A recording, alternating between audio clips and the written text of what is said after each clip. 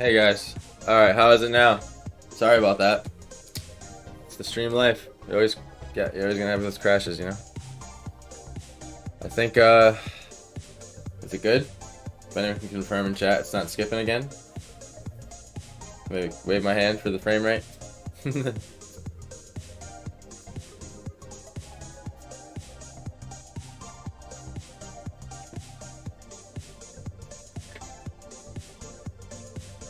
Is that better?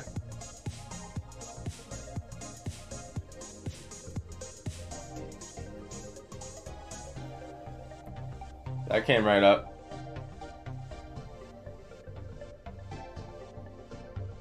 That came right up on the stream. So, I think it was Facebook. It was Facebook's API glitching on me. So you know what? I'm not even streaming to Facebook today. I'm done. I'm so freaking done with Facebook. I'm just uploading. I am just isn't a stream without problem, seriously. But like I am just like I'm just uploading the drawings that happen to my Facebook page from now on. After the episode's over. It's just like every time Facebook glitches out my stream. In some way, shape, or form. By the way, I've had to take down the last 3 episodes from Facebook because the music I'm paying for through Streamlabs keeps slipping through the cracks or something on Facebook, and I keep getting copyright strikes, so yeah. Y'all ended up hopping up mostly over to Twitch and YouTube anyway, the last several episodes, so I'm not worried about missing y'all's eyes, you know. You guys don't seem to be on Facebook at all, so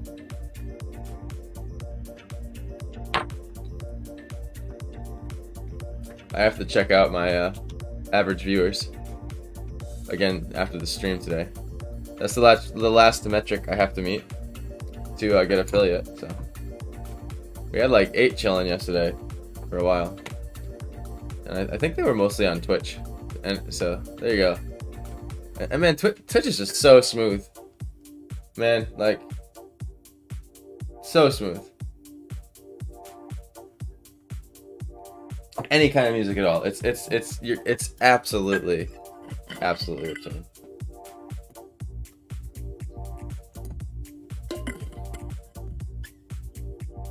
Okay, continuing on. Sorry about that, everybody.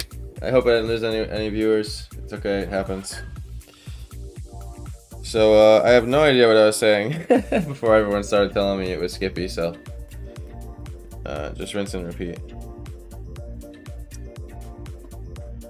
Putting on the tape. Like I said, I already know I'm drawing today, and it's a friend of mine that's writing a book, and I'm not gonna say too much, and just one of the scenes in it.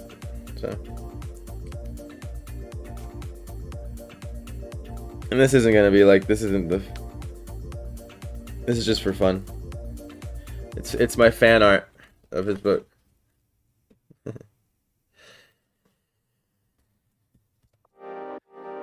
But yeah, so probably set that tape a little too much, but we're gonna commit to it now. Good morning, anyone hopping in. Episode 10. I can't believe we made it to the double digits. Crazy.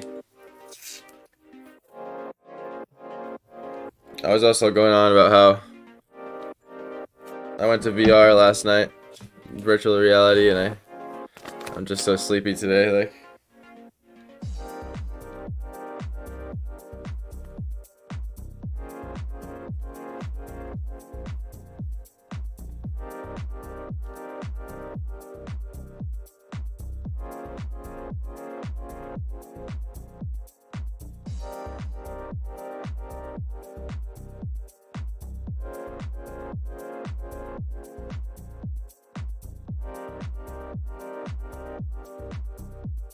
And hopefully I can I'm going to attempt I'm going to attempt the watercolor again today. I did pure gouache yesterday because I started out painting the canvas black, so because of that, I had to be pure opaque paints. I know. We got some house vibes going on right now. I'm just like, I spent so much time with all these playlists that I just have to start like picking random shit. I think at one moment yesterday in the stream for like an hour I just had like generic indie. It wasn't bad. I enjoy some good indie music. Yeah. Stream still going good, by the way? Not lagging? Everything's smooth?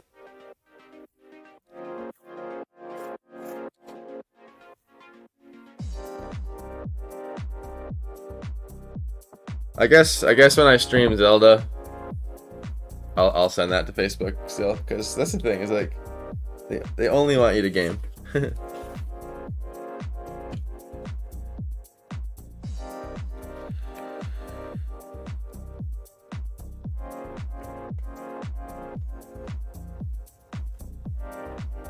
I picture emojis dancing when I hear this kind of music, to be honest. It's the way my brain animates this music.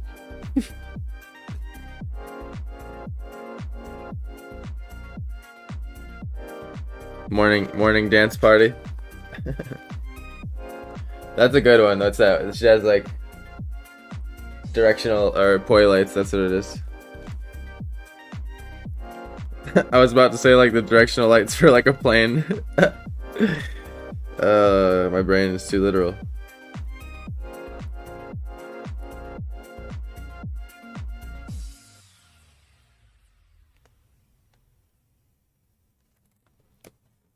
See what that did. Oops, I'm sticking my head in front of the camera, sorry. Alright, I'll roll with that. Our fate is set.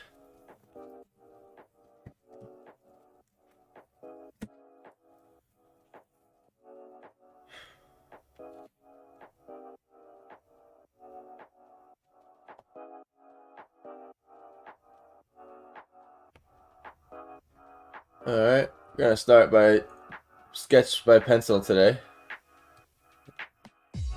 It sounds like when you say like death by something. Sketch by pencil.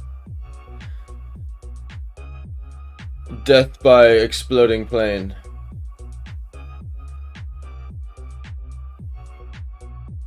I'm just trying to get as much of a shot of the picture. Can.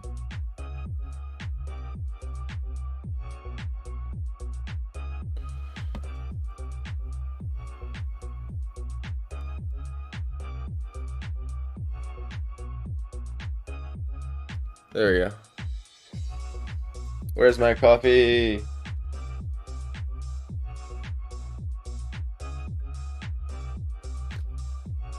I'm just here lurking a little as I water the plants and take care of the farm. Awesome. Sounds like a good morning. Especially if it's nice out. Thanks for hopping in though, I appreciate it, even though you're busy. There she is. Good morning, Steph. Welcome. We are painting a little scene today from a little town. Basically, we're doing a little town.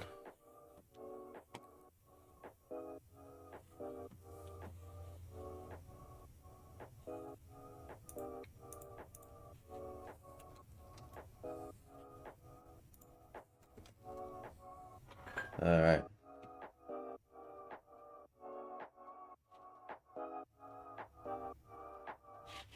Just set, you know me, it's like I gotta set up things like 20 minutes into the stream starting randomly on to the side here.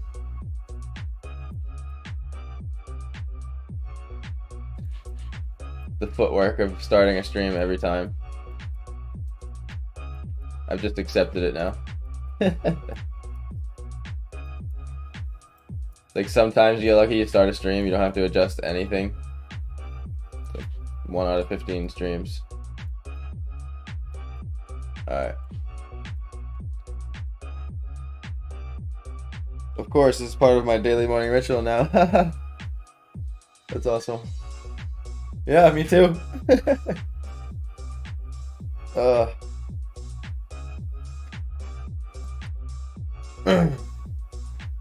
So, I want this scene to be a sort of a dense city, you know. And welcome everybody, by the way. Anyone new hopping in, welcome. Episode 10. I'm sorry that if you were on the first like 10-minute one, it crashed or it was being laggy because of Facebook. So I'm not on Facebook. We're only on YouTube and Twitch now, and I like it for streaming. I'm gonna be uploading all my art and stuff to Facebook still, because my shop is connected there, and that can be all the commerce and picture stuff. So I gotta find my pencil. The one thing I didn't get ready. The trusty mechanical pencil. Oh. Ah. Still tired. Okay.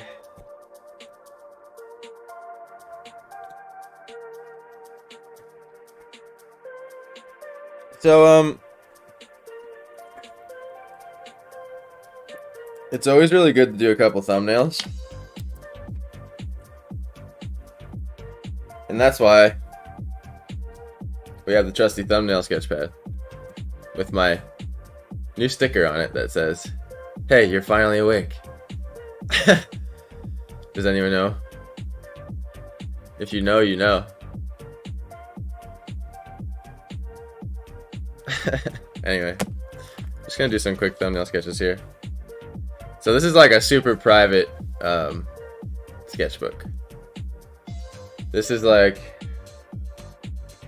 the one I bring around with me. It fits in my pocket. It's about the same size as a cell phone, for the more or less. And I bring it around with me with my pen. I was working on NFTs and with a project, and so I was just thinking of all these different random guys. But this has a lot of just like thought stuff in it. Like, okay, yeah, that's when I went to the zoo. But anyway, I like these little sketchbooks. And another one at the restaurant. We're out to eat. Skyrim, yes. What's this? Oh, it's 2. Anyway. I love all the Skyrim things you have. Oh, check this out. Check this out.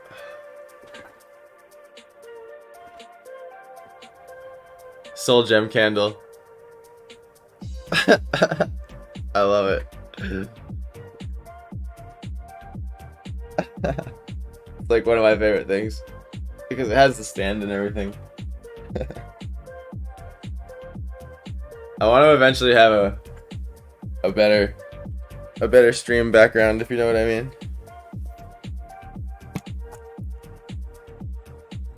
I'm gonna set it up with a bunch of Skyrim stuff. And you know, I have things like this. Just like they're just notes. Oh yeah, like I took this out that day. That day we were all talking about the types of folds. I was at the restaurant recently, but I didn't get beyond this.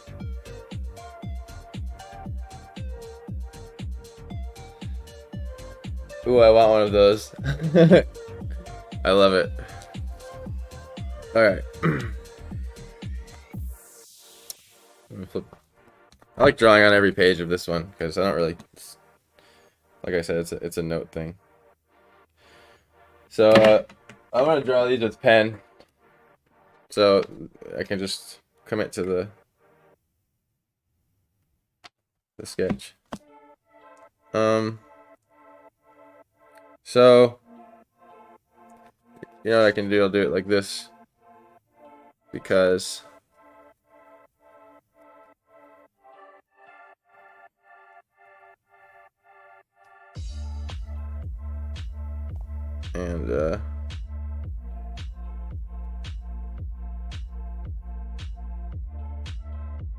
it'll be like a margin, like on the watercolor, you know? So I'll look at it like that. Kind of like the shape of my watercolor.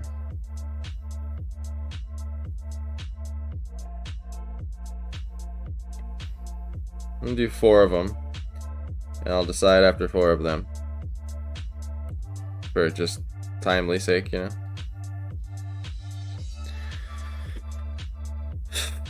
So, get a little closer here. I love the sketchbook. I need a small enough fit in my bag or something. Yeah, seriously, I attribute a lot of like improvement to this thing, because there's so many times I'm like walking through life, I'm just like looking at stuff, and I'll like have a moment where I'm like, oh man, and it's nice to like take out and just like scribble, or even just to have a sketch. I just like having a sketch pad at all times. It's like I have a sketch pad just as much as me as I do a cell phone. I'm not even kidding. Maybe it's a problem, but it's I've been like that since I was little. I don't know. I've always liked having something to draw on.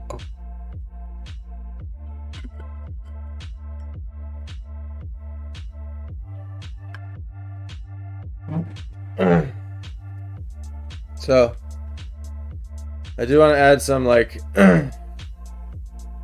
warped perspective in these.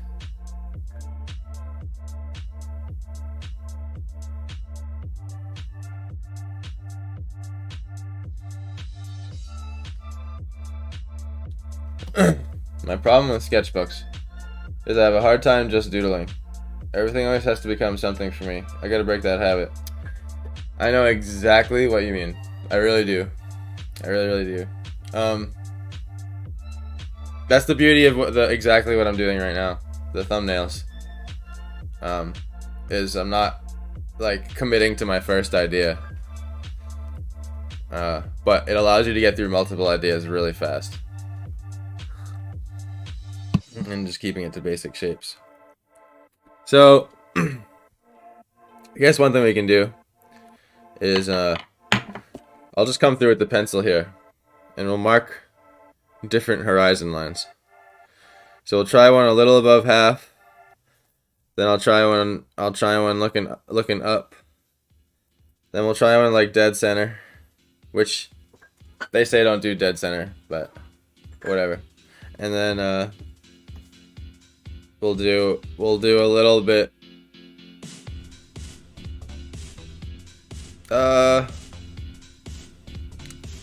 a little bit below, because so this one's like a lot below, this one's a little bit above, this one's middle, so that we don't have like a little bit below one. Go a little convex. I did want to try to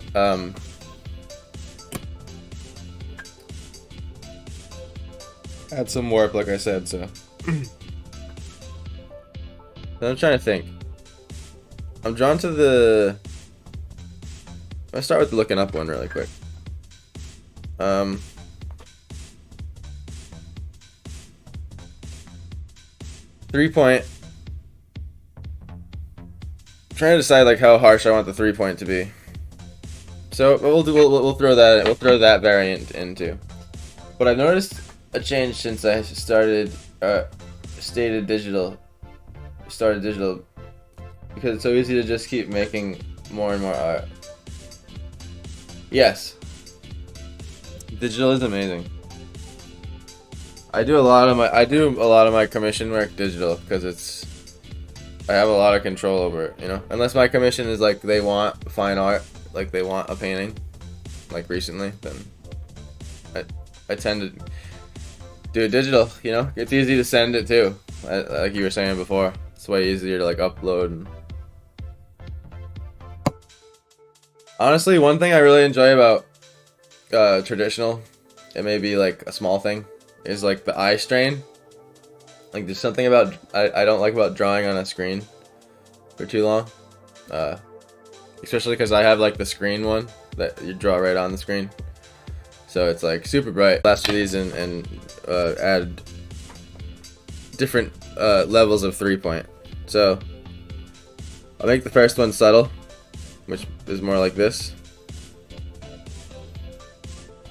Then we can make this one a little bit more harsh because we're looking up. And I'll add a little bit of curve to this 3-point, which can look nice. And this one I'll do like crazy, just for the fun of it. Not crazy, but just more squeeze to the bottom. And then this one I'll do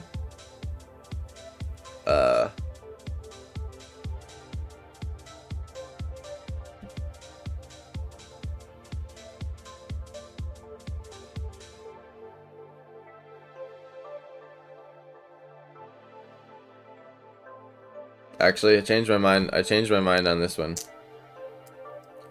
I'm gonna swap one for the other. Because this is the one that's looking up the most,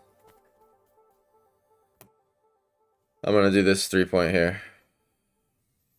See how that comes out, and then I'll keep this one like that. Okay, real sloppy, guys. Like I'm already doing too much with it. So let's see here. I'm just gonna sketch. And personally, I like sketching in pen because it makes me make decisions, if that makes sense. So I'm sort of picturing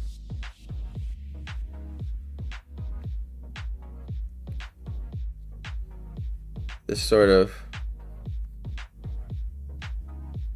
this little level drop off that happens here. So like it's a road that goes up, you know, and then it like curves. It like goes down, kind of like a parking garage would. You know what I mean? And just kind of have it lined by houses on either side. Like have the road thin here, maybe. 3 points maybe getting a little bit more noticeable. Some doors.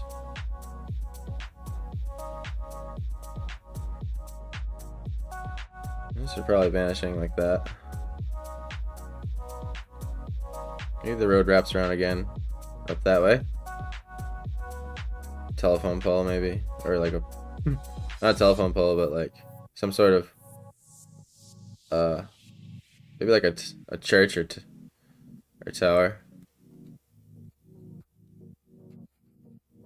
Sitting down here, it goes below that road to kind of bring out the fact that there's a road there.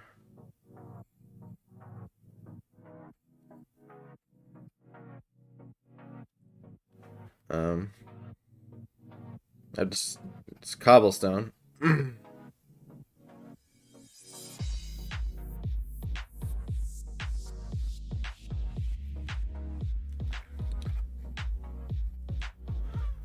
And something like that wraps around, and then we'll have the other houses sort of you know,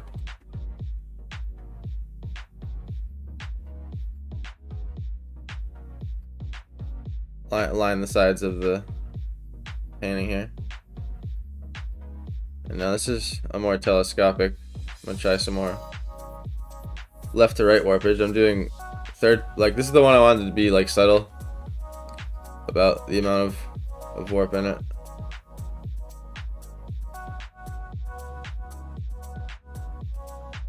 I'm just trying to get placement here.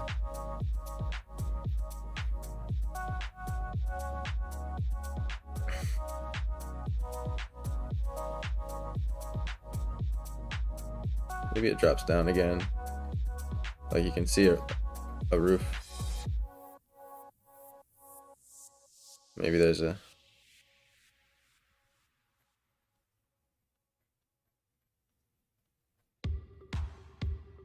bench.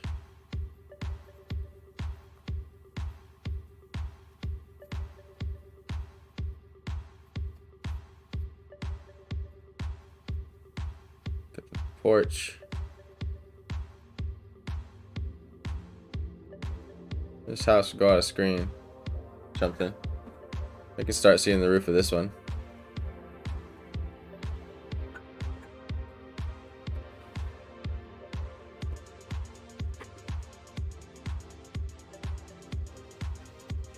Everything's still running good, guys? I'm just looking at my Twitch over here. I thought I saw it lag.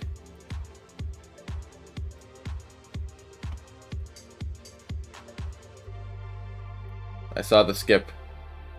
I was like, oh no.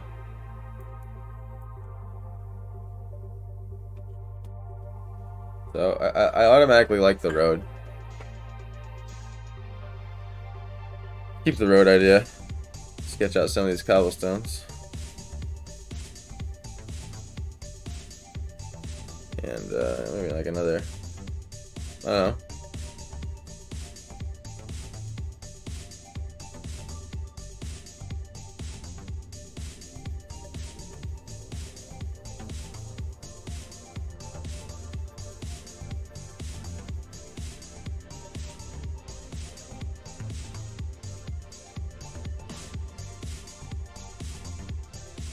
It's like a tightly packed one.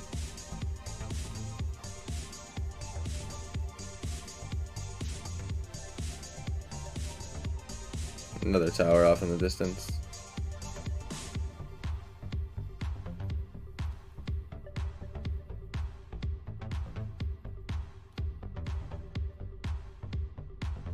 Some clouds or something.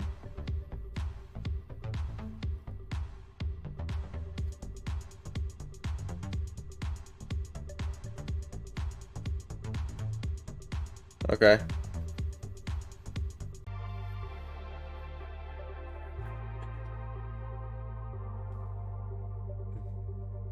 Now maybe try a different scene here. I want to have, so I have a paragraph I screenshotted real quick. I use my phone as a camera. What's this thing here? Just gonna send it to myself.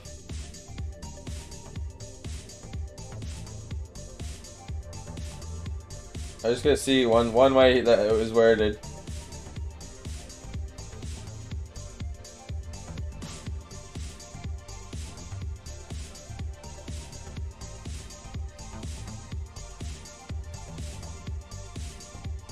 Okay. That's all I needed to see. Alright, 1 second. Now I just gotta get the camera back on.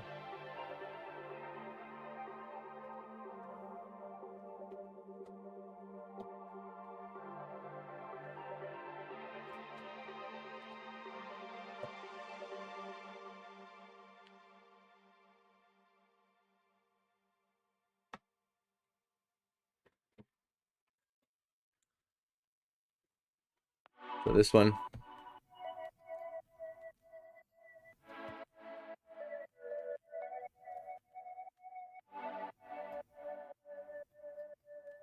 I'm gonna start with a close-up shot.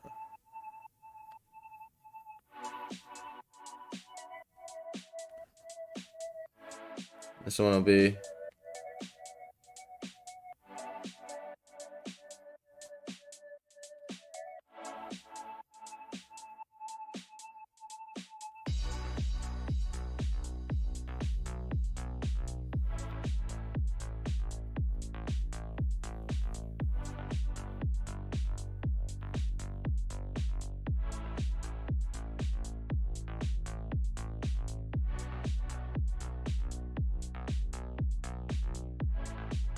I'm picturing this sort of a thing, maybe. Here's the road.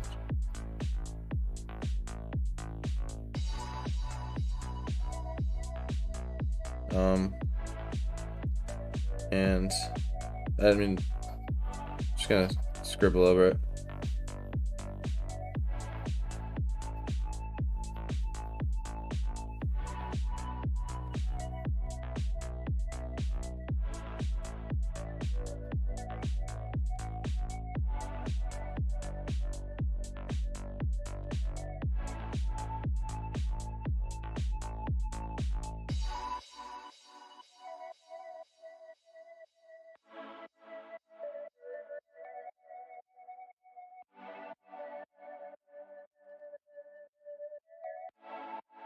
And I'm gonna try to stick with the cobblestone here on every idea.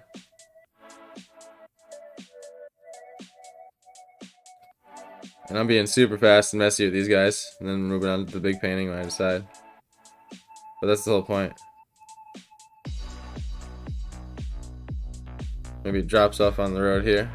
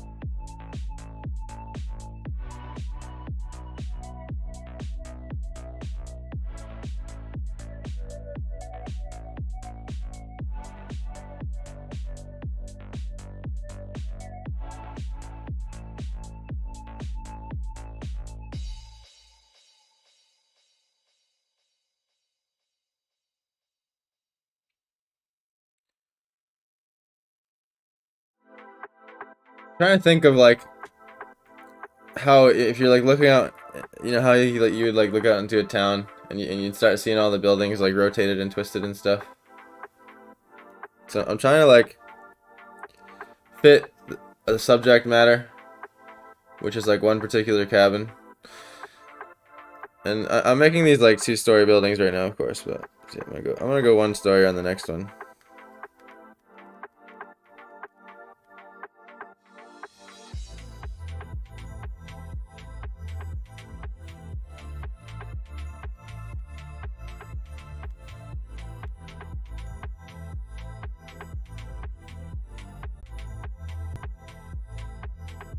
It'll just get lower and lower. Another house there.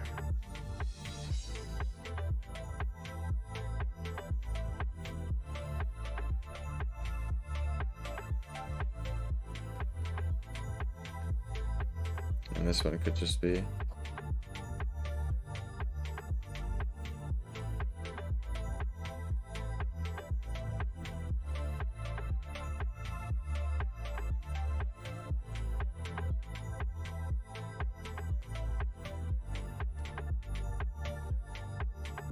kind of a more involved scene there. Let me try a less packed one here. So maybe it's more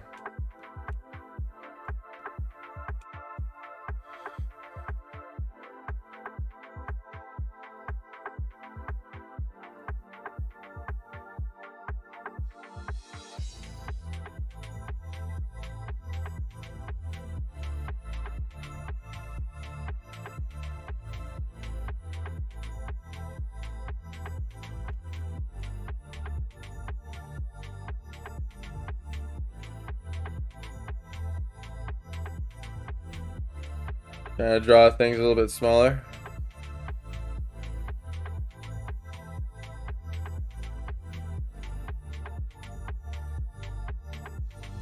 Didn't manage that quite right.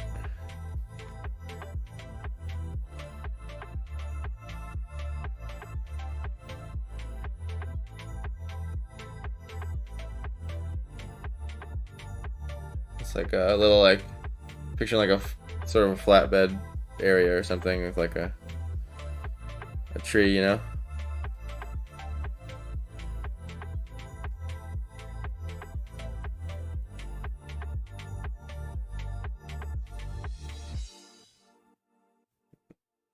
Tree maybe can add some town depth.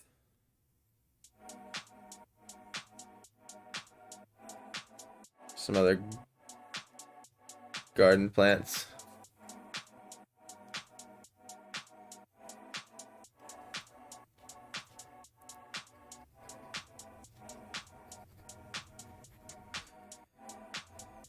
It's hard to like on the spot design architecture, especially fancy like fantasy stuff. A lot of thought can go into like how towns look. I think that's what I'll have to probably spend the most time on, is like creating a sort of consistency in the way that whoever lives in this town like to build things, if that makes sense.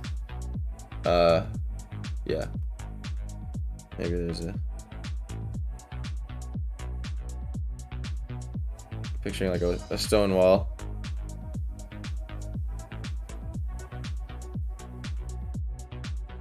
Some grass maybe.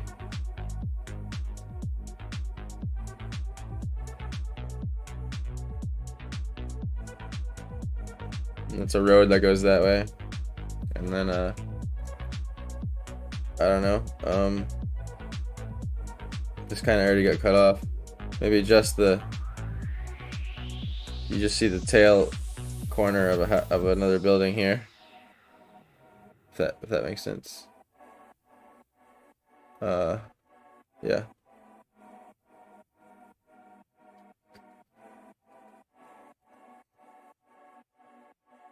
And this is a stone wall. And then the cobblestones here. And let's see. More buildings. Maybe another tree that kind of gives us some overlap to work with here. There can be a sort of, on one of the thirds here, it could be like a vanishing point. I mean a focused, I can't think, the rule of thirds, the point of interest, that's what I'm trying to say. Okay, and this is facing us directly mostly, not vanishing much. Picturing it way back there.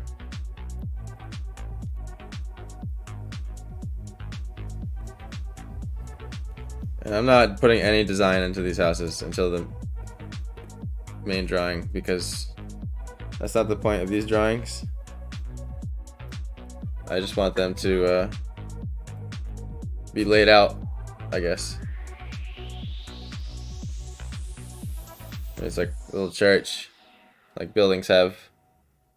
So what's going on here today? Drawing lesson? No. I'm drawing a little town scene, and because town scenes are difficult to just kind of like imagine, that's how to lay them out. I'm just doing 4 thumbnails of like 4 different quick ideas, and then I'm gonna dive into the watercolor paper behind the sketch pad you see here.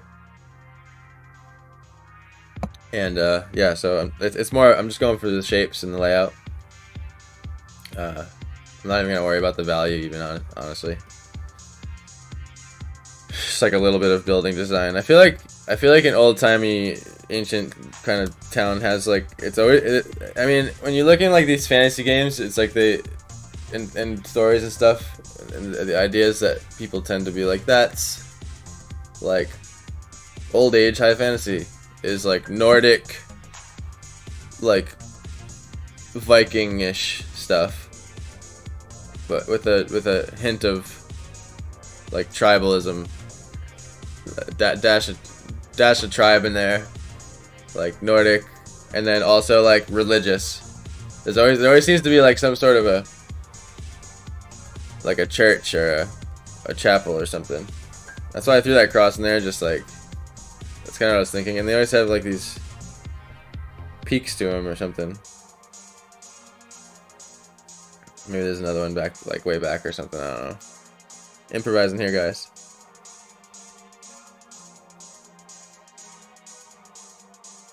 There's some bushes separate the next house. This one's also facing. It's a double decker maybe.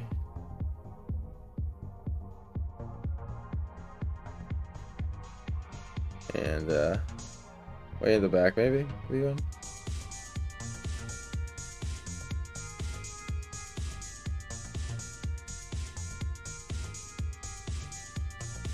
Just different shapes, different shape building or something. And then just scribble out the cobble here.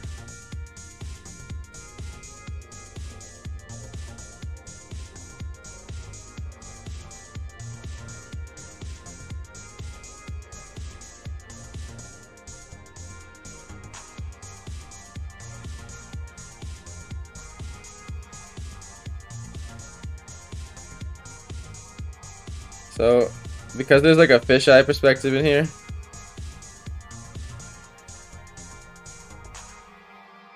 the cobblestone will have to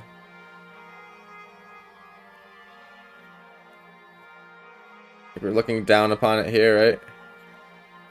Like almost directly above it here. And then as it goes out, make them more. Again, I'm doing this super sloppy, guys. I'm just trying to get the idea out.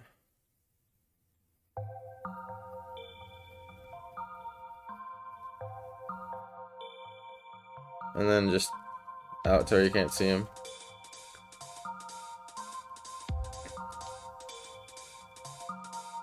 Another.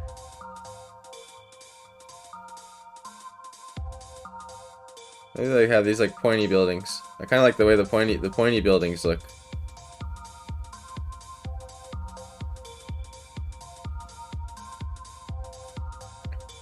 It's one of the ones I think I like the most so far.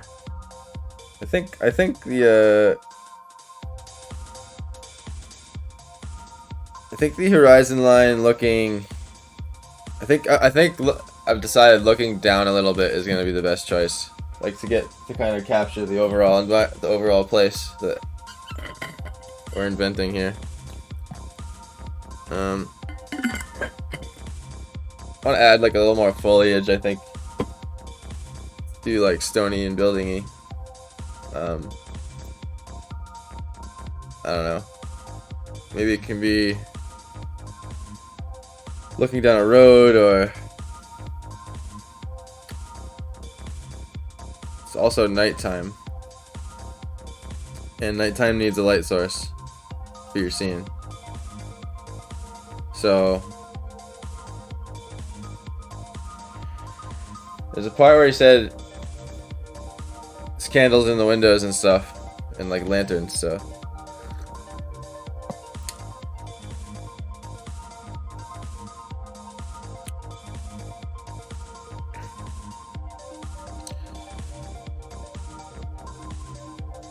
I'm trying to think, like maybe it could be really close up to a sort of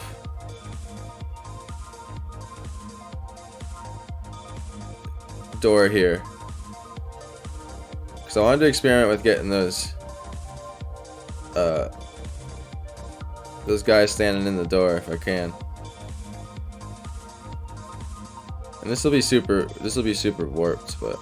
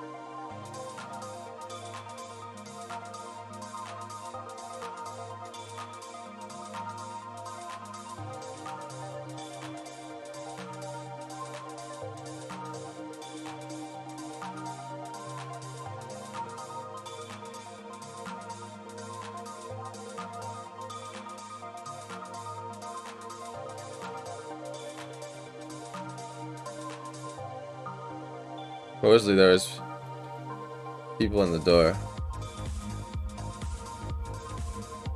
and it's like it helps to just like, I wish I was like a carpenter sometimes when I'm thinking about some of these joints, just like how does that attach and how does that attach.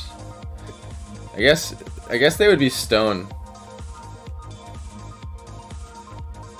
If in a place like this, I feel like the cabins would be stone. I cabins. I feel like every time I hear the word cabin, I think wood for some reason.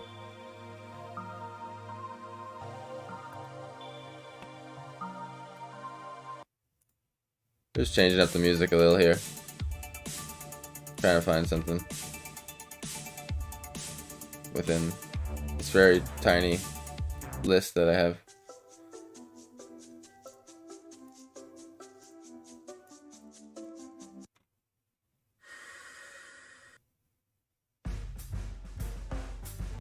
Okay, nope, that's not the right one. That's not the right playlist.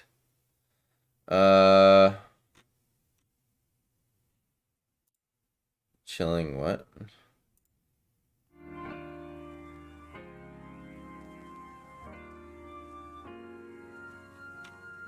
It's like more hip hop, I guess. Beats.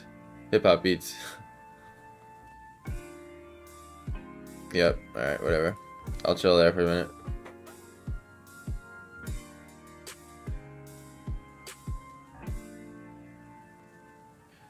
Let's see.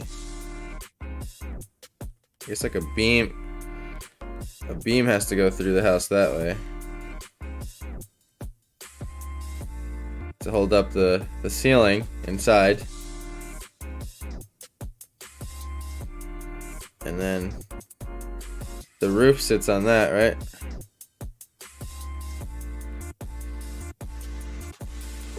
And there's, maybe we can have like a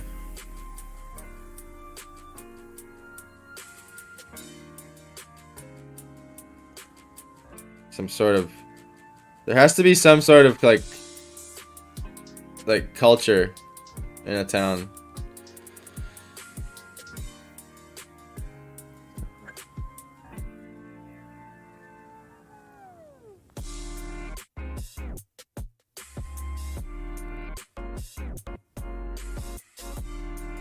It's like the log, the other log. I'm trying to wooden ones here. I was going for the more stone ones last time. Like these would be round, right? And then you have like the filler in between each log that you'd see on those cabins.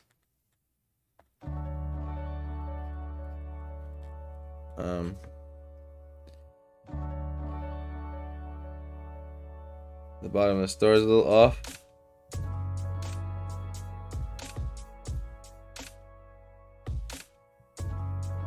Little flower garden in the front or something.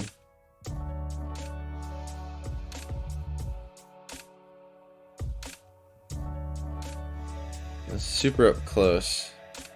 How do I immediately start drawing small here? Because I've already gone a little too big in this thumbnail idea. So you have cobblestone. I feel like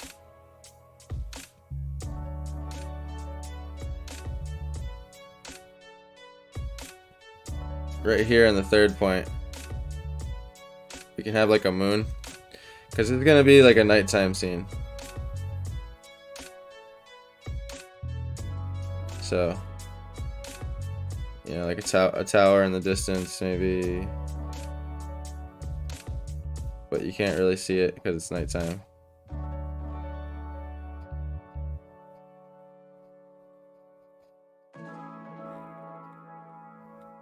And just really intense moonlight.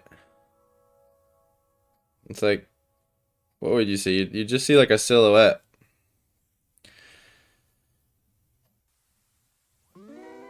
There could be like this sort of tree branch that maybe even that little garden thing that I was picturing before, chilling here.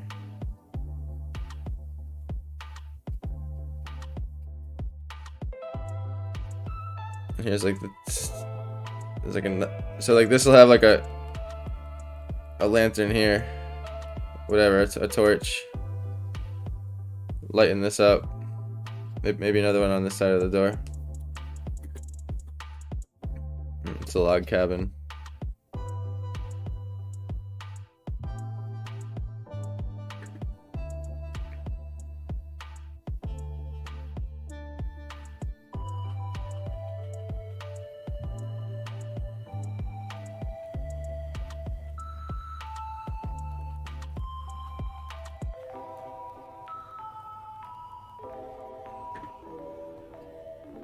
something like when I mean like add culture, you gotta make it like every building is personal to some creature, right? Some person or elf or human. So guy probably has like a lot of my next door neighbors have flags hanging off their house and stuff. So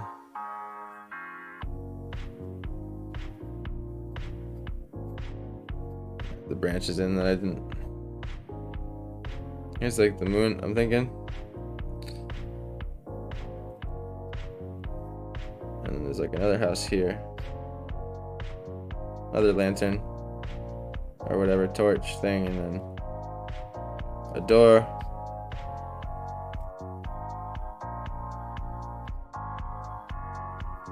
The log cabin too. Closed door. So far, third one is best. Yeah, third one's pretty good. I agree.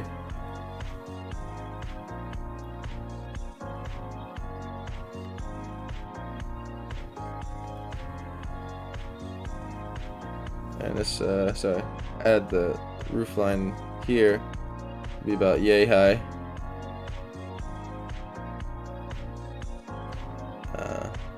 And people just have like thingies outside on their house and stuff, and I don't know. Just gonna make those up for now. Yeah.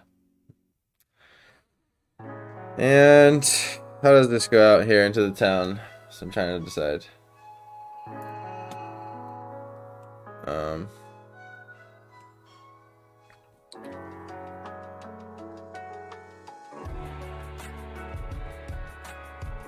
Maybe there's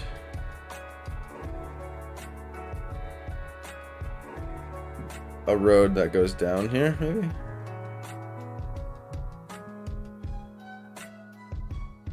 And you see the ground.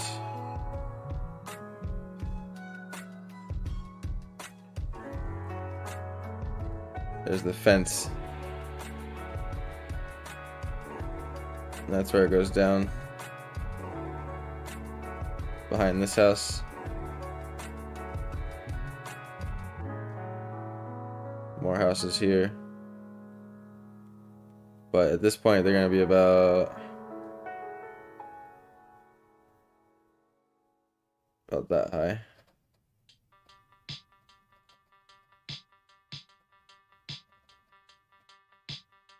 Can be lit up by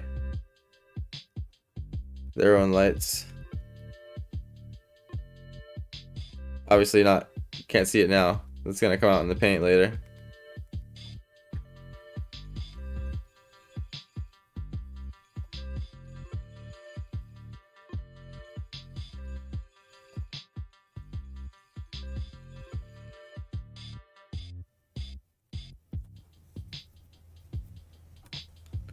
Another house going that way. Just kind of tossing them in there.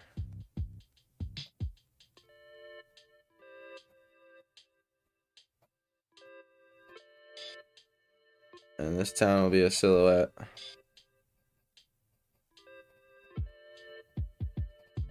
In the background. And then, there's like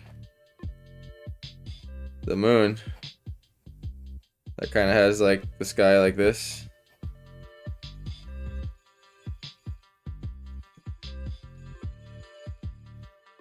It needs to be darker.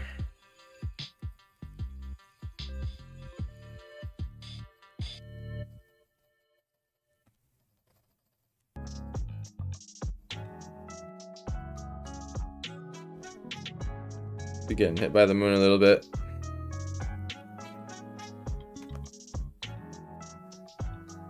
I'm scribbling. I know it's probably not looking clear. I can see what I see in my brain.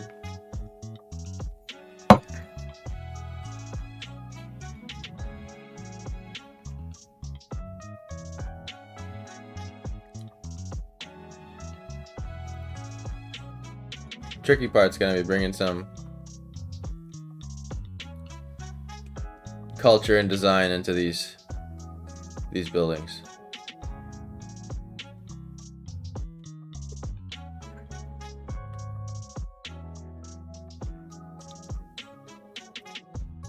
kind of want to like just look up a few different cabins and see how they're built. Like, I'm not gonna draw those, but I just want to see where things join up with the wood and the beams and stuff. I think that's just what I'm kind of getting hung up on. Okay, yeah, see, like right away, there's just a couple like joists and okay.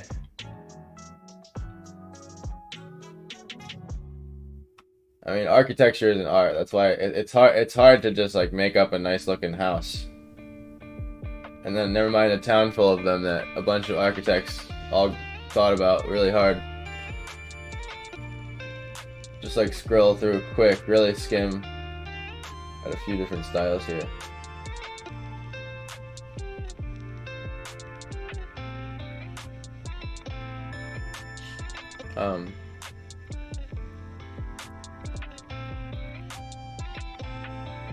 Oops.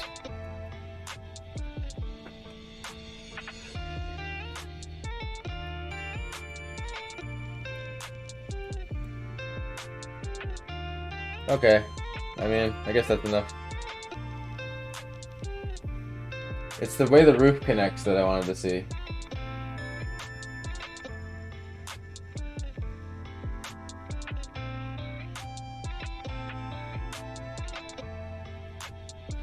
Okay, so what makes it look nice and like breaks up the shapes are the cross beams that go through the house, perpendicular to the other ones.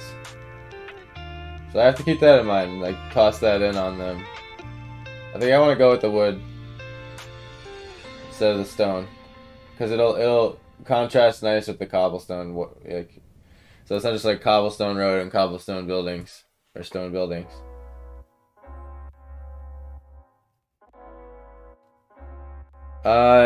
Kind of. More or less. I'm gonna take aspects from all of them. They were more of a idea stumble. It's like thumbnailing, basically. I'm gonna move that off screen there. Get a shot of this.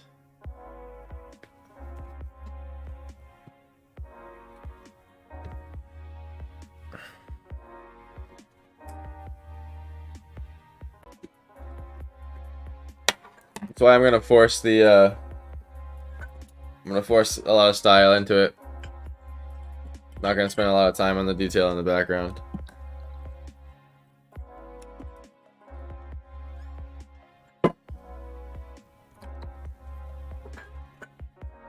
I like the bottom two the best. Yeah, same. That's usually how it goes. You get through a couple and then 3, 4, 5th one is like where the ideas start happening. Okay, so just gonna start sketching it out. Can you guys see it right? I can make the exposure better here. Is that better? I feel like it was a little dim. Stone walkways will be gorgeous when brought to life. We'll see. See if I can bring him to life. I feel like the camera's on like a harsher angle than it was before. Oh yeah, you know what it is? It's because it slid. That's better.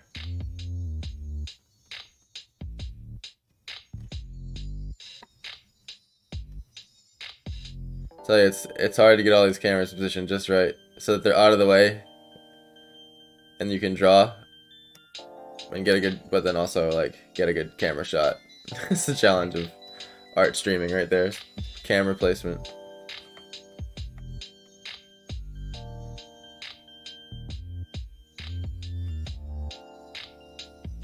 I bet this like stream is running like smoother than it ever has because I'm not on Facebook right now. And only on YouTube and Twitch. Yeah, when I look at my stream monitor, it's literally y'all are getting me like only like 4 to 5 seconds later, not even. It's less than that. It's like 3.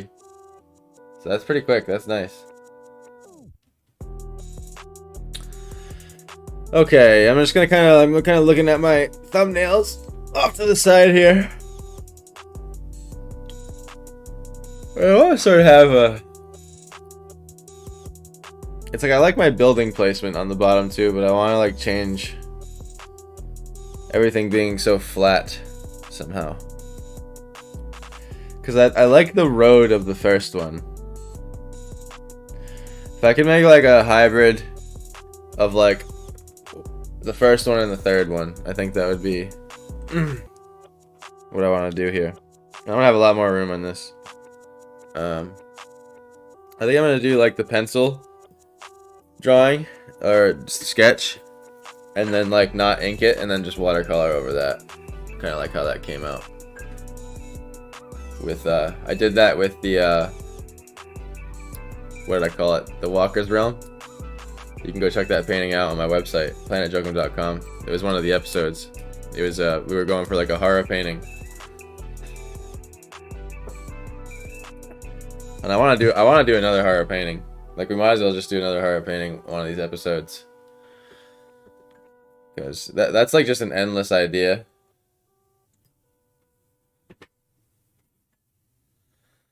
So horizon line, definitely we decided gonna be here. A little above half.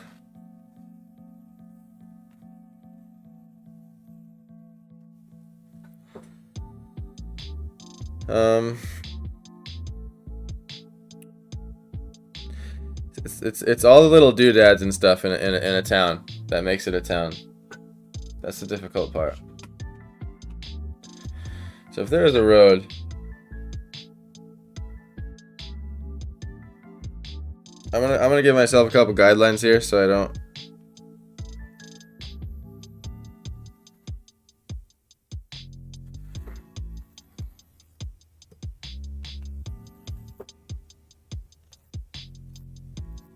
It's a bit curved it a bit much.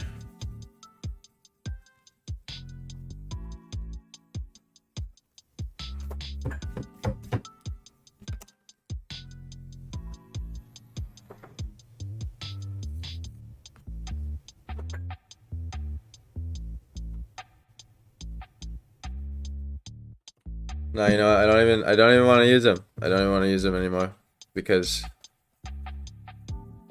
the deeper I go into perspective with these, the more they make me too rigid, and I'm just starting to feel it out. I don't know. There's just something about using the guidelines that make me want to draw on them. I don't want to look at them.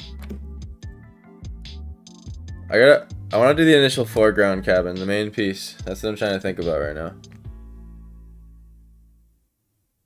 I just gotta block it out. I feel like it would be cool if it was like up on a hill or something, slightly. Like a little upcropping where like the drawing kind of starts on a stone wall here. I gotta go tinier. I'm gonna get my center point though.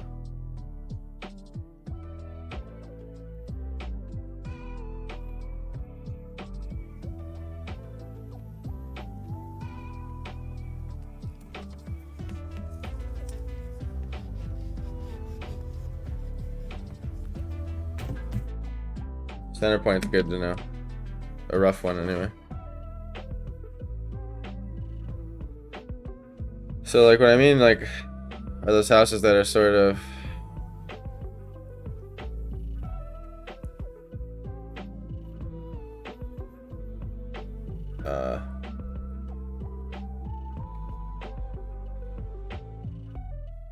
they'll be up on like a pile of land.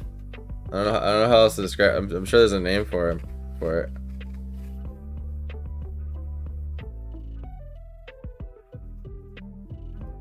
And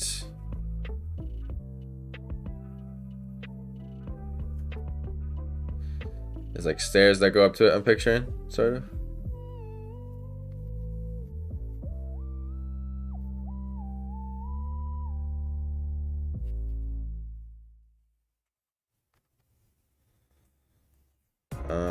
and it's gotta be wood. So anything like this, just be a log, right?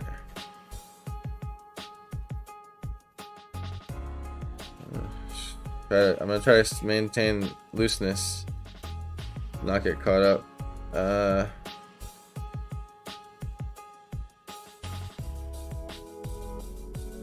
So that. Yeah, my hair keeps going in my face. I feel like it'll be kind of set in and a lot of overlap with plants and stuff, maybe. So like that already is level 2 there. That's what I mean. So like log here, and then roof, like, and the ones I was looking at, they have like gigantic, like super giant soffits. Like if like soffit on a house, they're like a normal house that's only probably like 1.5 feet. These are like 4 feet. These logs just come out. This level there. The house is vanishing that way. We're not gonna see this side of it. I feel like this is where the plants would be. Be going like underneath this staircase. We're just gonna noodle and design, because it's one of those things where I'm gonna try to be as light as I can with this pencil. It's so easy to get way too dark.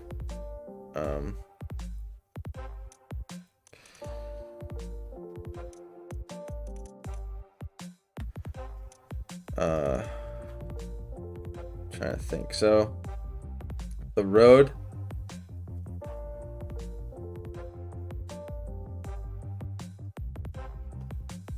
Trying to picture how I look out into the town. So my third thumbnail. I like this placement here. That works.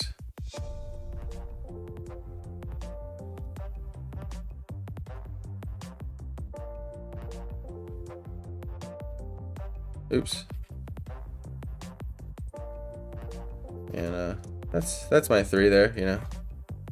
I would make that my 3 line. And the roof.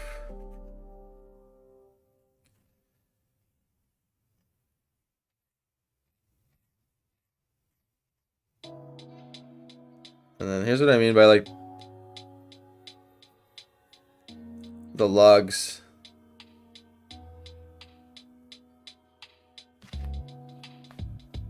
Come out really far. I'm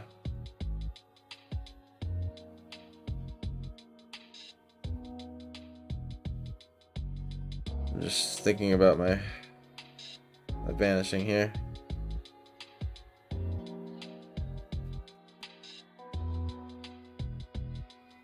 Probably doing that sort of thing. Trying to think, how is this building rotated? This roof kind of.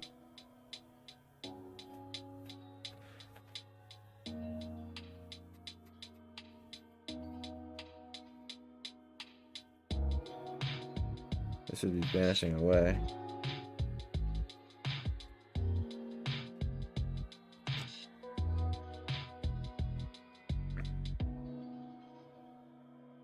And I think what I did, I didn't center the staircase in between quite right. So it'd be more like that.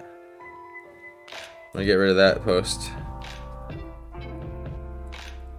I'm gonna move this one in a little bit.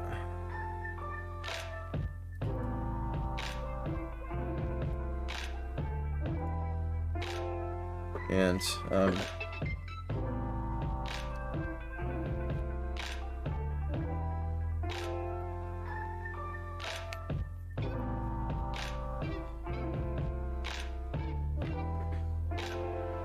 want to move the peak of the house too.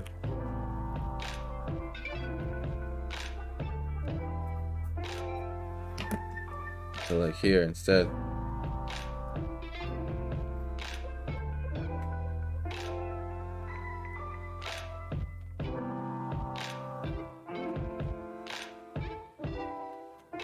still go to the same corner.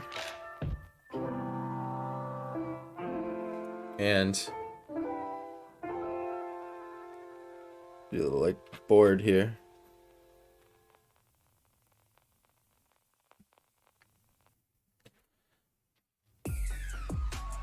And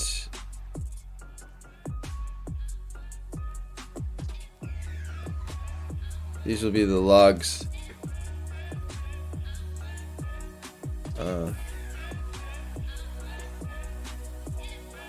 Going through the house, the opposite direction, perpendicular, like I was saying earlier. I'm imagining a box really quick.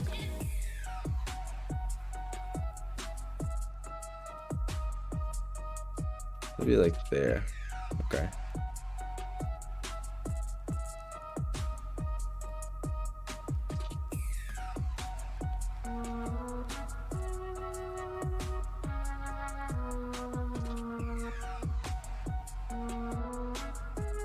The log would hit there.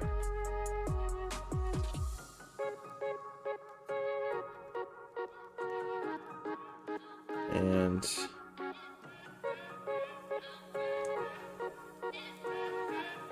vanish it a little bit.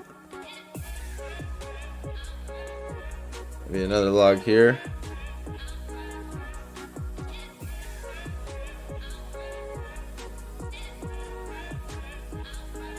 And this is like a porch I'm picturing. Like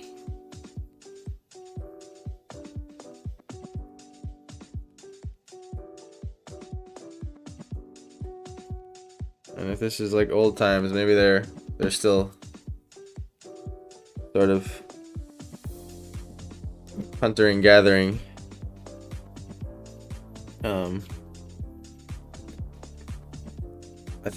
I think this house, once this one's designed a little bit more, it'll set the tone for the rest and hopefully start moving things a little bit quicker. But no rush here for me.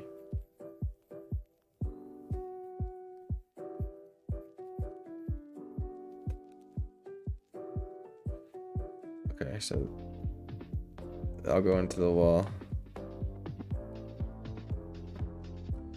It's not quite right, actually. It'll be more like this.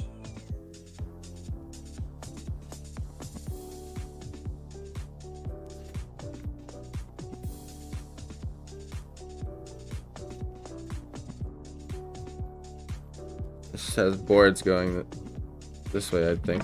Oops. This is vanishing. That. Down to there. What's that?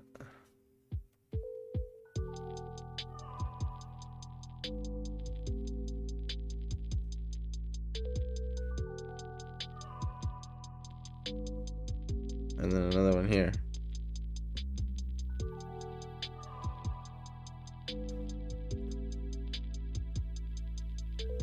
But this log, I'm seeing it intercept, resting on top of it.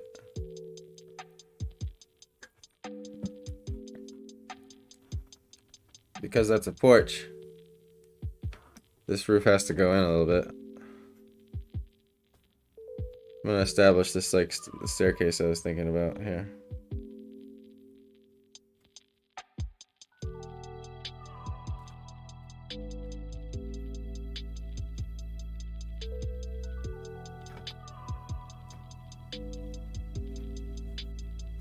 And that should have been more like that.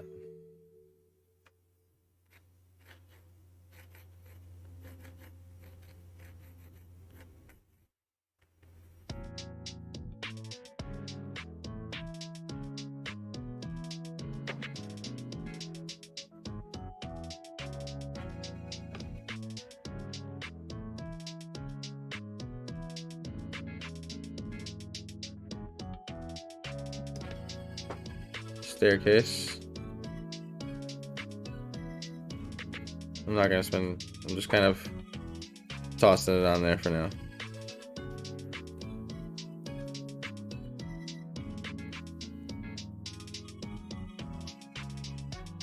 Like a pole that holds it up, maybe. Another one there. Episode 10, double digits, let's go. What's up? Welcome. I know. I can't believe it's already there. Doing a little town scene, basically. Little old I mean, I guess you could call it a Skyrim-y themed Skyrim-y themed town.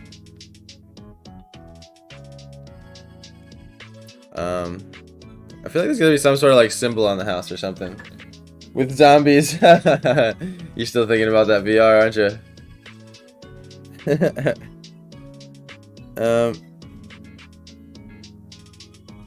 Be like a sign hanging or something.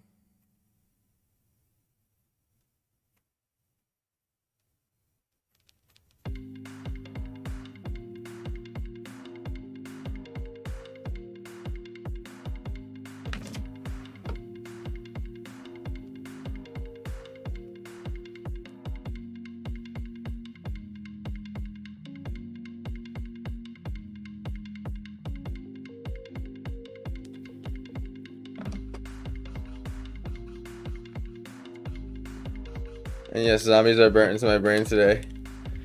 Yeah, that was fun. I want one.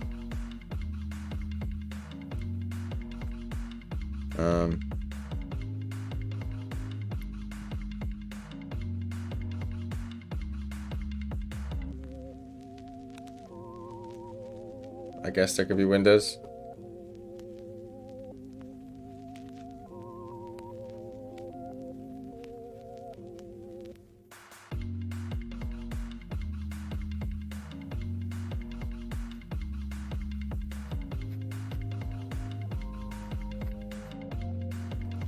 Still a little off center. Should be like there, actually.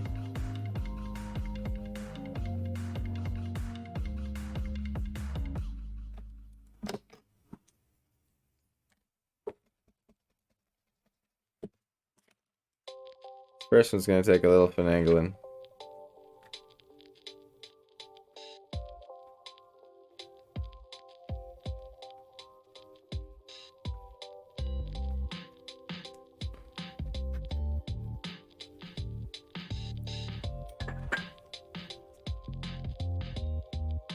Guess I'll add 2 in between.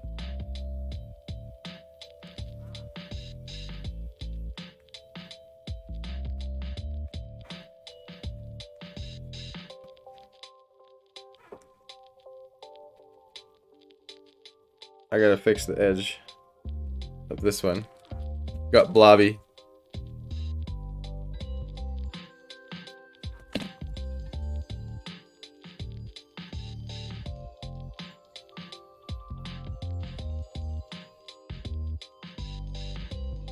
I did it again. The pencil scratch in the paper. Hate that.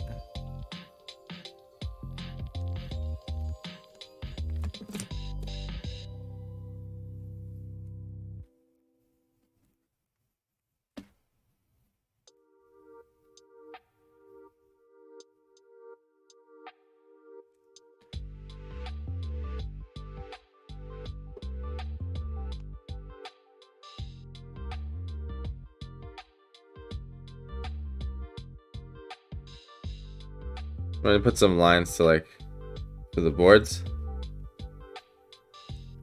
It'll help signify the perspective of it a little bit more too.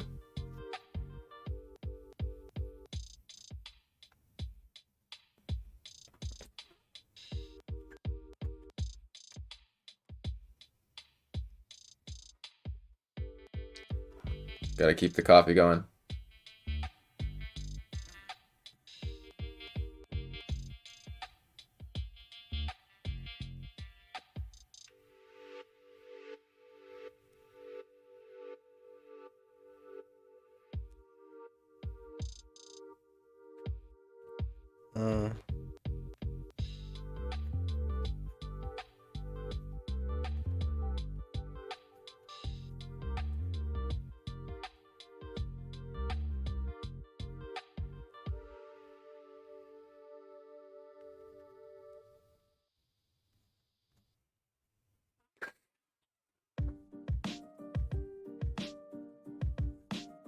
in the boards.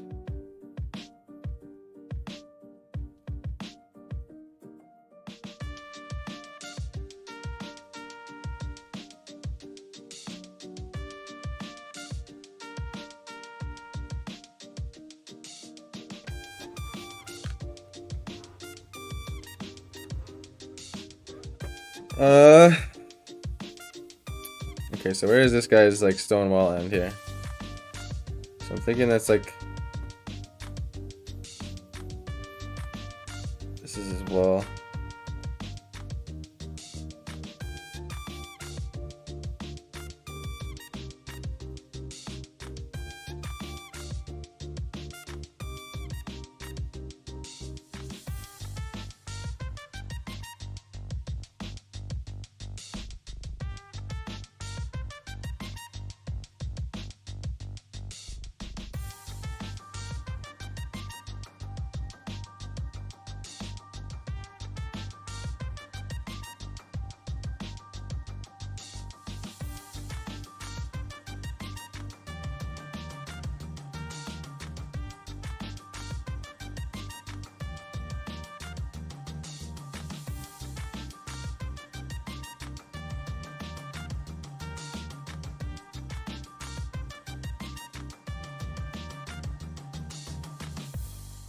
I went way too dark on those beams. I gotta chill out with how hard I'm pressing with my pencil. It'll be alright though.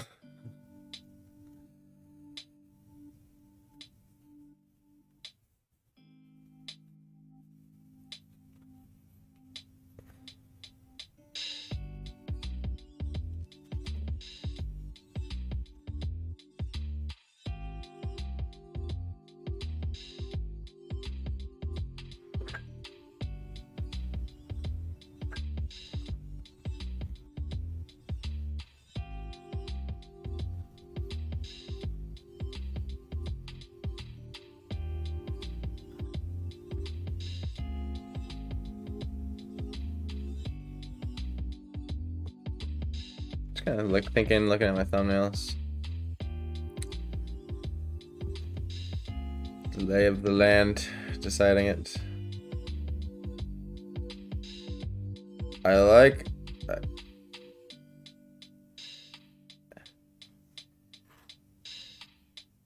If I like added. I was saying if I added the first one to the third one, so. I like if I want to get some sort of like interesting elevation in here somehow.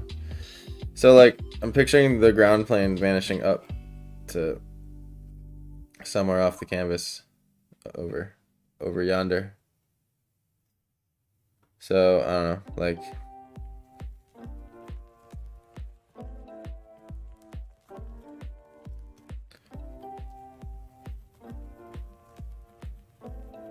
keep the slight fisheye going on here.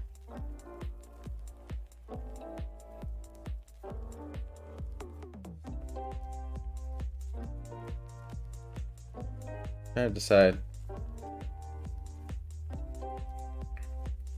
If it's that or if it's that.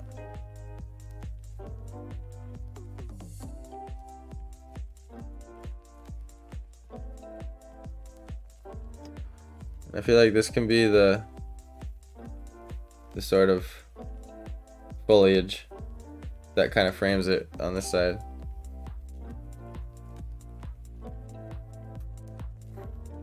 Or maybe it could just be a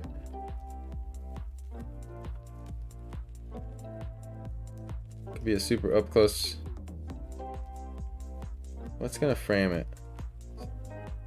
It's definitely not gonna be this one. It's gonna be this one. Maybe even like that.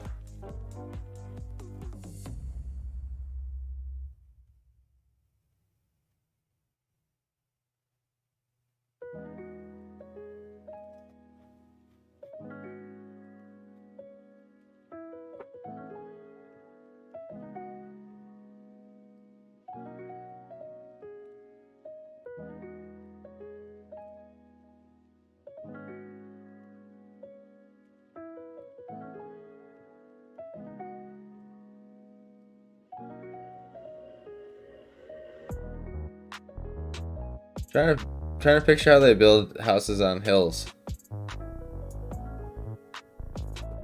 I'm gonna erase this line. And when they build a house on a hill, it's basically buried in the ground a little bit, right? And then they level off the first floor to the basement. I think.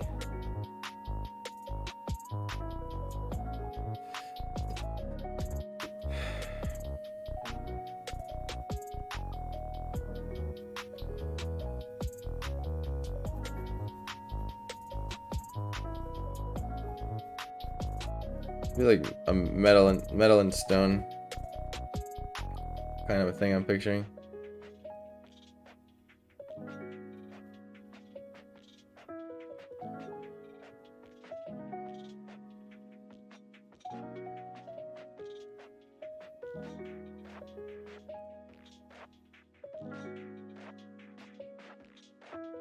And I feel like here,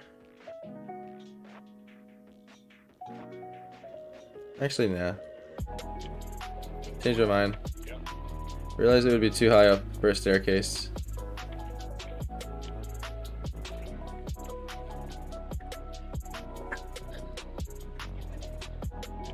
And it's gonna be on this side. I think right here can be the corner of another one. Could be like a shop.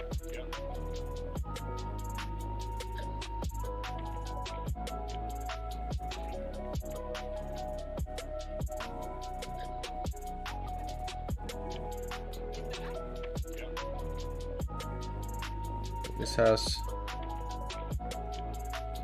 What would be the? If it's facing, yeah. So it'd be more. If it was on top, we'd see it like that.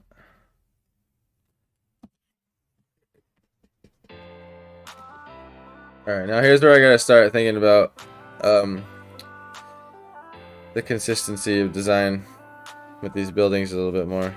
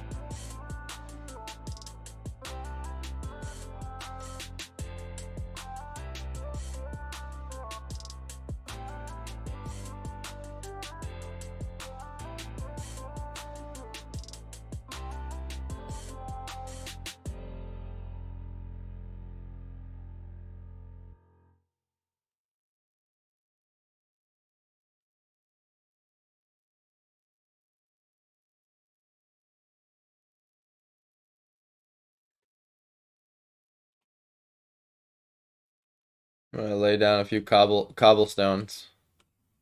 Um,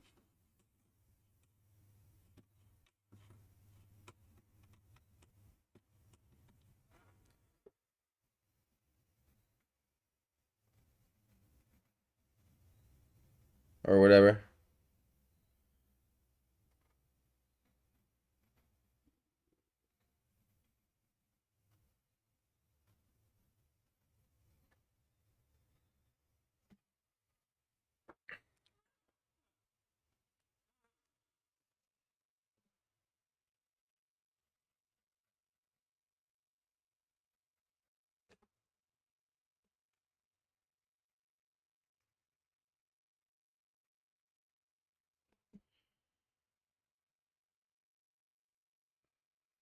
There's just something too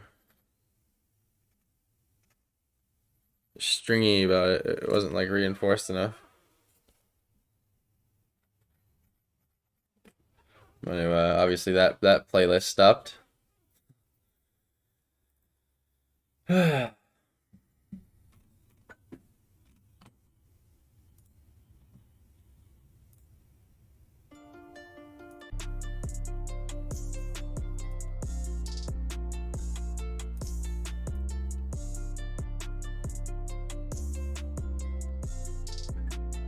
we go.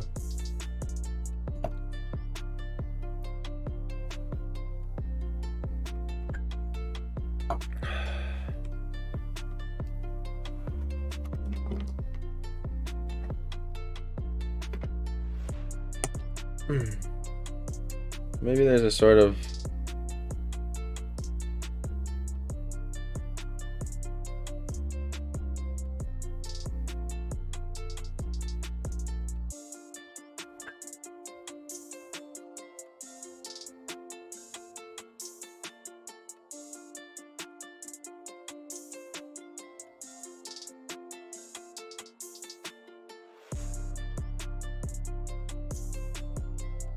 like I'm picturing like an archway.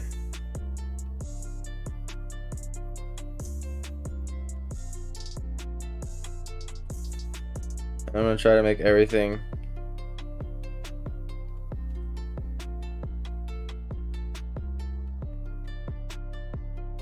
with these sort of logs going on.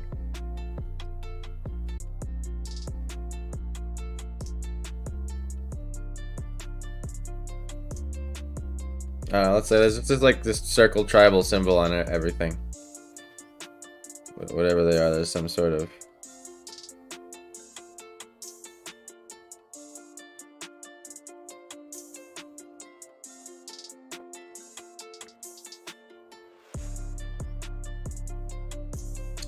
tribe symbol that they attach themselves to. Change my mind. I might ink this one out because there's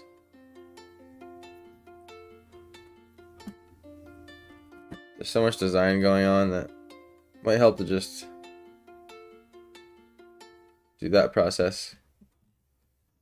There's so much work that comes out in the pencil. And again, I'm going with some 3 warp here. So that's like my warp, you know?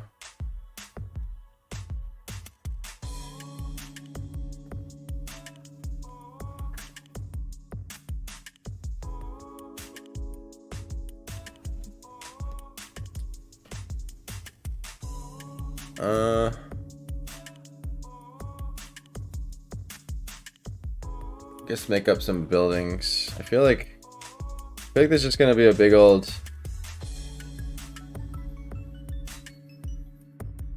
like what do the lanterns look like in this place? So we gotta invent that right now.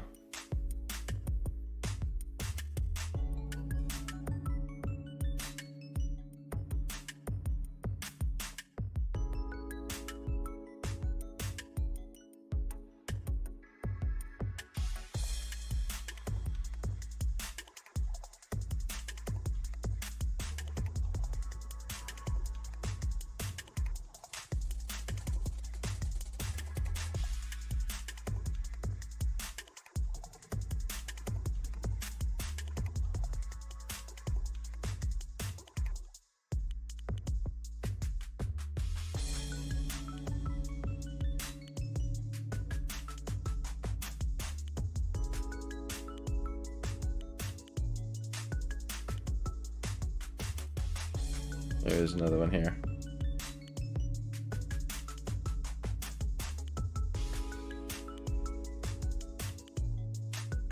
Maybe it's like a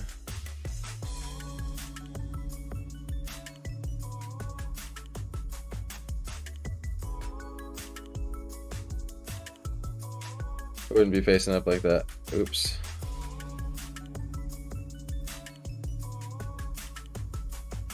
I'm picturing like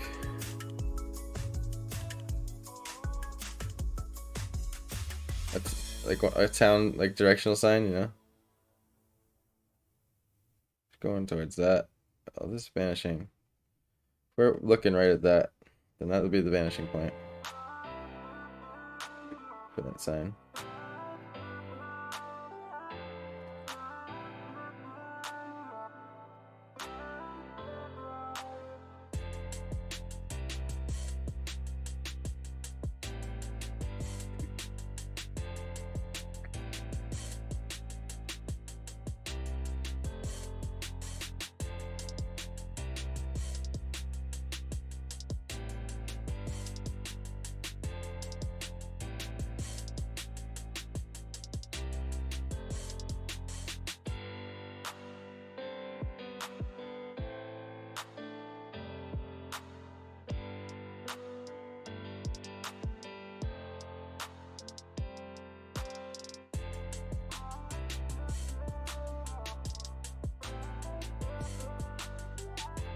So these are going to be on harsh angles.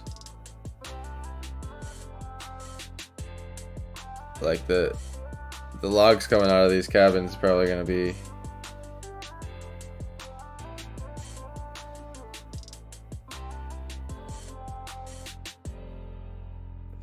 these have to be true to this horizon here. West has to be way more of a harsh angle. Super warp. So really the angle for these houses is like this. It's from here. It's like that. And probably see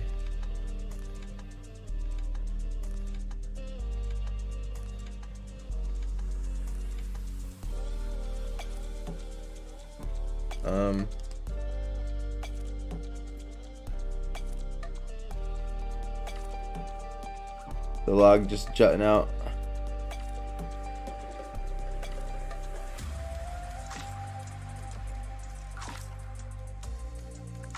And there would be like the roof, I think.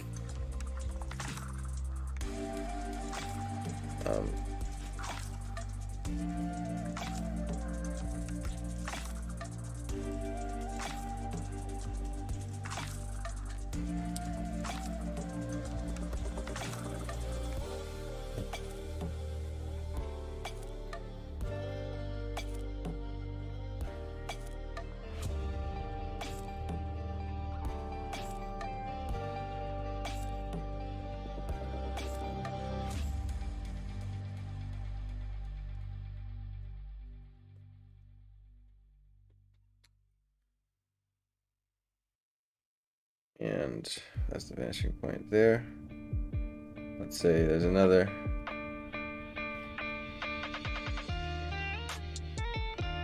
like porch level to this house or something. That would be one log.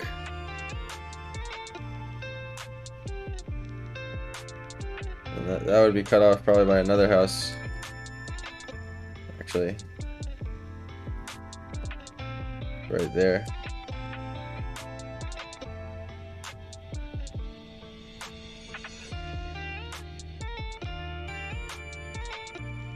So that's another log there.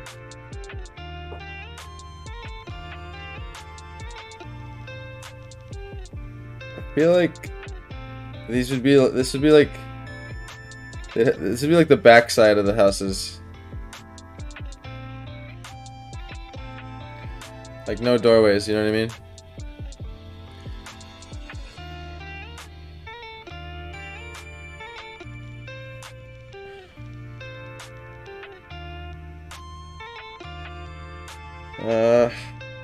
So this vanishing point is true to all the houses on this. So that can be like a big log there.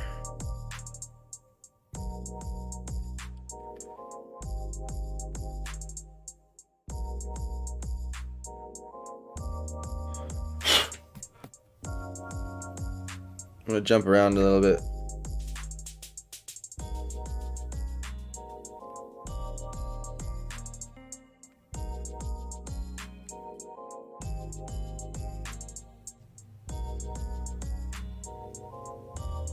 I'm excited for this one. Nice. I'm still kind of struggling it out here. With every new place you invent my house.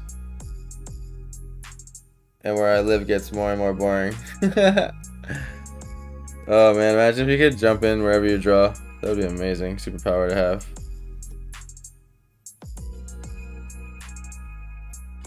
That would be a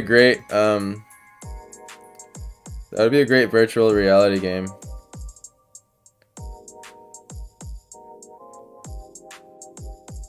If like VR got real good and they figured out how to make a game where you like you're drawing in the game, you know, but like whatever you draw comes to life. You can like mess around with it and stuff.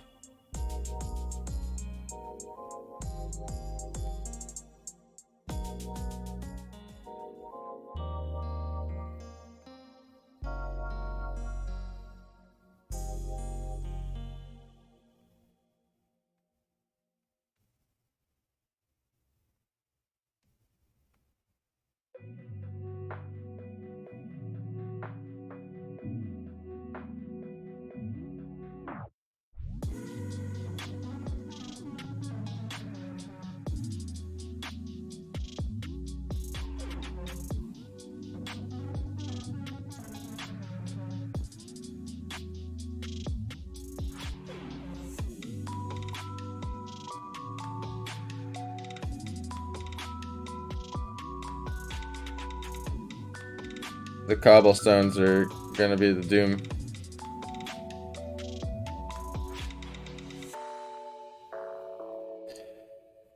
But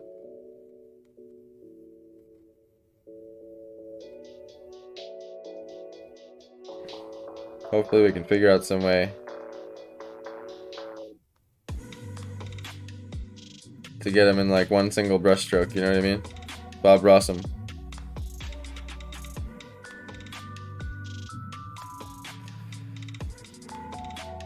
Okay, before I add too much there, I want to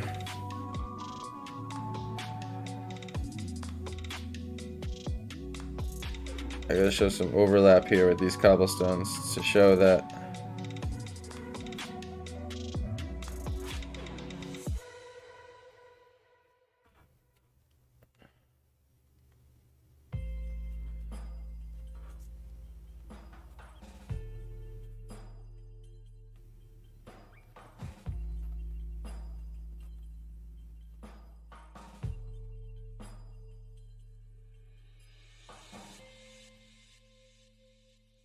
and I'm not going to draw all these out because at a certain point the brush detail is just going to take over, you know?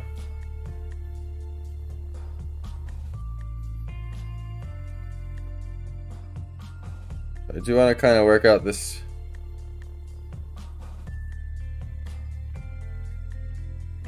.3D perspective here, where they're kind of overlapping for us. That wasn't quite what I wanted to do there. They sort of overlap for a second and then slowly fade out of overlapping.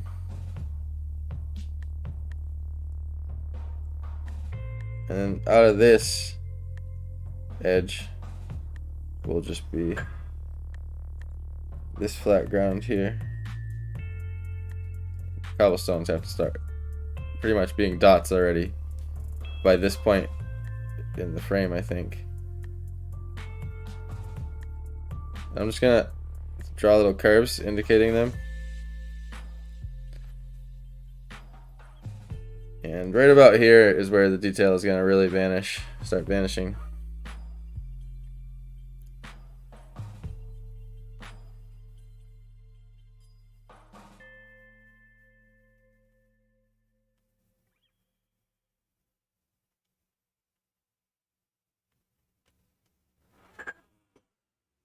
With everything can be possible in VR.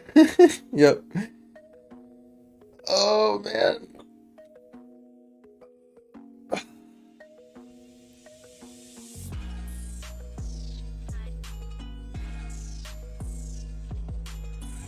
Check my focus. You and your website info is fuzzy. This is fuzzy? Or like this camera's fuzzy.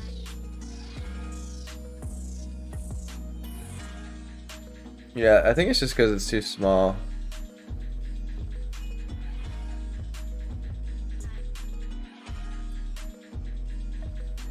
My website info is fuzzy? I can read it just fine on my end. Like on the Twitch stream.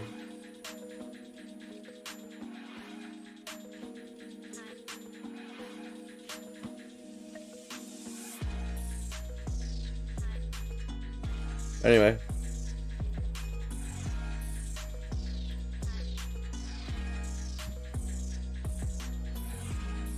Let me know if it got better.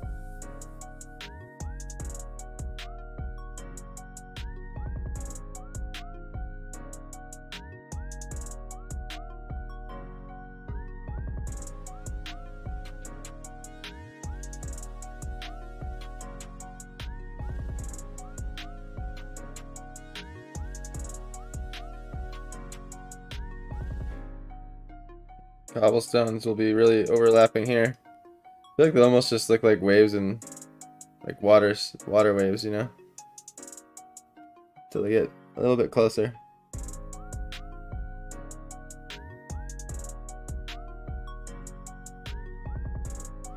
That'll be truly where the railings end.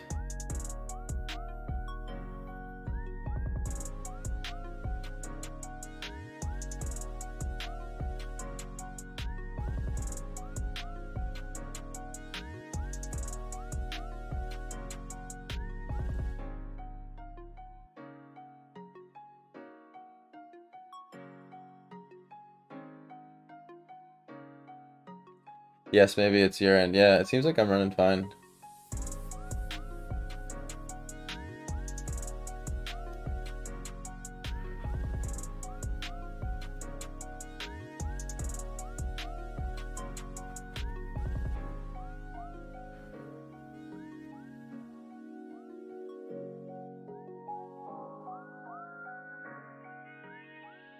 I like the little like sort of town square tree thing that I had going on here. I want to bring that back. But at this point, it's gonna be tiny, like.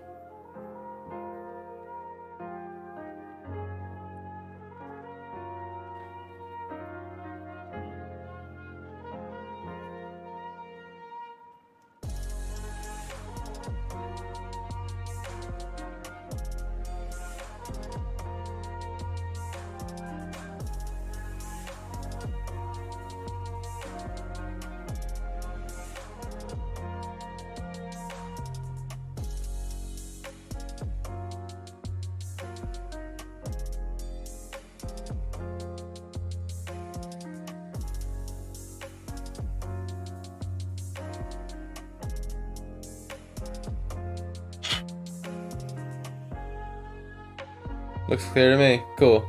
Thanks, little friend.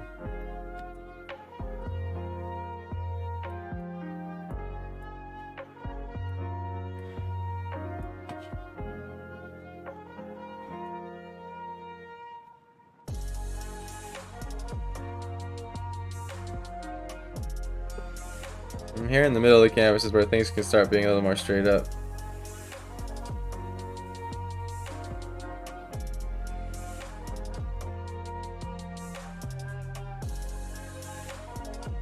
Now at this point,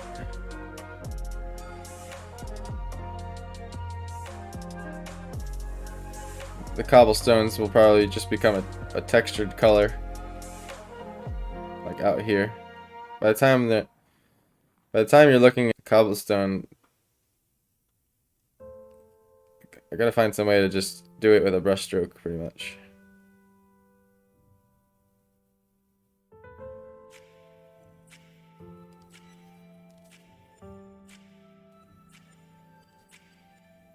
Change some direction with them. That looks good. I gotta keep that in mind.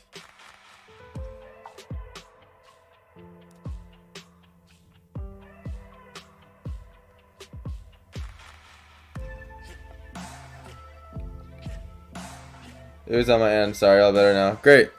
Just glad it's not lagging.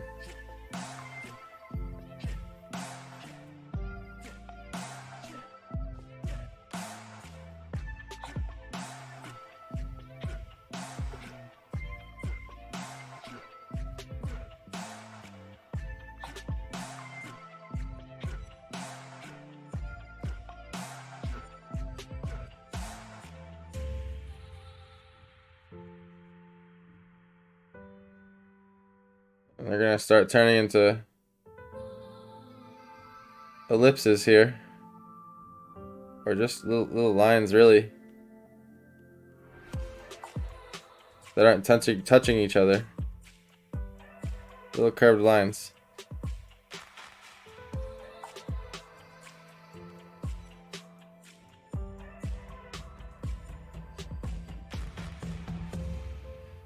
So I'm sort of still imagining them, but like I'm imagining how the rocks look and are placed, but I'm picking one edge to describe that rock. Like honestly, I don't really like what's going on right there, so I'm just gonna redo that.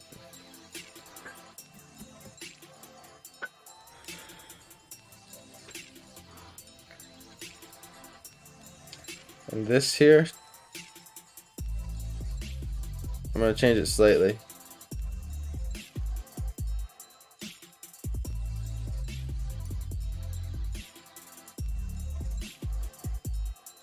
Just a little more upright. Still keeping it with that 3-point, but a tad.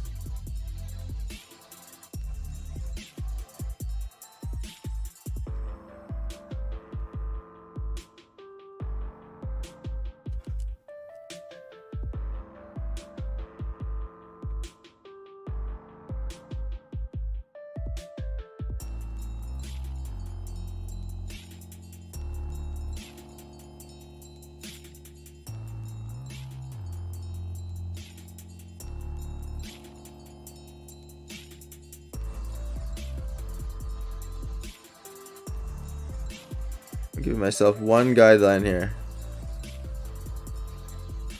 And it's basically for when I get to this side of the page, I want to just know how high that building is relative.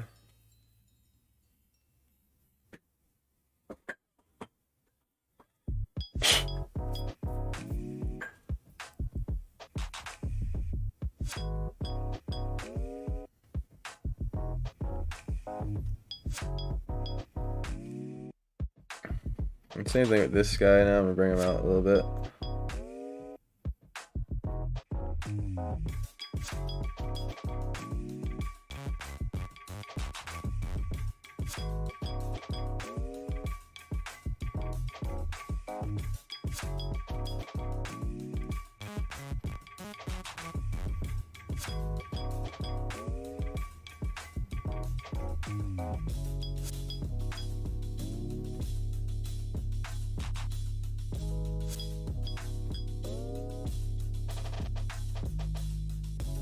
Yeah, I've decided I'm inking this one. It'll give you more control over the finish.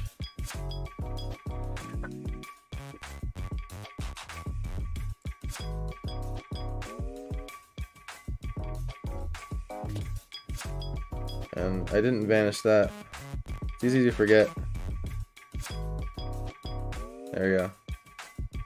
It was a slight difference.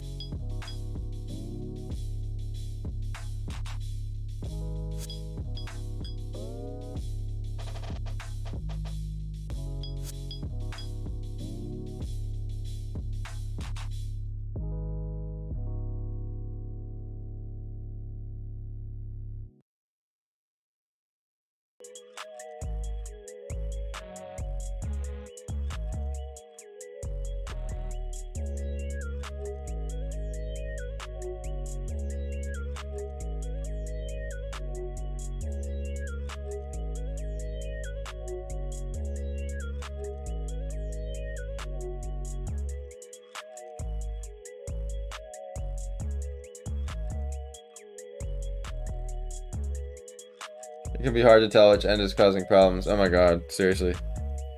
All the freaking time.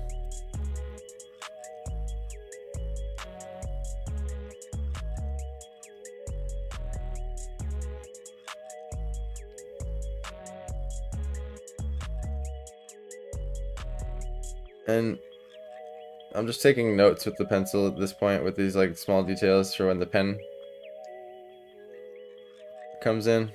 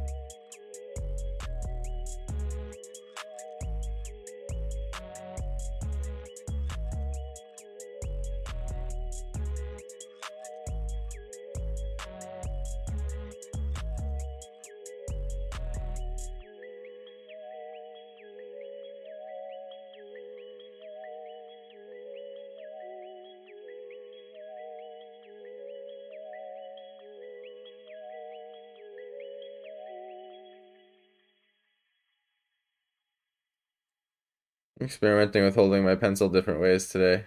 I normally hold it like this, how I'm holding it now. But I've been enjoying holding it like that for some reason. Like, when I'm like being loose, or something about that. So this isn't quite, still is a little, it's a little too,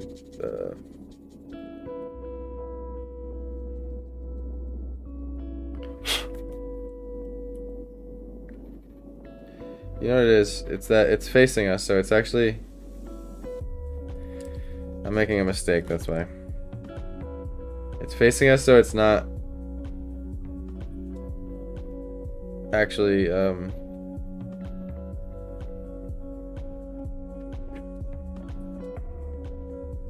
as lopsided.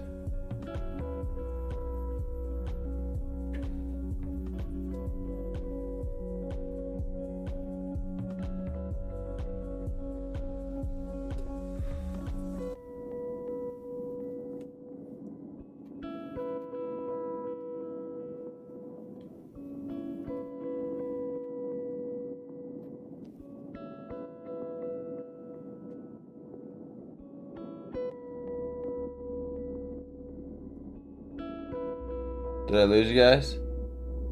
Oh no, it was just my end.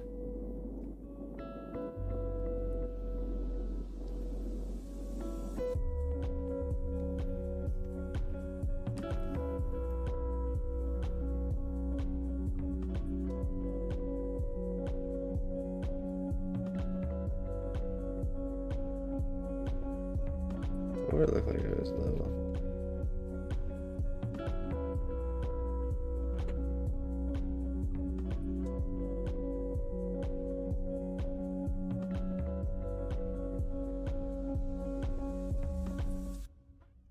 A little bit better, closer, a little bit closer to level, a little bit better.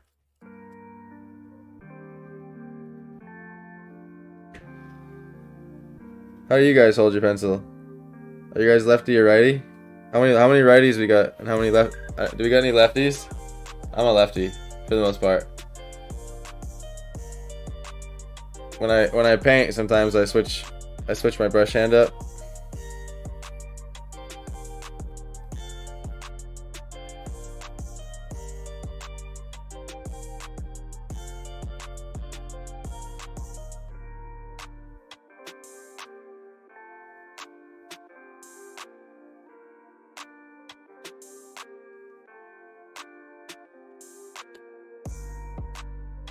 I think I'm gonna have to go to the bathroom really quick, guys. I will be right back. Thank you so much for hanging out so far. We will continue this sketch of this town.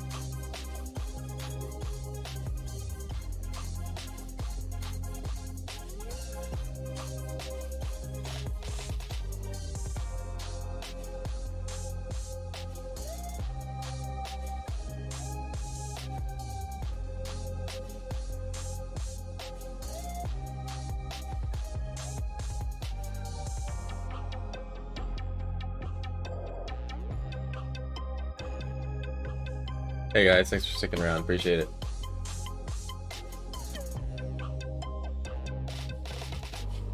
Let's see. By the way, all the art I've officially caught up, like on all the recent drawings. They're all uploaded to the website, original and print, available right now. And until May 20th, you can use Happy Accident at checkout to get 10% off. And that's at planetjokum.com. And yeah, just doing something over here on the side, quick.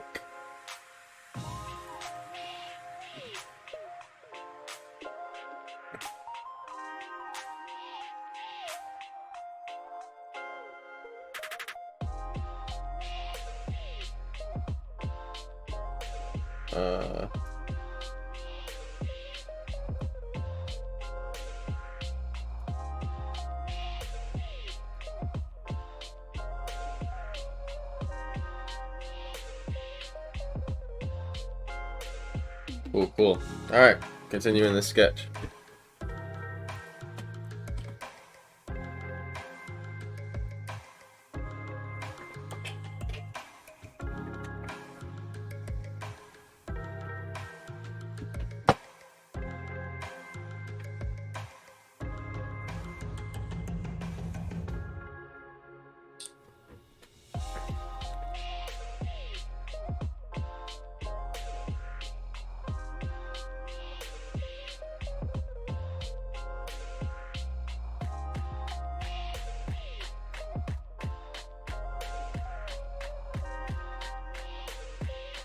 I'm gonna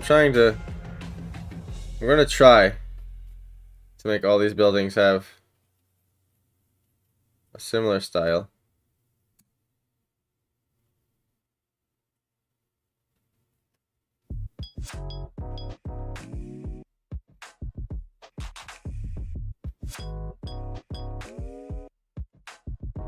And yeah.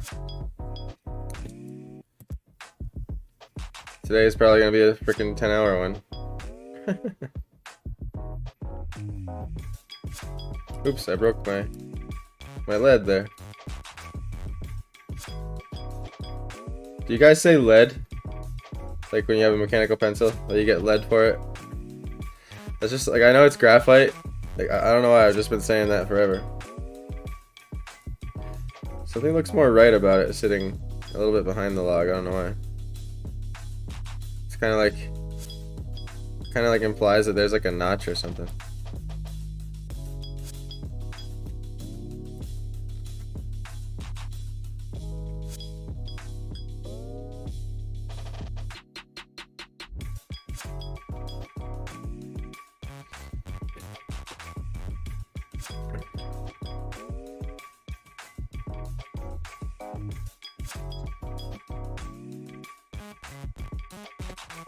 I have to overlap it the other way around.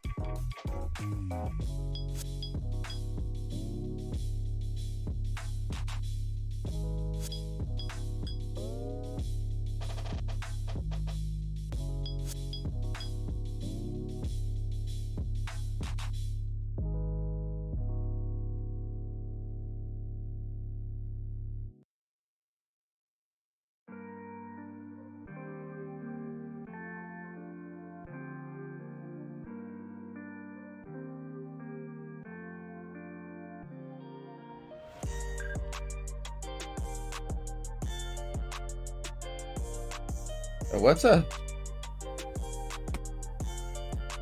freaking lantern even look like?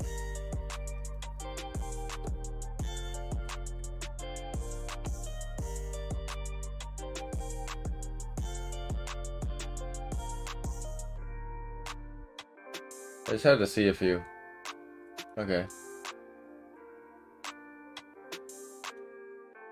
That one's pretty cool. I like that style. Alright.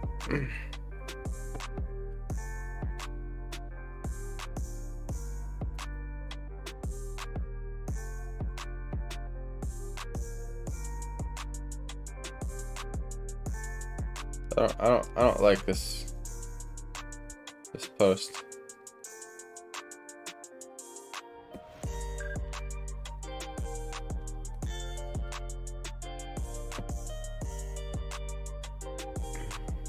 Refilling a couple of these. So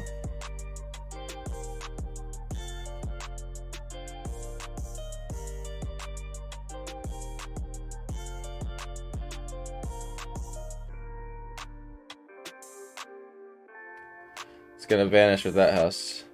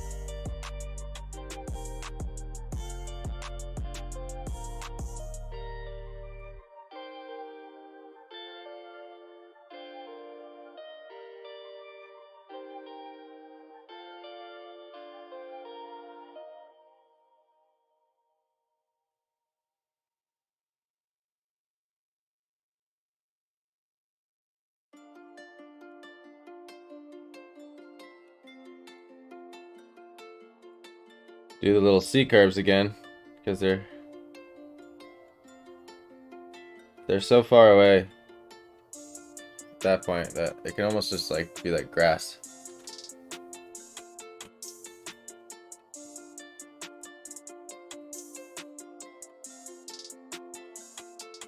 Time to pour myself a little bit more coffee.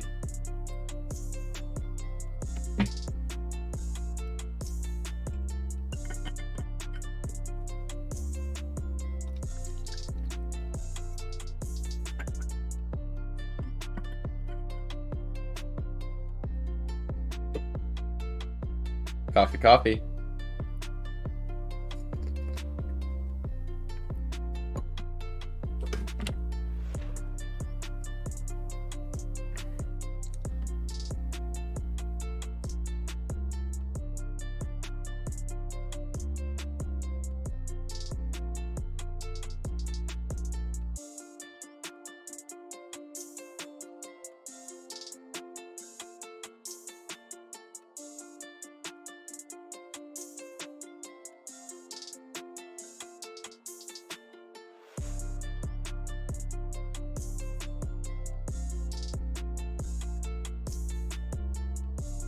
This would probably jut out a little bit.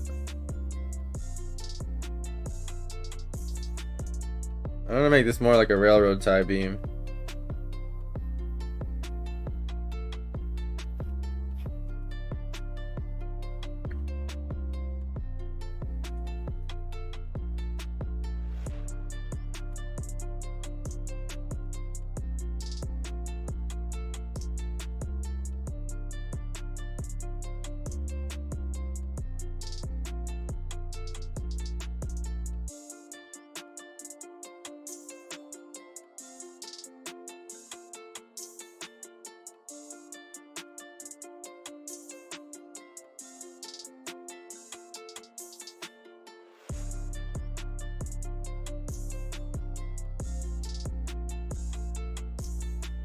Vic! What's going on, dude? What's up, you talented fucker? Oh, man. Hope you're having a great day, brother. Today we're doing a little cobblestone town scene. Kind of Skyrim-y, if you will. The weird part about this situation over here is that these houses are level, but this is a hill going up on the side of them.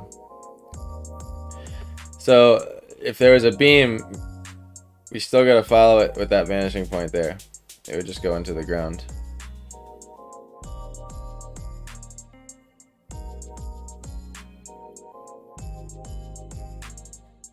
Looks good, man. Looks really good. Thanks, man. I'm still kind of Struggling through laying this out here. Not struggling, just like... It's been a slow design today. I would say that some drawings, they fly right out of the pencil. But it's mainly because the cobblestone would probably be built around it a little bit, I would imagine, right? Add a little realism. It wouldn't just like... Everything joins somewhere and merges somewhere and gets nailed to something and gets faceted or attached or cemented in, and there's some reaction to the environment around it, so trying to add some of that in there. But we're trying to keep some consistency in between the way the buildings look, because it's like a culture, it's a style, it's a town.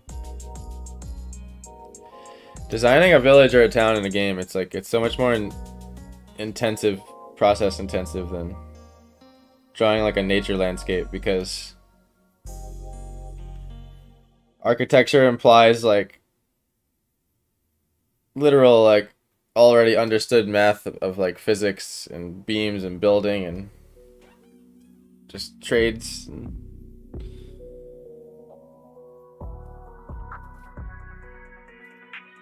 like just learning how houses are built would have let me draw them better.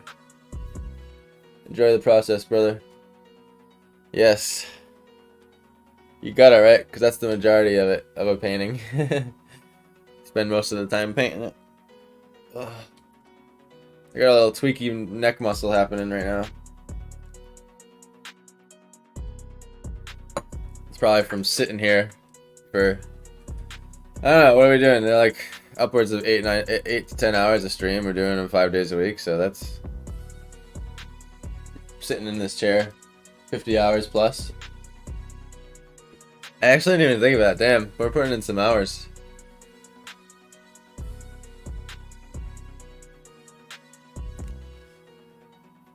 But I'm happy about it. I'm getting lots of practice. Gonna erase that horrible edge and give it some true overlap there.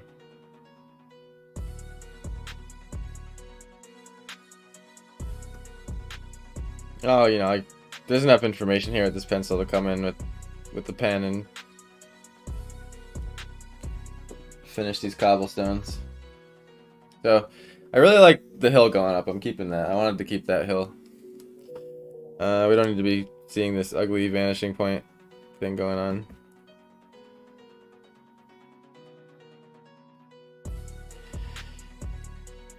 Just doing little curved lines here until it gets right about here, then I'll start completing the little circles again. Anyway, so this is up here and it's vanishing to... Ooh, okay, see this is... it's like... Perspective is a great thing, because you always run into these little problems that makes you think for a second. So, if this is up on a hill, but this roof line is technically parallel. If that's the vanishing point here, that's where that roof ridge line would be. It would be parallel with this here.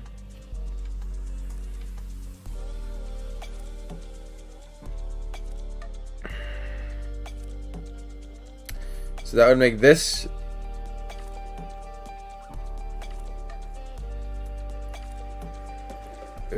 vanish like that. And so if you could see, I'm kind of picturing this as like a walkway. So if this was the next, if you saw the opening here, it'd probably be like here, honestly. So that's like, you can see the inside of it. Here's the beam, right? The beam would go through this building, you'd start seeing it here. Same thing with this one. I think I'm thinking this through right. That's why I love perspective. It's almost like you create these little problems for yourself in your drawings. You figure it out. So that, and we're looking up at this. And so if this, it's pretty much dead center where I placed it. So this roof would, if this is this here. Then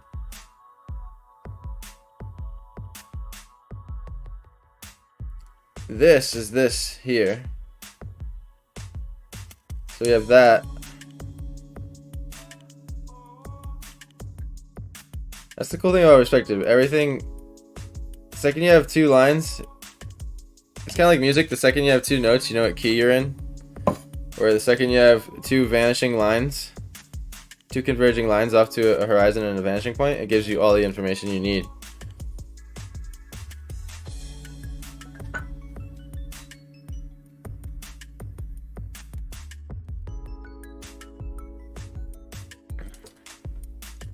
Learning what goes where. Bro, you're killing it. Dude. Thank you, man. I'm trying over here. Trying to figure out this perspectiveness. So then that means we'll see this beam all stand true to this point. Just see that beam there. Just see that beam there. And now we have the opening of this doorway, which will just be vanishing to our third point. So that's solved. And now we just have to decide, like, how is it built in here. So if out here, I'm just kind of letting you in, like, how I think, like, because it's like, I don't know how, I'm not like, I'm making this up, so it's not like, I realize, like, you have to have 4 sticks that are stacked, and then another, like, another square, and then maybe like the roof sets on that. And, like, that's like my simplest understanding of like how a house is built. But I know it's more complicated than that. So it's probably like this comes up here. So we have this line that sits a little bit above this line. We have this line and this line. So inside here we'd probably see something like that. Okay. I didn't do that rightly. Be more like that. And then, so this,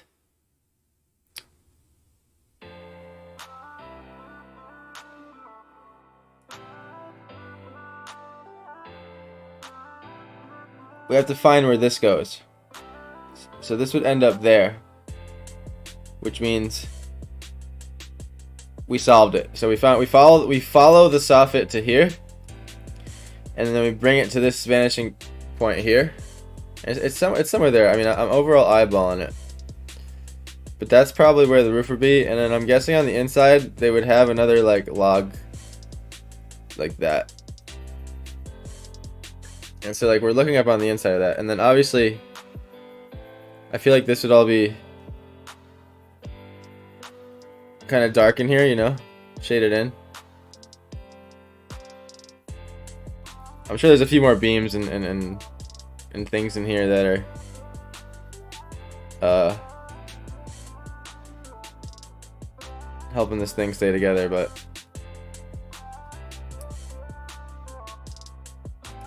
and there's that, and then just leave that light so it's like, you know, I'll even darken right here.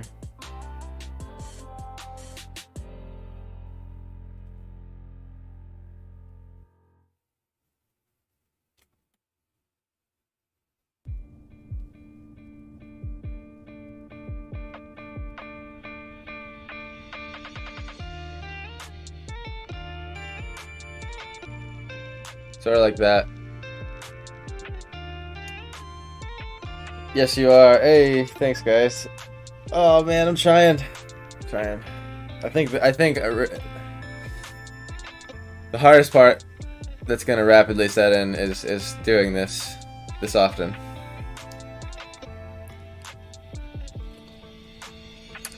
I'm already feeling it on episode 10.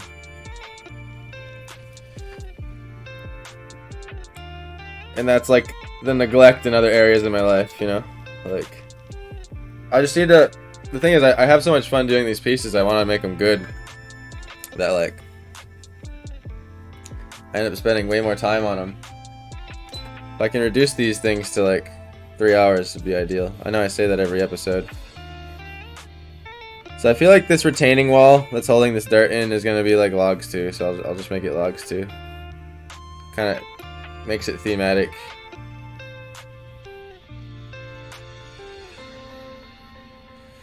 And this log line here, it's gonna be interrupted by some cobblestones. Like that. So like that's what I mean, like everything attaches somewhere, you know? Like edges of things, they always flow into it, some other edge of some other thing. And if they don't, there's something that looks wrong. It looks like it's like out of reality.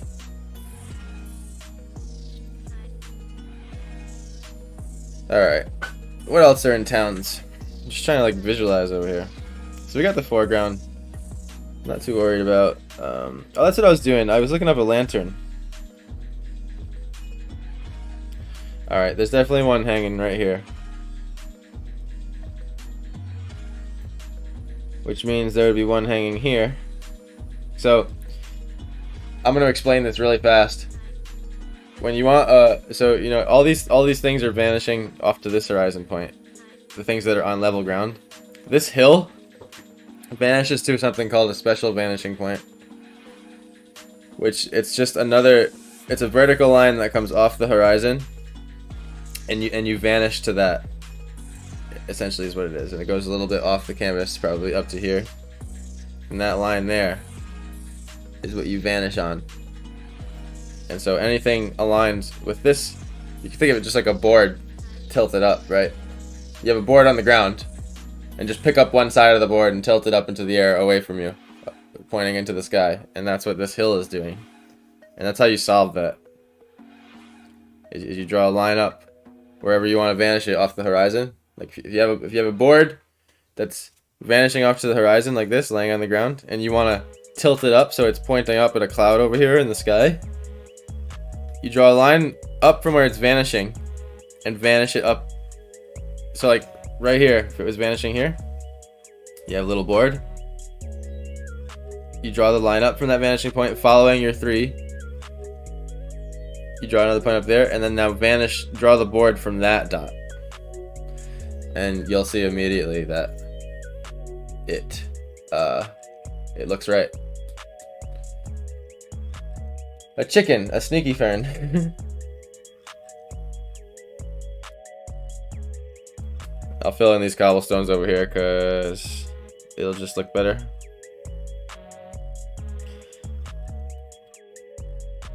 And in the cobblestones, I'm trying to slightly imply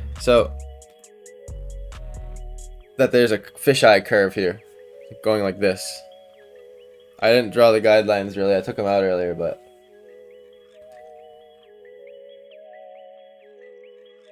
so like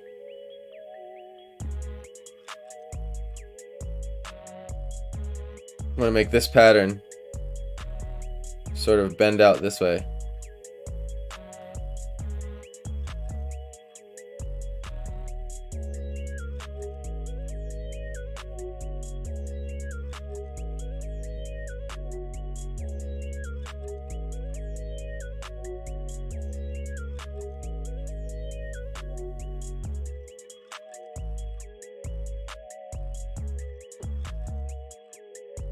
Gotta break it up, toss some in some different directions. A couple sloppy ones where whoever the mason was, he messed up and he didn't care. That one got a little bit out of perspective. And so did these here. I'm gonna redo those. So did that one.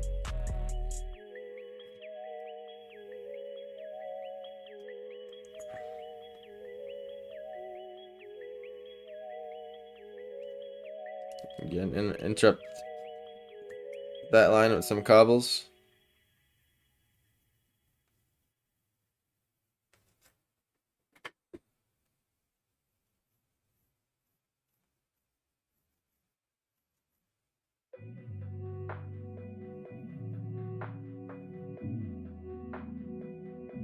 And I am adding a purposeful slight arc to this,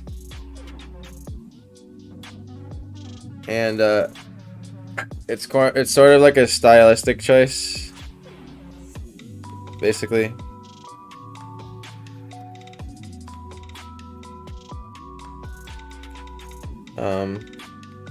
You can, in a warped perspective, you can have the lines that are vanishing towards the horizon perfectly straight. But I like to pretend that they're getting altered a little bit by the curve of it all. So just ever so slightly, I'll give a little bit of arc towards the horizon. Just so slight, almost like it's not there. And anything below the horizon, I don't know, it just kind of gives like, it adds to like the globe feeling round or something. It's the only way I can describe it.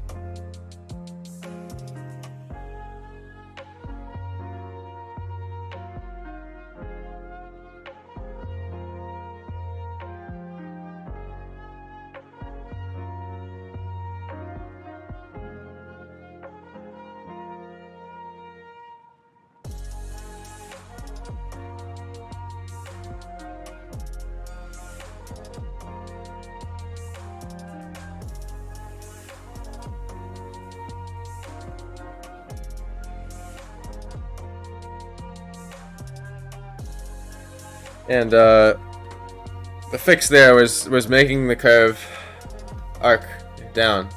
So basically arcing down and then arcing up this way.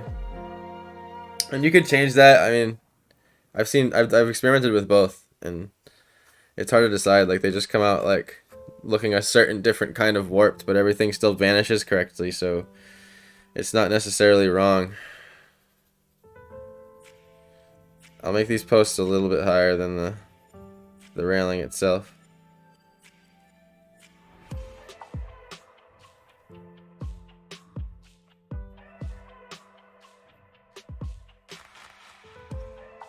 Okay, so we're still gonna see the top of this flower bed thing.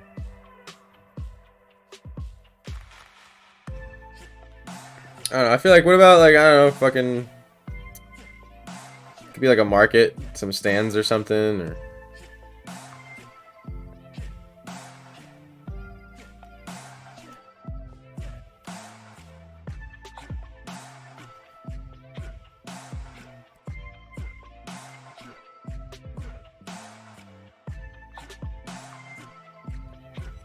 I gotta have like the chapel at least out there, like the towering chapel, right? So I'm trying to make these cobblestones go like this direction instead of this direction now. So I'm trying to imagine them curving, right? Details like this, it's hard to squeeze that kind of perspective out sometimes, but if it's implied in enough things in the drawing, your brain will superimpose it onto the other things for you. Looking good, man. Thanks, brother. I'm still working it out, man. I'm kind of like, I'm still like designing it up, you know? Not sure. Like, oh, the town's laid out yet. Oh.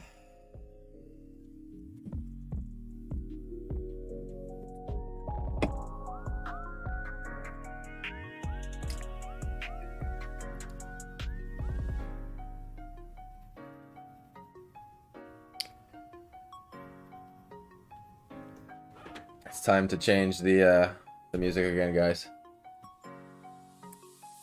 I like how fast Twitch reacts to what I talk. That's dope. It's like we're pretty much, like, just so you guys know how the timing is going on my end, we're pretty much real time if you're on Twitch. Like, I'm looking at it now. Let me see. 4 seconds. 4. That's cool. So I say something, it's taking 4 seconds for me to see it go through the server. Oh man, I guess we can use some like MMO music or something, because there's drawing something Skyrim-y, I don't know. I'm gonna start looking deeper into these songs soon. I'm just always on the spot in midstream. Don't have time to sit here and browse music, you know? And then when I get off the stream, I'm like, alright, it's time to do all this shit and upload the artwork and stuff. And little Fern with the cats.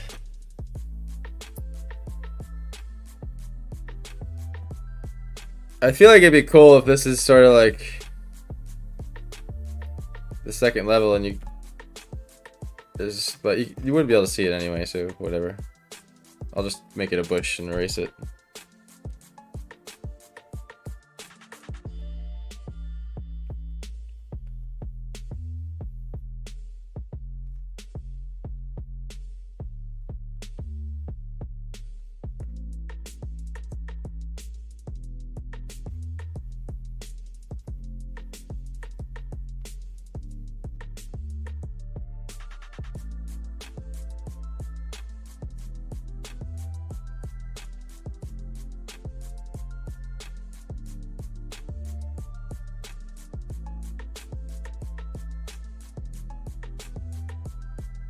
Yeah, Twitch is great. The chat is a little slower than the stream usually. That's just how it is. Gotcha. I noticed too that once it uploads later, it like lines it up or something. You notice that? Like when you watch back a stream, it like syncs up the chat with like real time. Must do like an offset because it knows.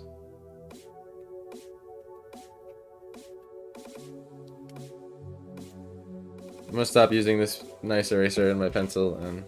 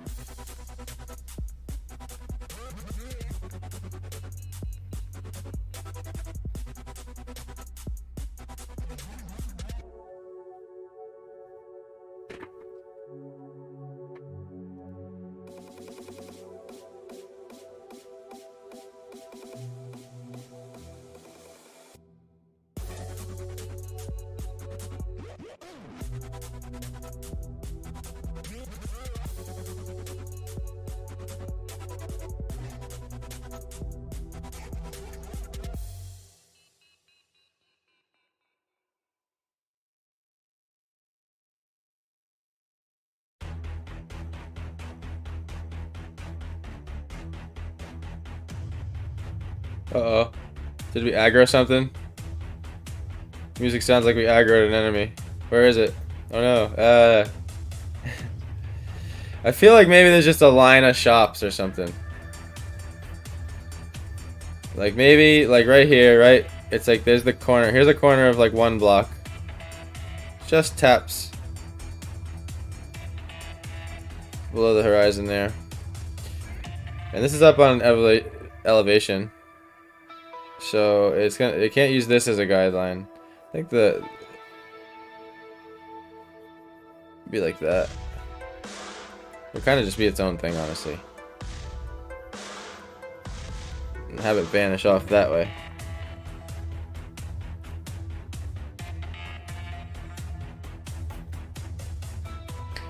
Yeah, I also think that the lag is put in for mods. They get everything real time and can delete bad messages before people see them. Yeah, good point. It's like the news.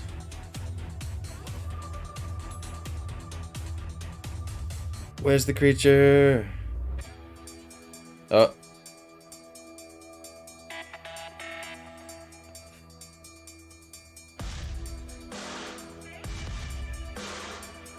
This song reminds me of when you're playing a high fantasy game that's set in like a Skyrim type environment with like magic and dragons and stuff, and like all the music is super ethereal and wicked to the environment, and you know, like loots and just like all atmospheric stuff, and then like there's just this one boss that you fight in this specific dungeon where the music comes on and you just hear an electric guitar with distortion just kind of snuck in there, and it's just like, I don't know if that's the vibe. I don't know if like slightly metal boss fight stuff. I mean, it's cool. Like, don't get me wrong, but I think it was in ESO, Elder Scrolls Online. There's like this one boss fight song where like the whole game is like Skyrim music, you know, and then there's just this one song that they like, it's like a flavor that you can hear. It's like chunking in the background. I don't know. That's an opinion, of course.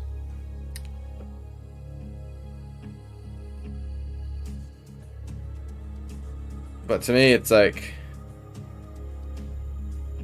going to the Bard's College and he's plugging into his Fender amp.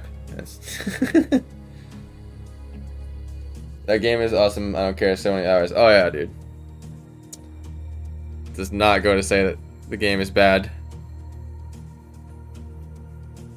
But definitely some weird choices artistically. Nuke Mother, thank you so much for hopping over to Twitch and giving me a follow there. Really appreciate that. Y'all are the best. I'm getting too liney with this bush. Gotta go.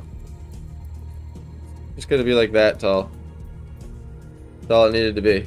The bush is getting out of hand. It's an invasive species, guys. That's why.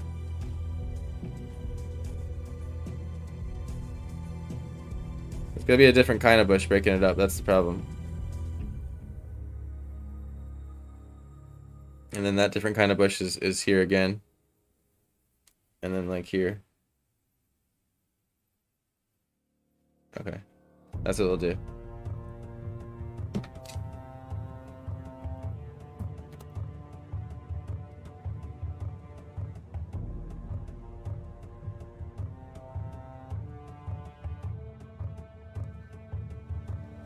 And I can figure that out with pen and ink. Okay.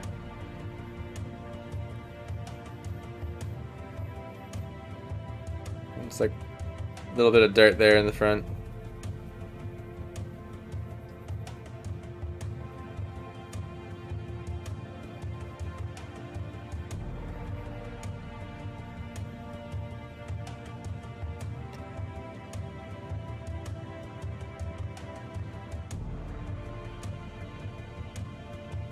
Maybe the bush.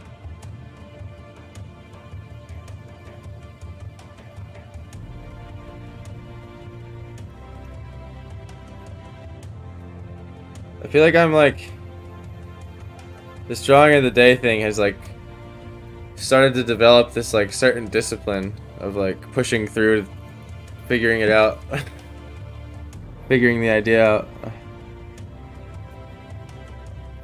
I'm just fixing this because it's not quite carving down how I want it to.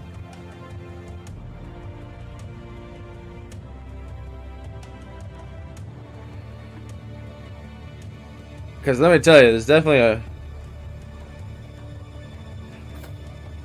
a morning crust. Like my brain is just so sleepy when I first get up and start this stream. It's hard for me to like even think how to like draw something properly.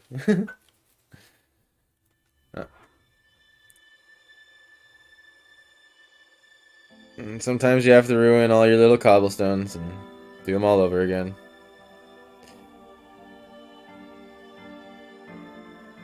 I would say that that's the most brutal thing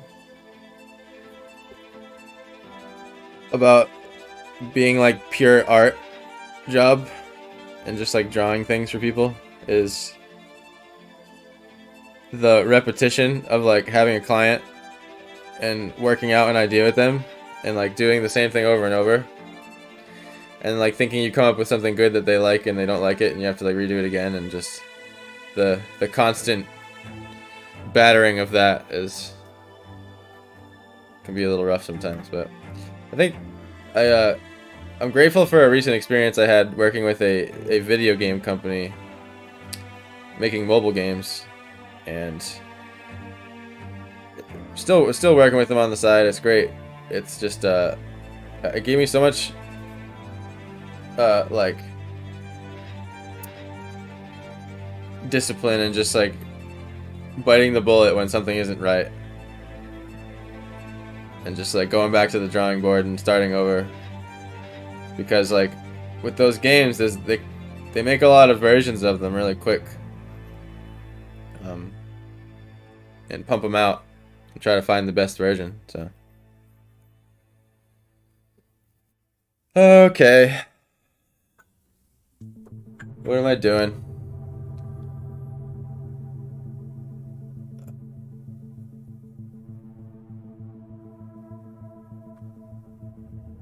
A little sign there or something.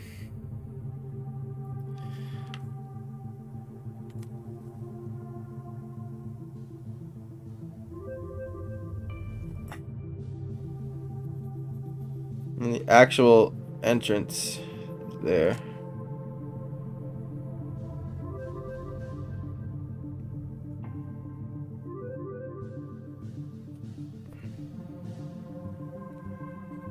Have another entrance to another shop over here. We can have another pole. Interrupts the door almost, because that's probably where it would be. And another pole, probably about there. And you know, like that trick I showed you where you draw from the halfway point of a box, you can test it. Pretty good. Pretty much hit right there. Test it again. Pretty good. Pretty much hit right there. And that comes from testing, checking my work over and over and just kind of knowing that I kind of placed it somewhat within a couple hairs of the right spot. There's also a feeling to drawing a perfect cube or seeing a perfect square. There's those little feelings like that in drawing that help when it comes to drawing things. Like, to think of it, you gotta think of it sort of like an instrument. That's what I'm trying to say. Like holding a pencil is like holding a guitar, and you can and the more circles you draw, you know, think of like each shape as a chord on a guitar, right? That you have to practice switching to. And sure, everyone can get real good at holding C and G down, right, on the guitar, but like if you don't practice your other weird chords a lot, when it's time to draw those shapes, it'll feel awkward with your hand. And it's like I'll just, when I don't know what to draw, like if you're sitting there as an artist and you're like, I don't really have any ideas at all, and just like stumped for an hour, just literally fill a page, fill an entire piece of paper with circles or squares or cylinders or spheres or pyramids or trapezoids or curvy lines, and make it a point to just practice that particular, or a texture. I mean, there's so many things you could pick. Cross hatching, just it's one of the most enjoyable things to just stop caring about what you're drawing and just scribble on a piece of paper, because that's where it all starts, you know.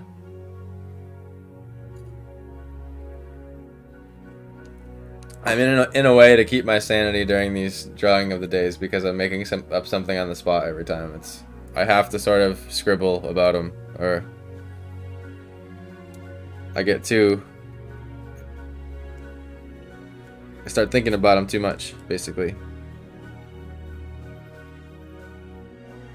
And even on masterpieces, like, you can't think about them too much. Like, to a certain degree, like, you're putting a little more effort into making something accurate, but at the same time, to get the life breathing into the art, it seems that you have to allow it to have a sort of looseness to it. If it's too tight, it doesn't breathe. It's like it tells, there needs to be some sort of um, ambiguity to the detail, so that when you look at it, it's like moving to your brain because your brain's trying to figure it out. And there's just enough left out to where you can decide on a handful of things for yourself. And that manipulating that is hard. That's to the day I die, I will be trying to get better and better at that aspect, because I think that's what adds like the true subtle realism. And I tend to mostly refer to like art that pertains to the 3D world with lighting and shadows that we're used to and understand. Yeah, obviously doesn't apply. It's like abstract art. It's the study of like realism, I guess. It's kind of a specific art if you look at it that way.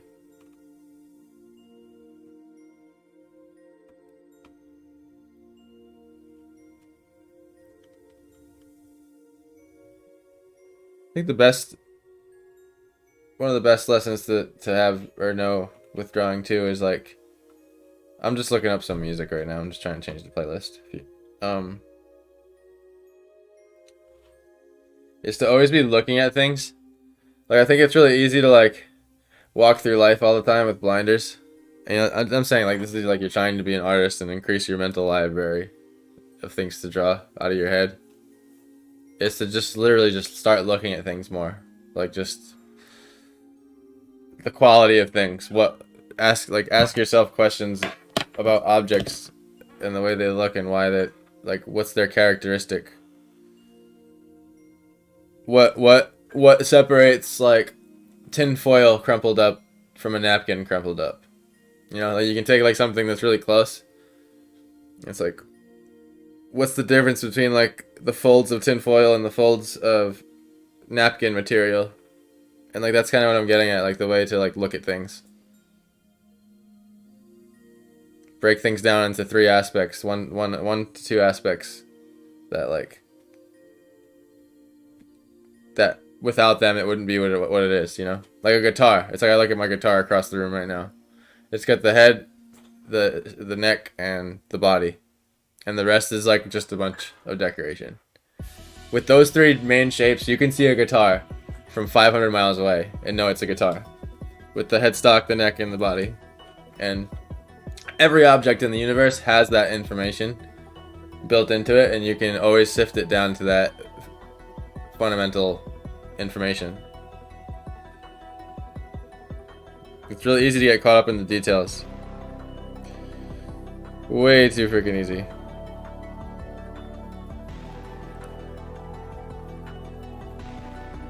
And the vanishing here won't be too crazy.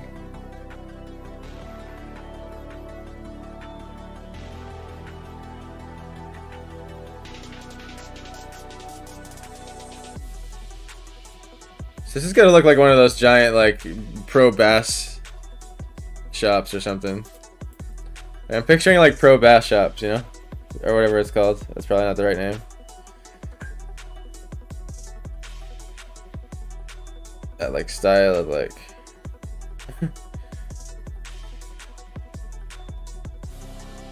like not so much the modern style of the way they built the place, but kind of like the roof, how it's like massive and has a lot of different like peaks to it and stuff.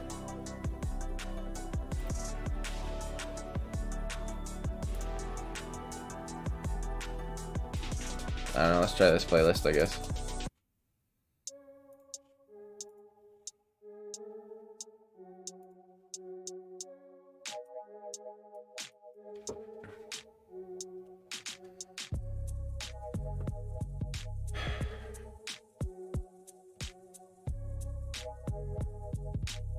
Yeah, that just needs to end there.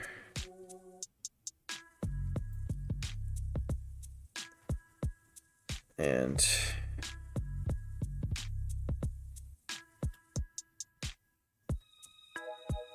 we can have another sign here, maybe.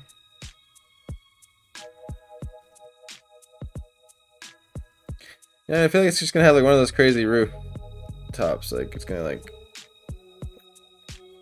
that's gonna have like a shorter one, and this one's gonna like interrupt it or something.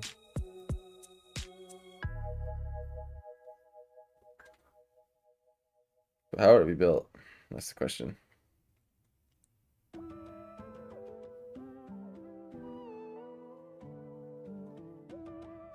Okay, yeah, so it's gonna be like one of those roofs that's like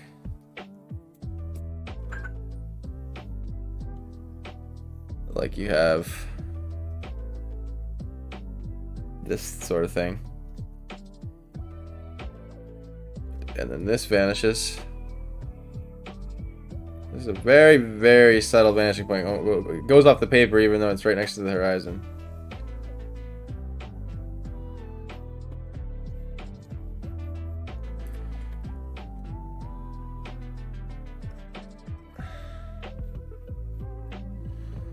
And then we can have that.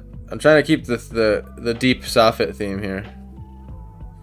And that would be vanishing away from us.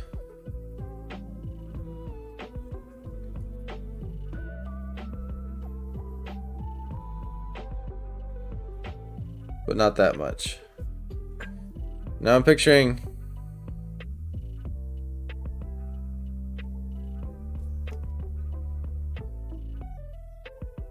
it actually should have been taller, but I'll just make a different kind of house.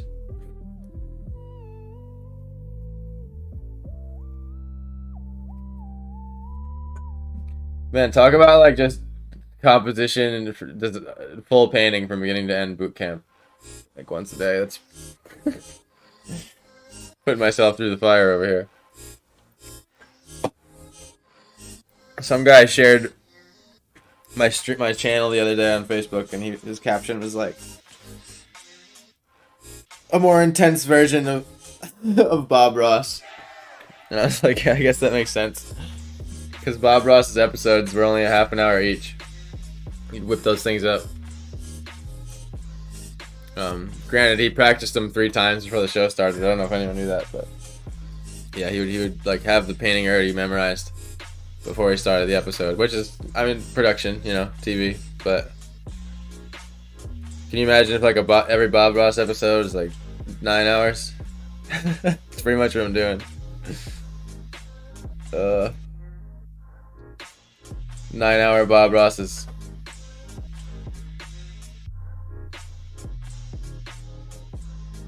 So it's the way I drew this. I have to redo this roof because I like. It's not the way I drew the roof. It's the way I curved this line. It's gotta be up more like that.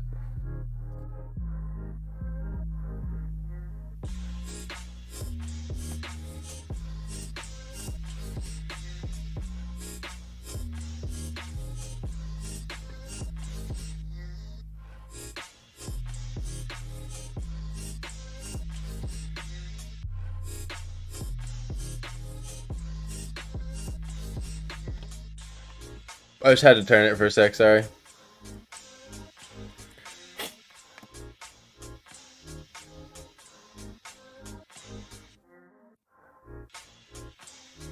It's impressive. Shit. I can't imagine painting and drawing a complete piece every day for 9 hours. I guess when you put it like that, I guess it's a bit crazy, huh? Maybe I'm going a little too hard. Maybe I am going a little too hard.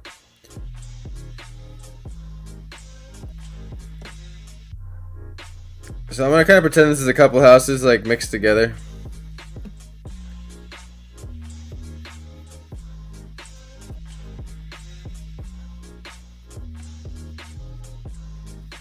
And then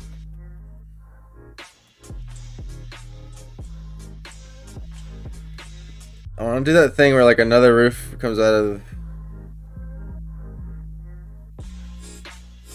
like that, and then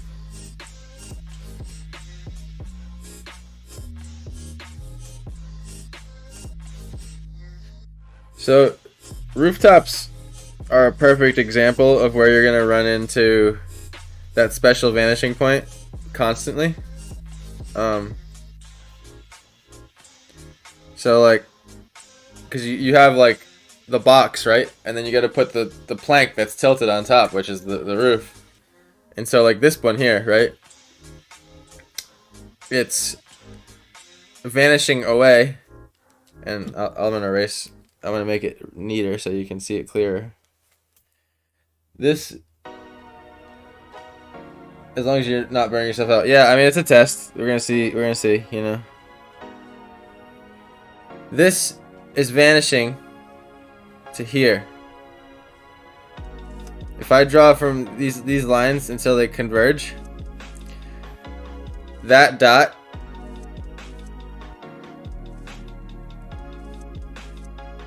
is that special line that you vanish.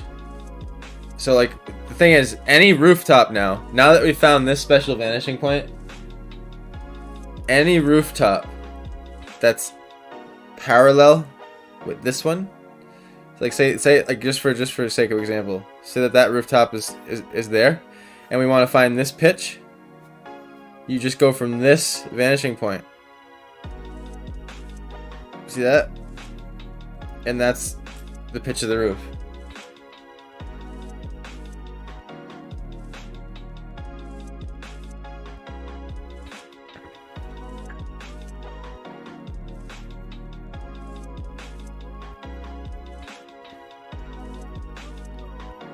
Same thing with this. So you don't want the roof, and you're gonna barely see this through the tree anyway, but these two lines here, the pitch,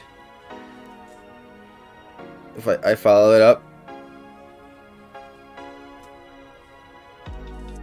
and I want these to converge like that. That hits there on that dot, and this is that special vanishing point that goes up in the air. And that's how you do pitched tilted planes. I guess I would call them tilted planes. And obviously I gotta explain that deeper probably for to really wrap your head around it, but that's the gist. It's basically just turning your paper sideways and then doing the same thing.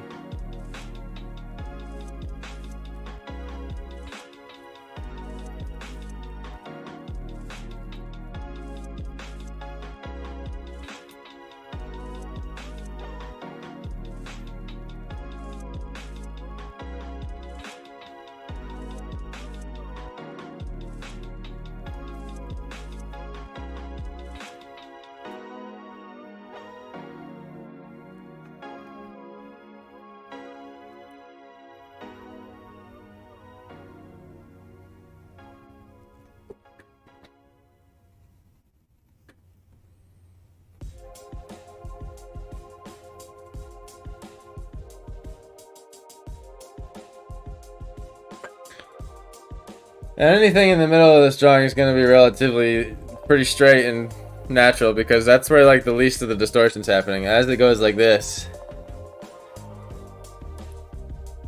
we tilt it. Okay, so this roof, see that? Vanishes like that.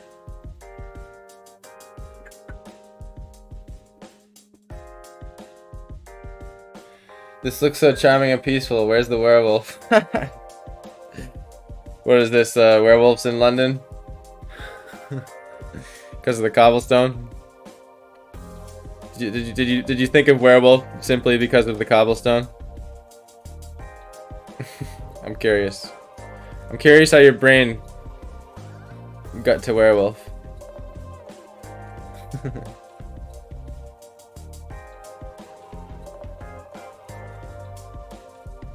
And here's where slowly stop drawing the cobblestones out completely and just turn it to the occasional little C curve.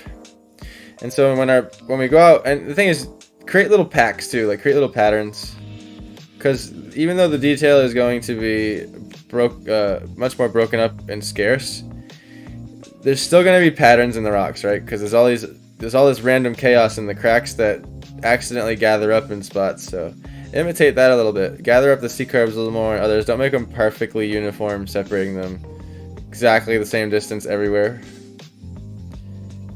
And then what'll happen when this is colored in later, the brain's going to see all this cobblestone and it's going to follow it out into this, and it's going to paint the rest of the cobblestones that I didn't have to. See, the thing is, you guys paint for me just by looking at it. As long as I do my job right. The viewer of the painting, creates a lot of the detail in their brain. And a really good master painter knows that. Knows how to manipulate that.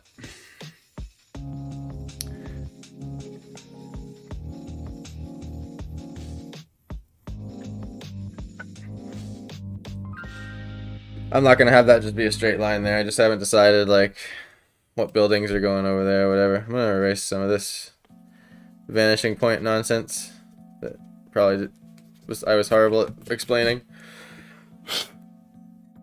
Because you have to understand a whole other array of other things too before the special vanishing point instantly makes sense. I have to go to the bathroom again really quick, so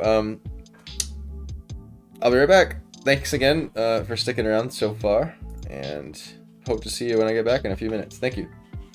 And I can't find my mouse. By the way, is the Twitch blurry for you guys? It seems like it's coming through low res for me, but that's probably just me streaming and then watching a stream at the same time, taking up extra bandwidth. Alright, I'll be right back.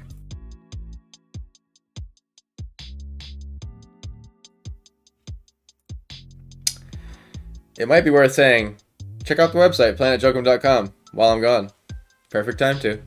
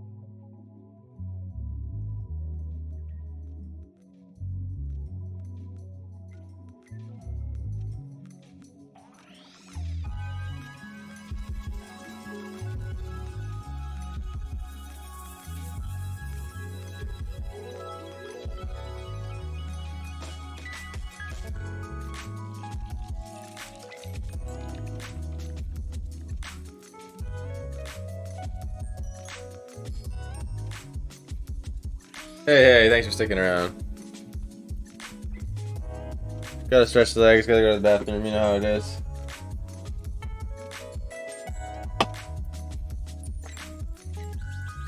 I might have to make more coffee again in an hour.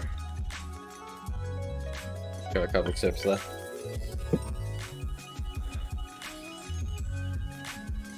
Yeah, I'm not feeling this music, guys. Alright,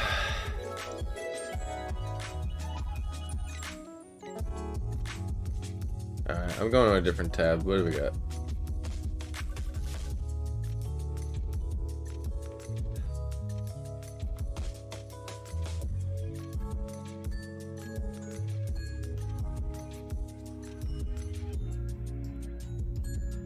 What does this sound like?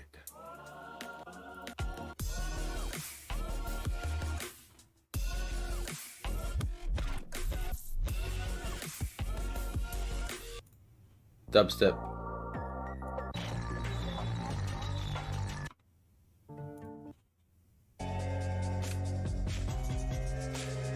Hmm. Oh, I'm talking like jazz. Like just something different, man.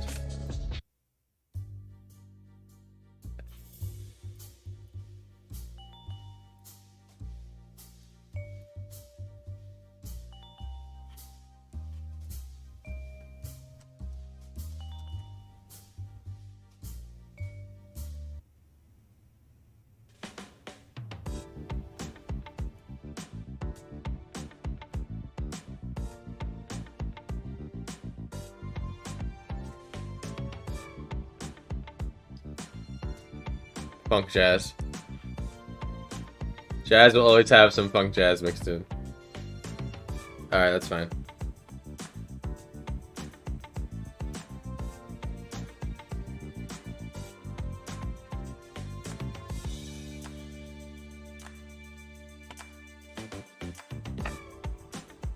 Alright, let's continue.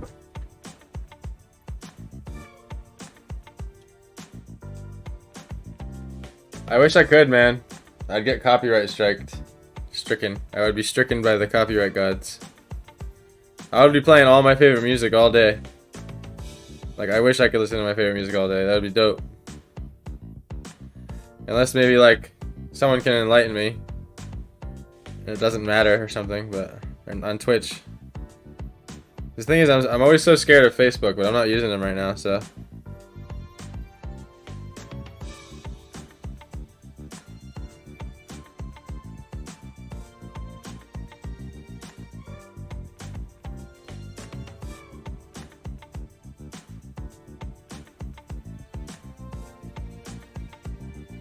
This is like Jerichoya or something. But way cheesier. Jerichoya is badass. Can't, like, it's one of the most badass jazz, like, funk bands ever. I wonder if I type in, like, an actual artist name.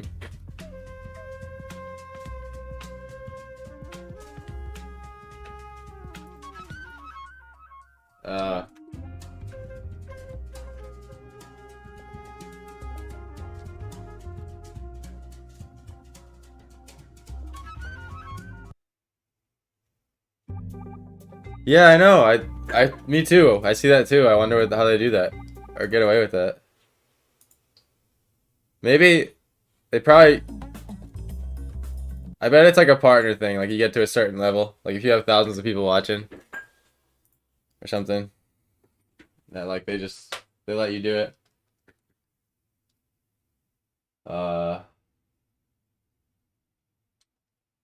Hmm.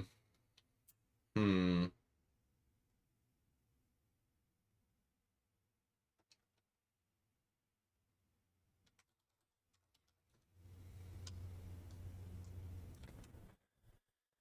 It's just so generic. Like what they give you is so generic, dude. Like see, it's so dramatic. Oh, dramatic. They go for dramatic genres. They don't even have metal. They just have rock. And that ambient blues, children's, cinematic, classical, country, dance, folk, funk, soul, global, hip hop, holiday, jazz, Latin, pop, R&B, reggae, rock. Stings. What's stings? Oh, subgenres. Oh, here we go. I didn't know there was a subgenre thing. Uh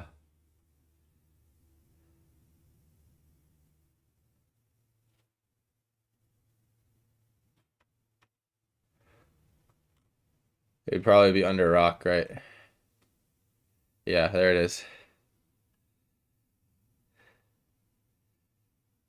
Oh wait, no, never mind. They don't have it.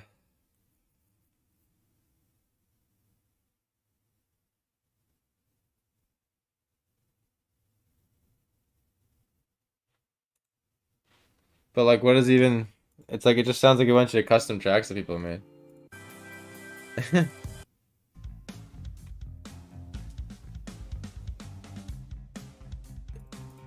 wicked soft. It's like 90s.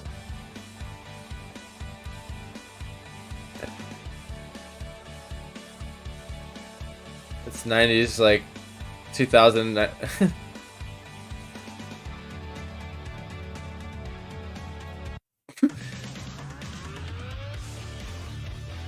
This song's called Pwned.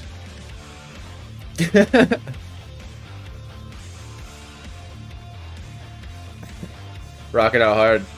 That's just straight up rock though. Oh, there you go, Disintegration. But it's probably just like a bunch of generic, you know?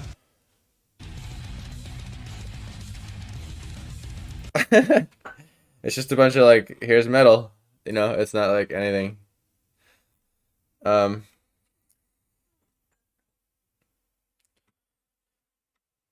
Let's see. There's gotta be, where is it? It doesn't have, where's the jazz category?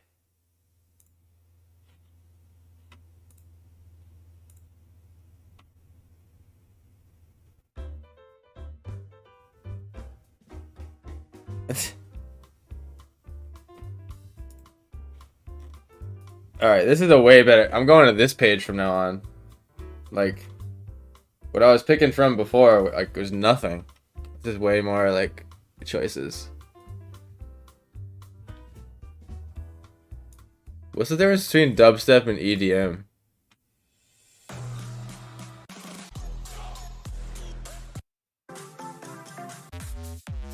Like, what's the difference?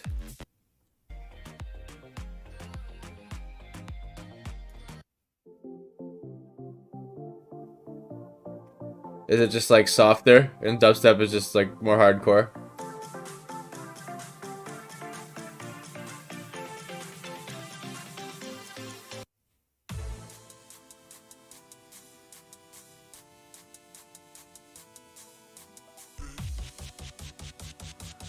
Yeah, I guess that's how I would separate them. Yeah, okay, yeah, just dubstep is way harsher sounding.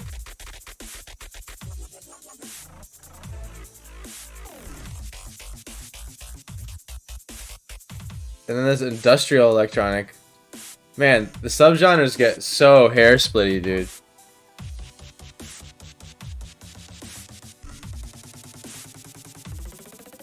So then what's techno then? I know I'm going on a tangent right now, but...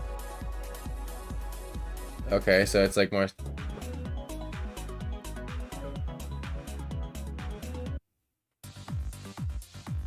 It's like video game. It's like more like... It's like more constant. Alright, then what's tech house?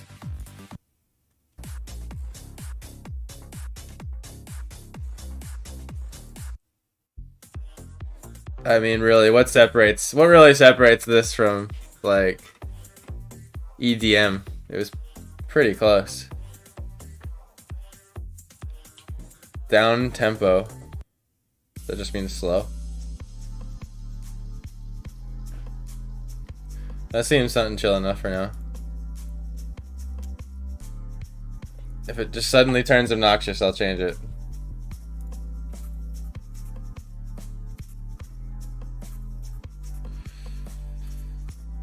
So, the other thing I want to do is like a churchy kind of building.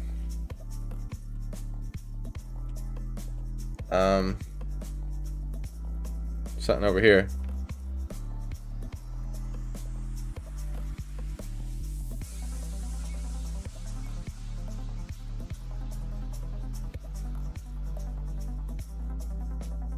And for continuity purposes, I'll just have this one lined up with this building.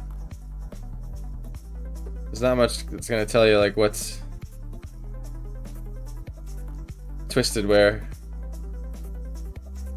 I don't know, I'm just gonna kind of make this sort of like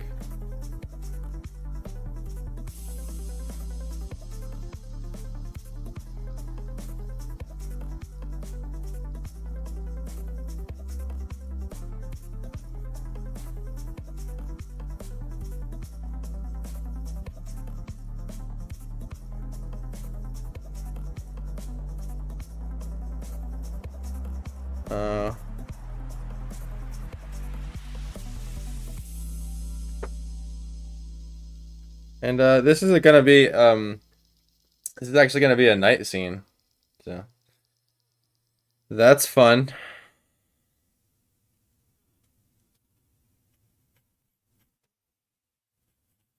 So that song wasn't obnoxious to me, but you never know this stuff.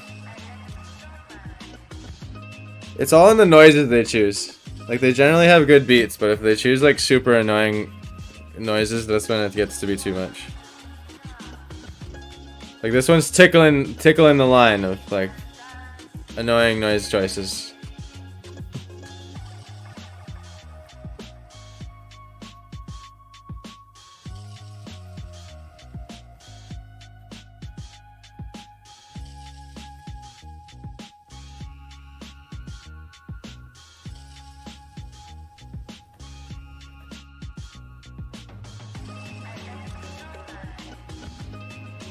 I mean, what do you know? Look, I guess I can't ask for much for like what I'm getting.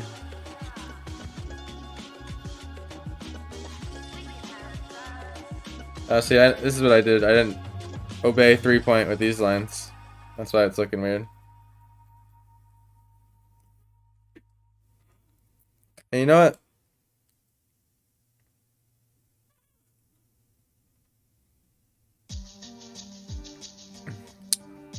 I'm gonna make it a little less severe. I'm gonna break the rules. And this is why, like, the grid isn't always God. Sometimes you just gotta adjust it a little bit.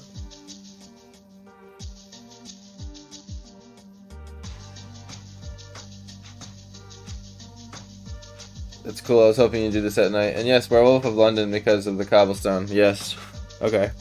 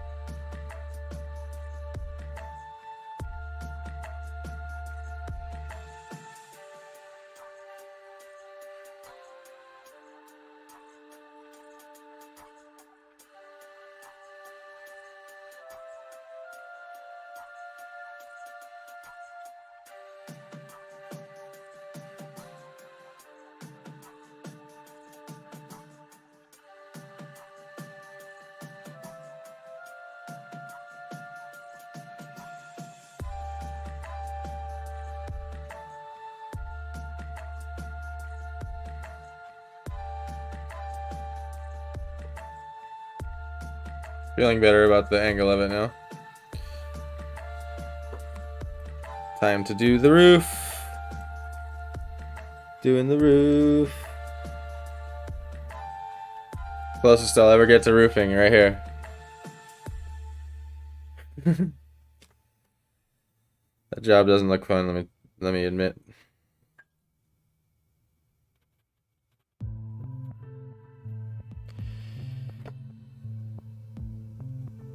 Like, yeah, being up on a roof and all, but then not to mention like 95 degree, those like 95-degree days in the summer. And I've shingled a few roofs in my day. to make extra money on the side. And every roof on a day like that is literally like 15 degrees hotter on the surface. It's absolutely absurd. You can like cook an egg on top of it.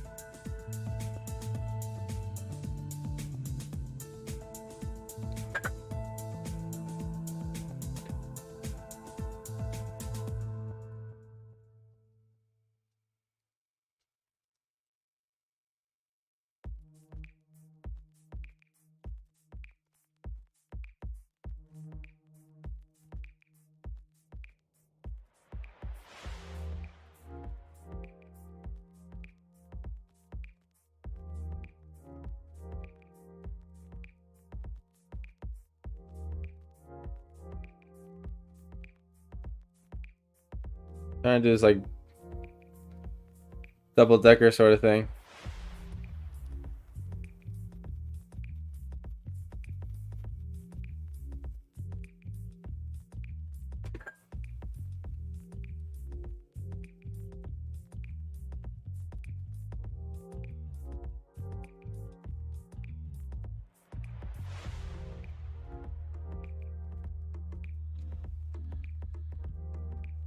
And just let that go off screen there.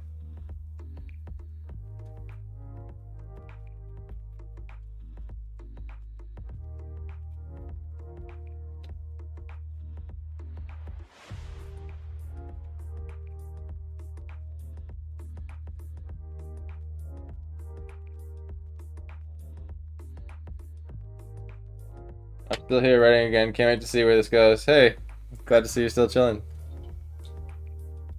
Yeah, I'm taking this one slow today.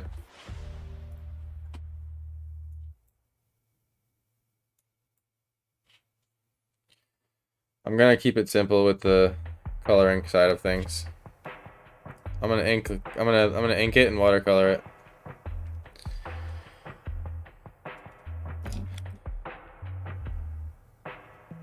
I'm gonna erase a little bit of this roof here because it's kind of behind this tree.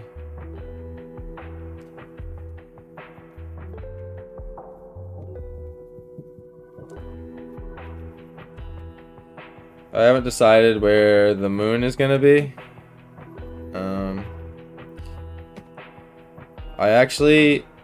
I'm voting against a moon entirely. And I'm just going to have like a starry night, I'm thinking. And the light is going to be the lanterns that are placed about the town. The sort of orange, picture orange lanterns hanging about from the candle flame, or whatever resource this race of beings uses. Cool. I'm gonna add a little sort of window outcropping here.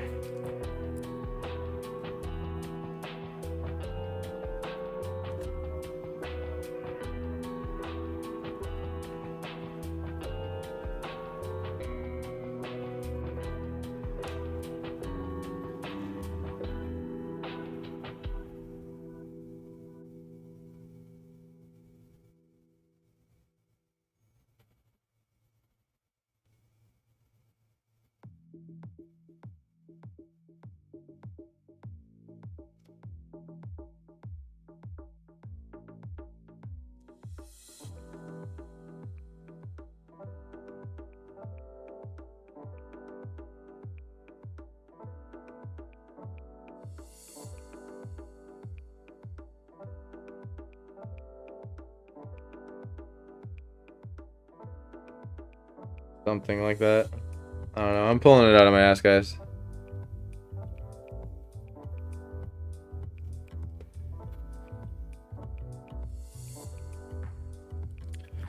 I think that's the most stressful part about these streams is like, here we go. I have no idea what I'm drawing. Let's make a masterpiece.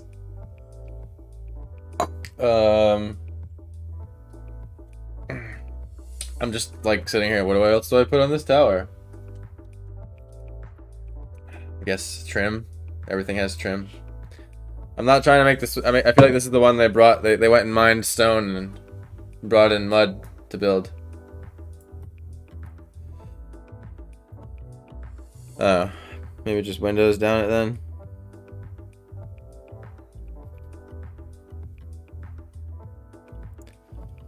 Man, this makes me want to like study more architecture. Honestly, like I realize I don't have it. Like I've drawn a lot of buildings and stuff, but I'm realizing I don't have like a library of architecture styles. It's good. Just a general idea of like things are usually like this. Start going out and doing some building studies on my little sketch pad. That's why I like my little sketch pad. Here's another little trick. Want to find out where the window line goes? Use the vanishing point to figure out everything. Follow that window line there. Vanish that. And boom, there's your window line.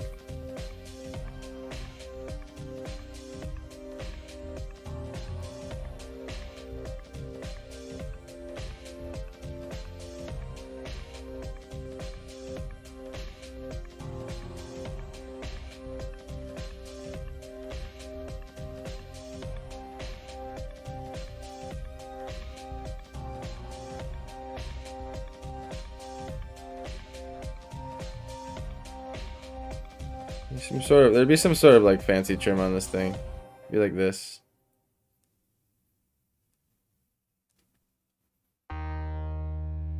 It's like these are the little things right here.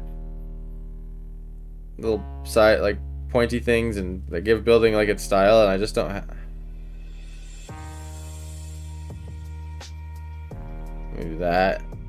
There we go. That's the style. Alright, we made it up. Yay. So that point has to be there. So we're facing that now. So imagine what that looks like facing us, and then we have another profile view of it here. Just barely cropping out.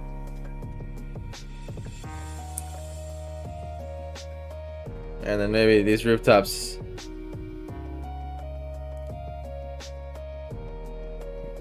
kind of answer that style a little bit.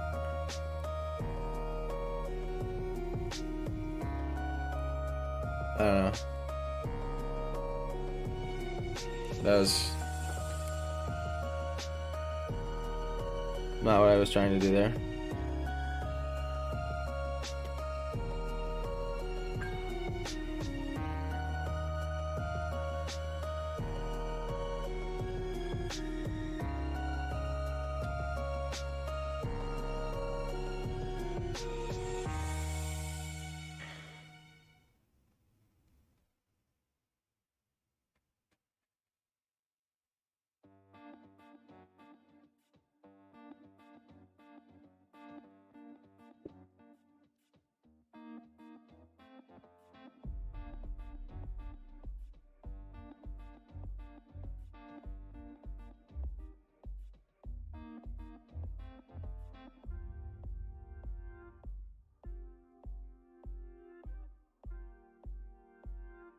Staying true to these perspective lines here, which are getting less and less drastic as we go down the tower.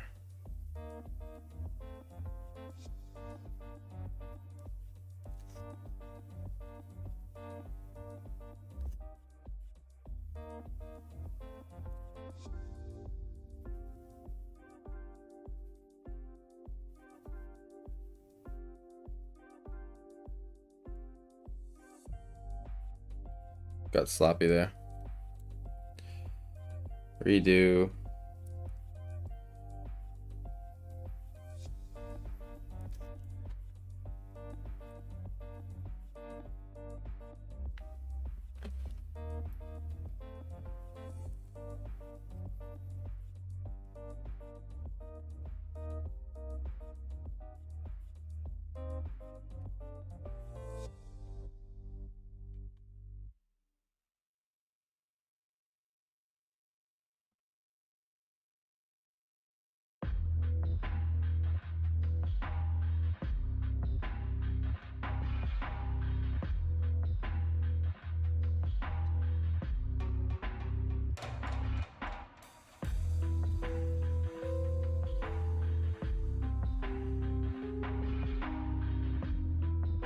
Oh wow, creepy. It's like the Halloween theme. It reminds me of the Halloween theme.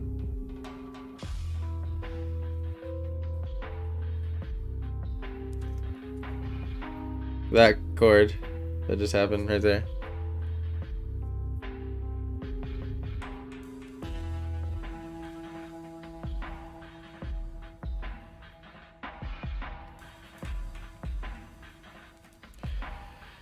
Okay.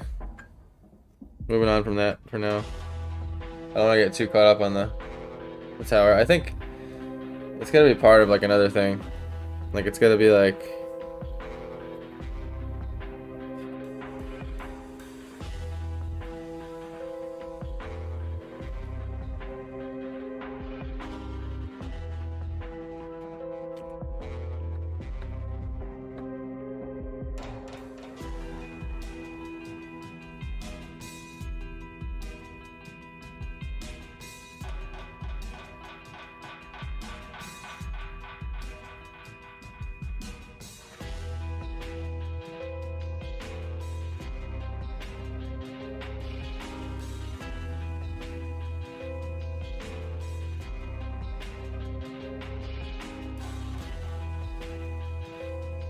you can just follow everything in perspective here.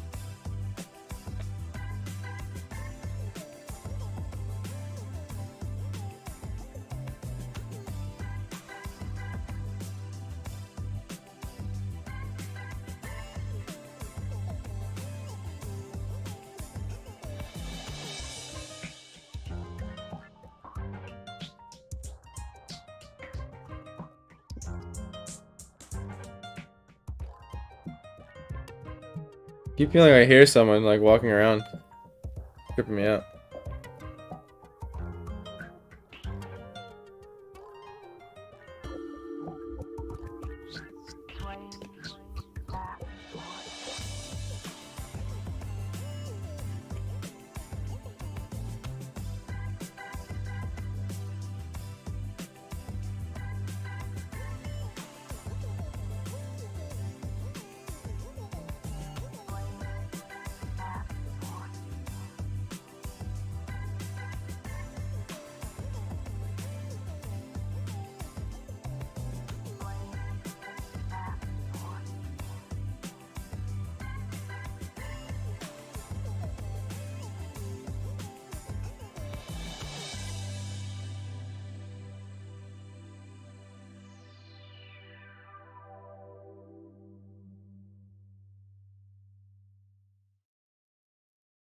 Picturing some sort of like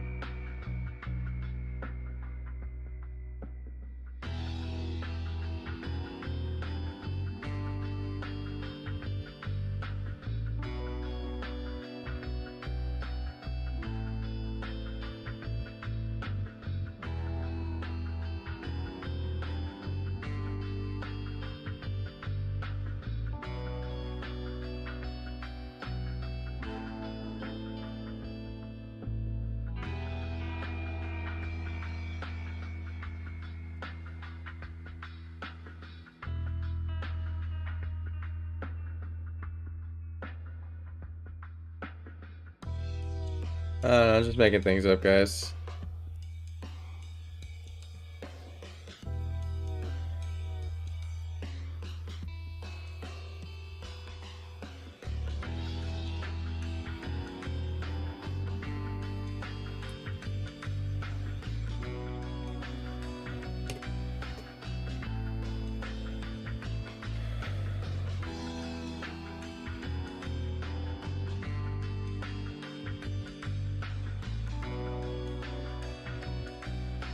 I don't know.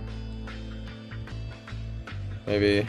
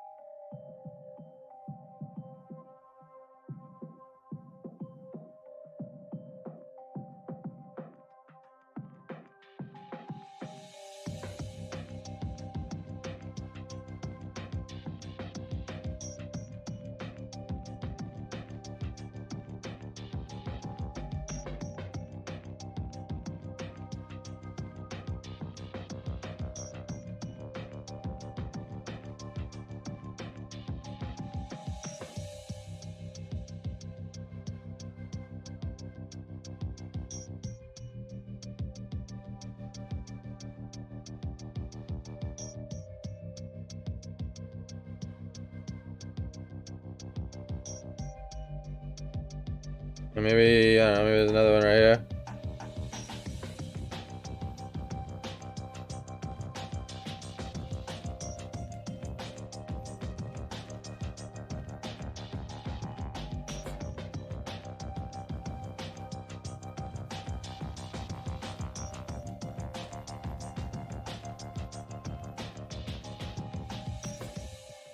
Making it like a perfect, I'm not gonna make it like a perfect arch, maybe it'll just, it'll give it some style.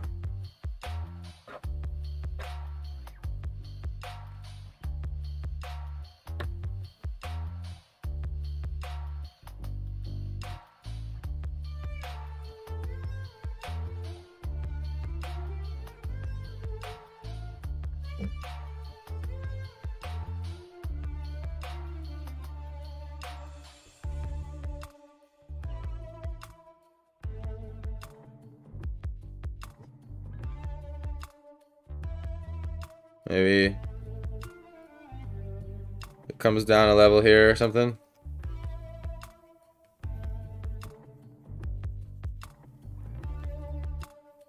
So basically I'm ignoring my original 3-point lines here a little bit, and that's why I shouldn't have drawn them to begin with. That's what I mean by they like throw you off a little bit. I'm starting to realize. It's good to learn from them and then just take the training wheels off. Try to eyeball it.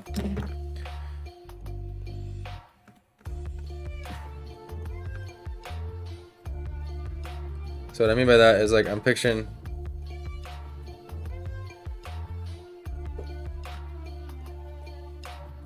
this sort of like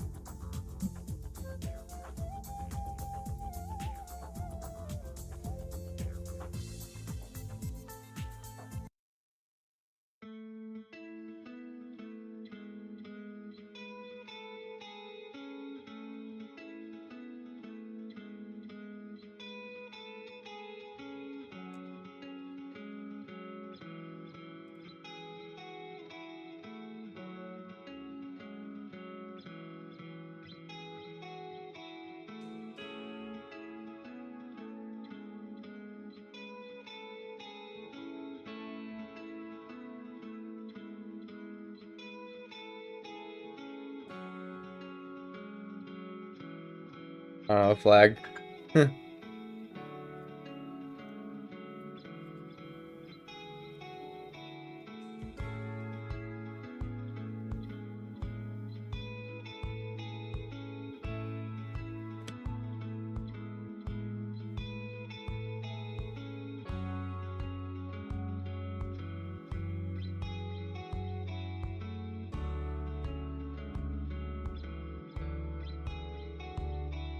Okay, I don't know. These guys like flags, I guess.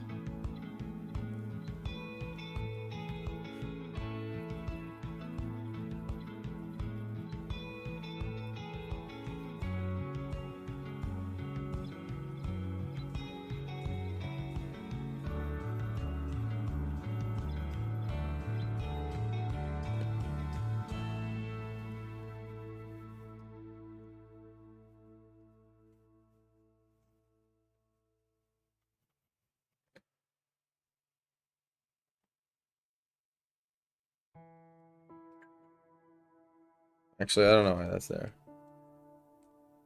There's no purpose. What's the purpose? The watchtower. Window.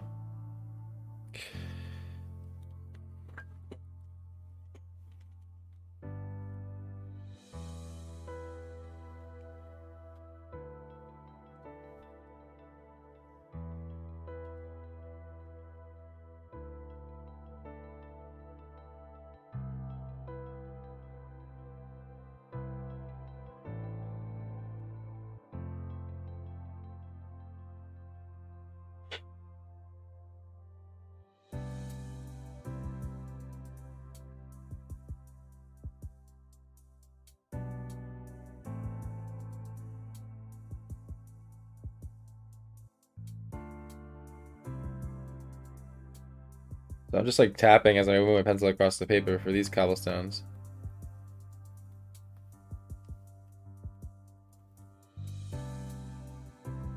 Hanging out in some areas to gather them up.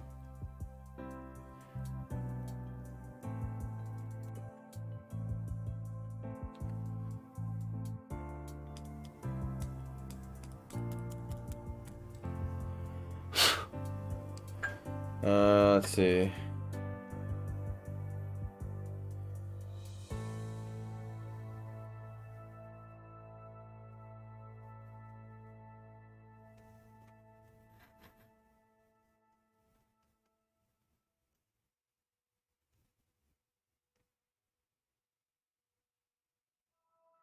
I don't know, what am I drawing? I don't know what I'm drawing. What's back here? This is like...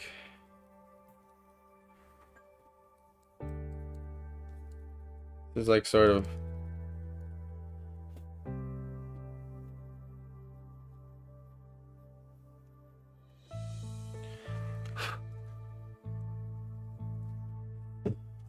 This is sort of like maybe the town square, because this like... I feel like this could have like a like benches, right?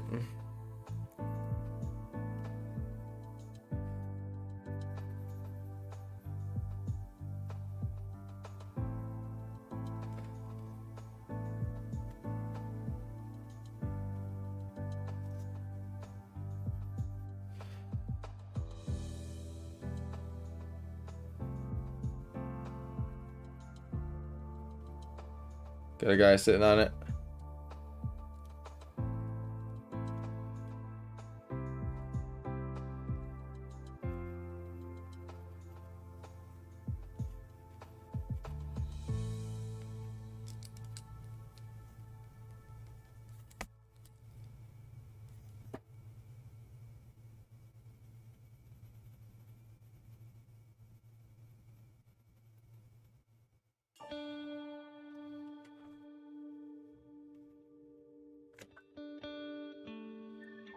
Like kind of deciding I'm just gonna add some people.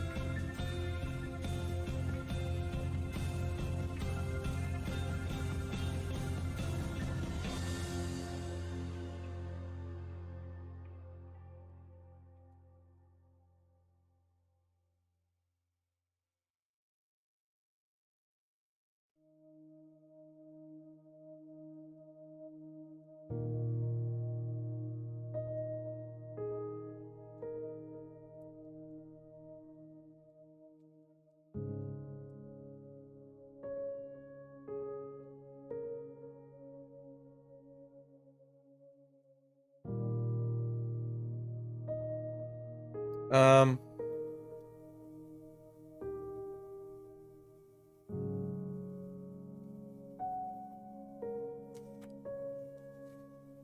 Hey, what's up? Thank you. Thank you so much.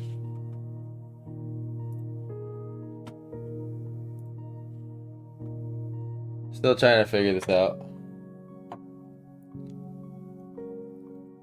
Thanks, Silfern. I'm still kind of working out the idea. This town can't. This back building. Thank you. This town can't be empty of people. Can't be void of people. So.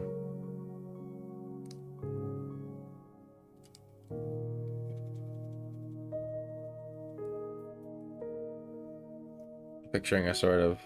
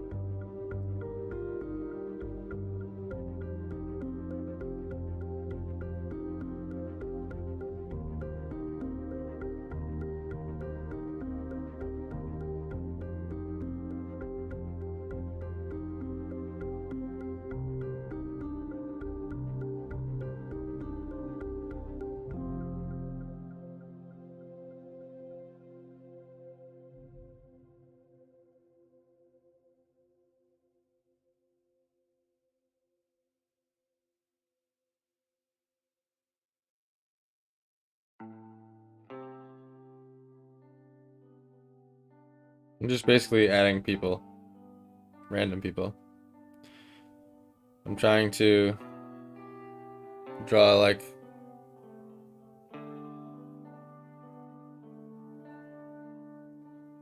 a town guard, basically.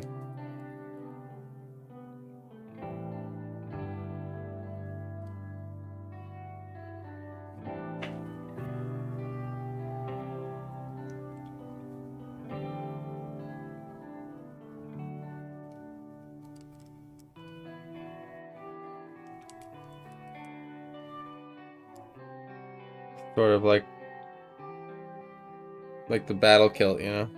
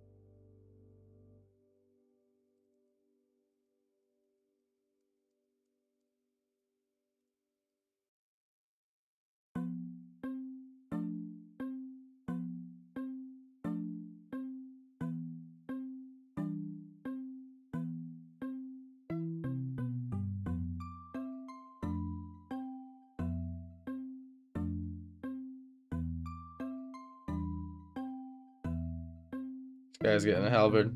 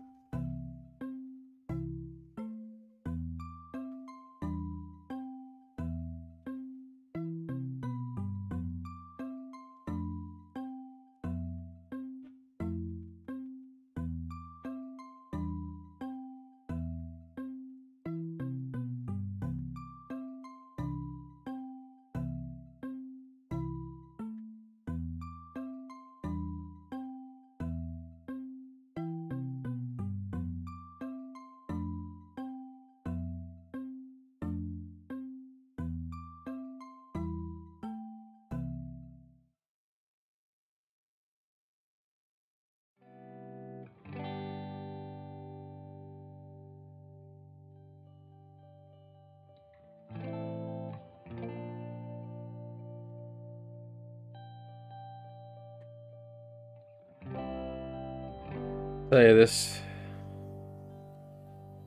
streaming series has really pushed myself. Like really pushed me to see what I'm capable of. I kind of have that thought in the back of my head starting this. Had that thought in the back of my head starting this, like kind of just want to see what I'm capable of once and for all. Like what happens, I really push myself. Don't give in to that tired feeling of like, oh man, I can't grind it today.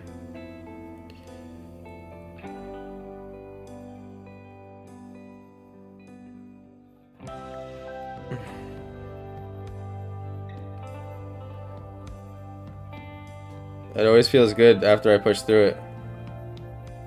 That's for sure. I feel like we're gonna see a little bit of the underside of this bridge.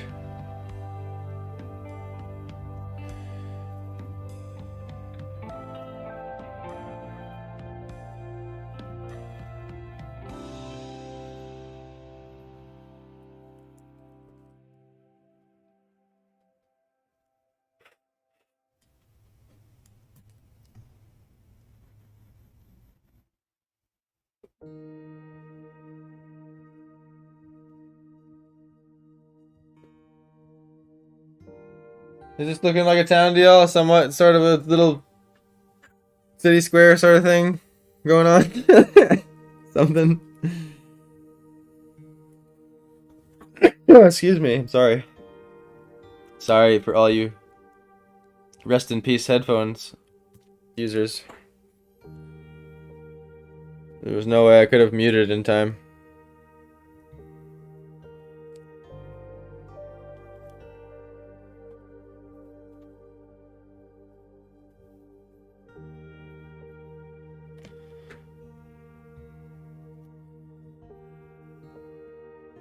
Yeah, so this line is gonna do that. And that's gonna run right into it. That'll imply that it's still going this way, and then that way I'll make this vanish slightly, ever so slightly, like this.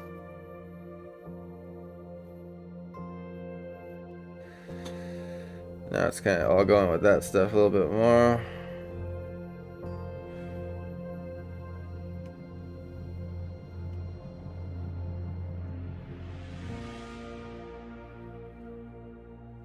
I love the guard and the random people. Sweet. I'm glad it was a good addition. This sign's just kind of vanishing off to wherever because someone just put it here. Slowly but surely, we will. I'm gonna definitely I'm gonna do the majority of this in ink, pen and ink, like with cross hatching. Remember like the old Hunchback of Notre Dame books? Does anyone ever have their hand on one of those back in the day? The artwork that was in one of those? I loved the pen and ink drawings they had in the Hunchback of Notre Dame. The old paperbacks. I'm kind of picturing that style with this. Like yeah, I'm almost positive I'm gonna add watercolor, but at the same time I want to I want to add a lot of the value mapping with cross-hatching. Just fun. I like cross-hatching. I've already made a mess. I'm spreading the graphite everywhere on this with my hand.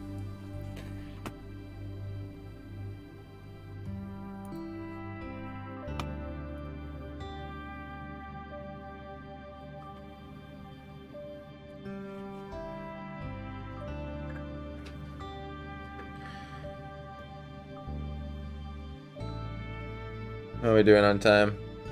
1:43, okay. Thought it was later than that, honestly.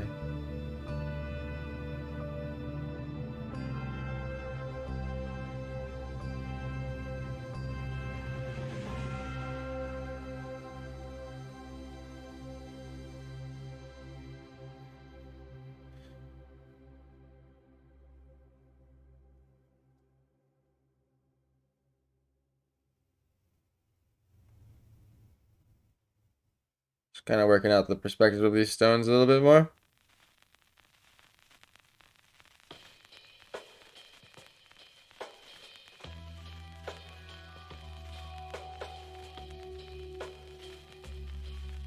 Oh, I just saw a black screen blink. Was that my stream?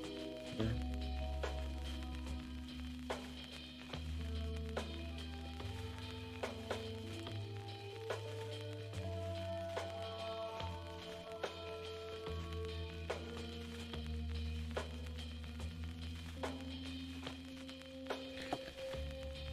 Oh, guys. Wow.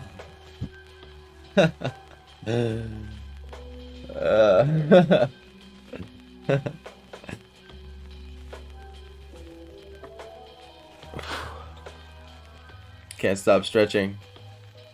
So one thing I'm gonna do probably with the pen is I'll just end up like tossing in these lanterns. So like right here, this is where you'll like really see that 3-point happening.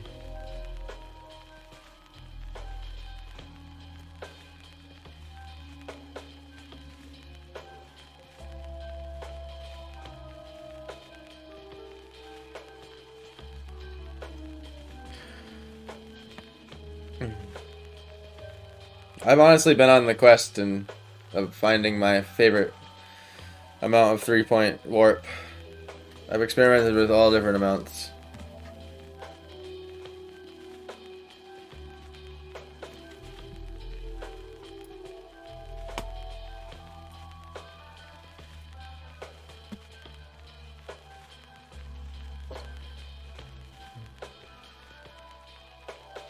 Don't they sometimes have like I mean whatever, like we can just put it right, it's our world.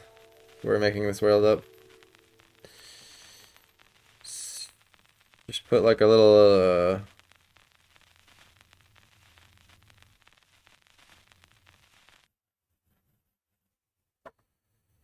sort of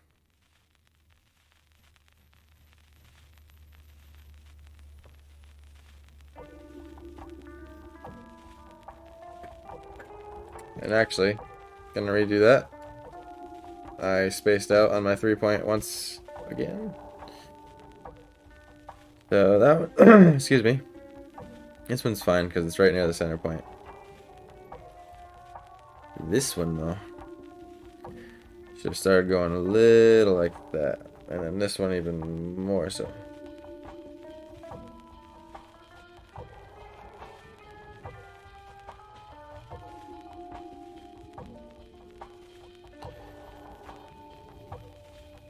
We'll be able to see where they're resting a little bit under the soffit.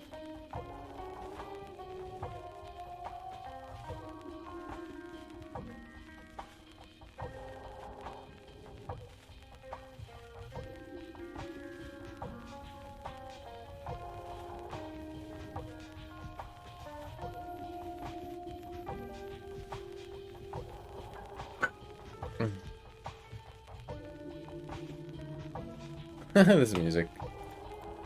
Man.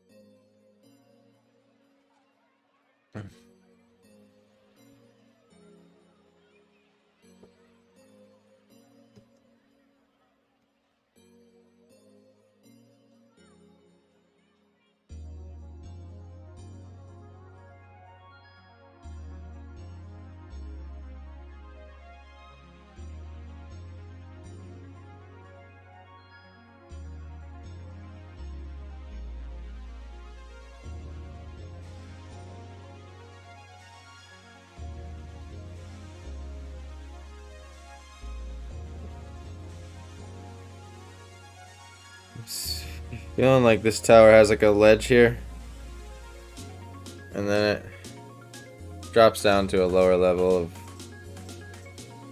and just kind of leave it up for interpretation. Erase that line.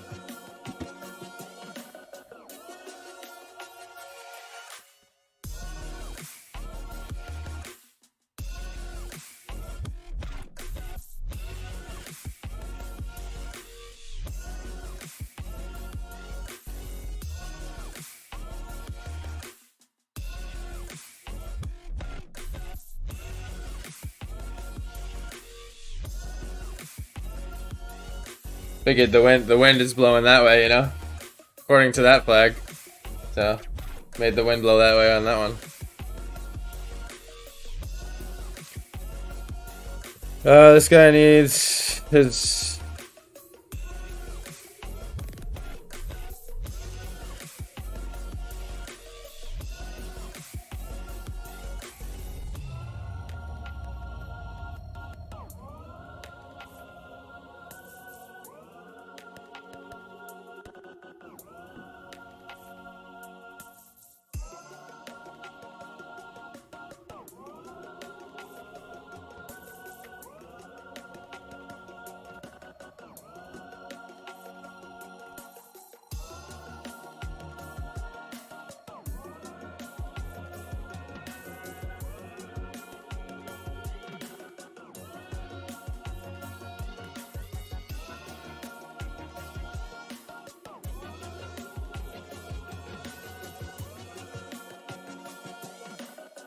I don't know. This guy has like a couple chairs on his porch or something.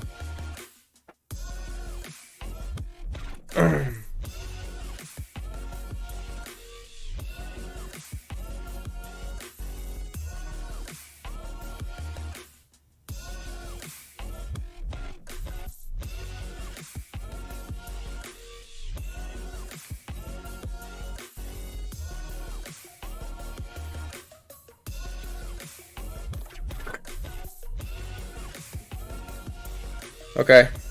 I'm gonna start inking it in, I think. I got enough worked out.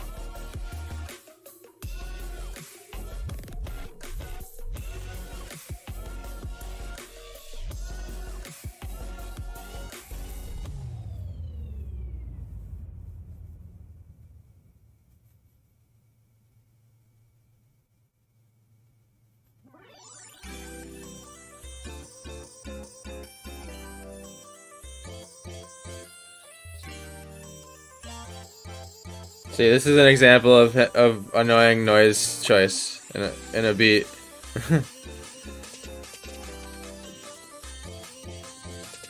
It's like the rhythms aren't bad, but the noises they chose are just like so jarring to me.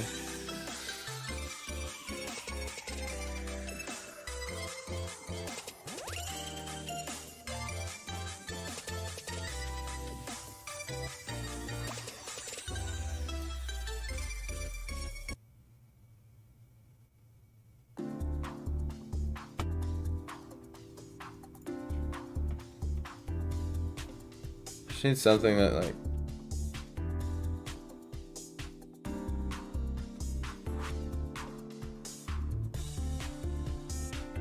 that's fine. Whatever.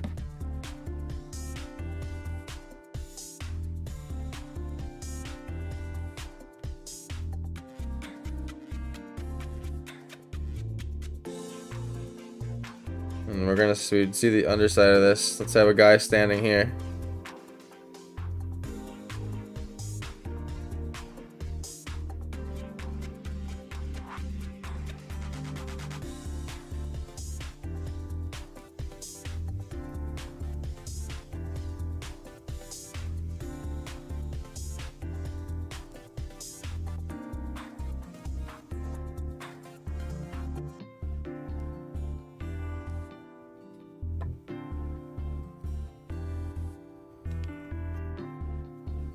Now I can draw this line.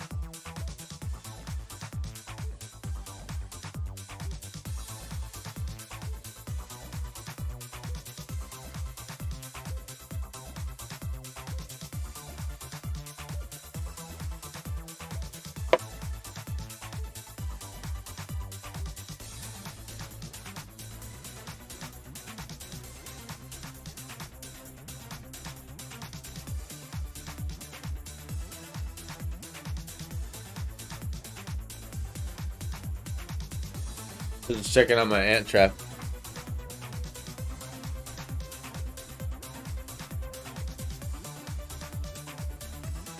What are stings?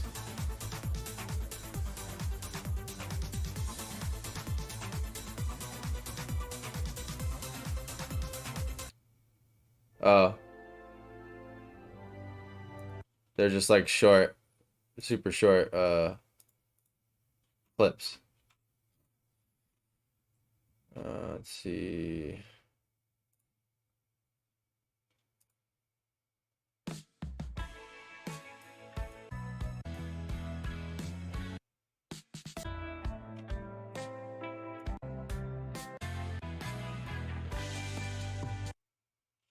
Pavement drive, driving far from where you are. I just send you raving. I don't understand why. I just won't hand dry. I just won't dry. I don't understand why. If I could be a man, if I could be a man.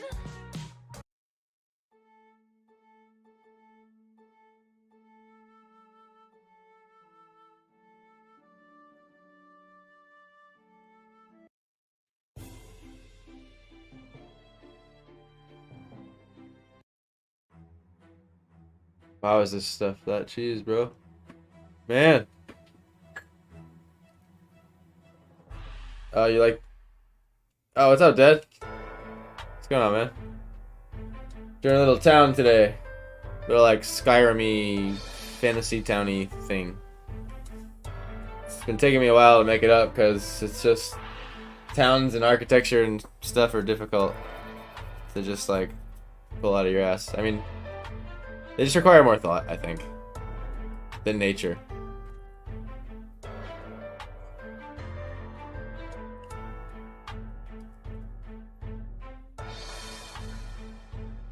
This is not like what I would consider classical.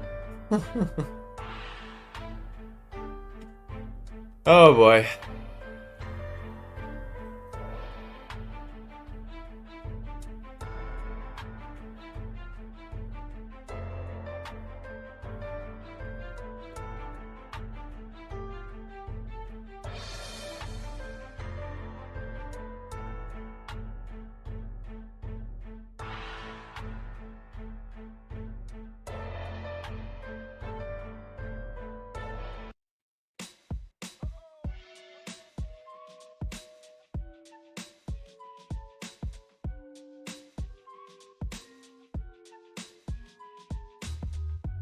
Alright. The rocks are my favorite part of it at the moment. Sweet, man. Good to know, good to know.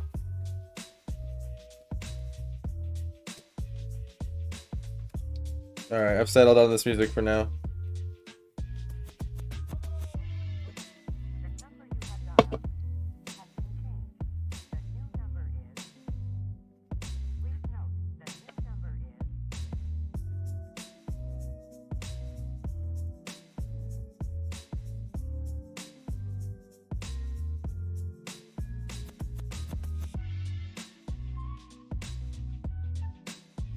How goes your day, man? You chillin'? Chillin', bro?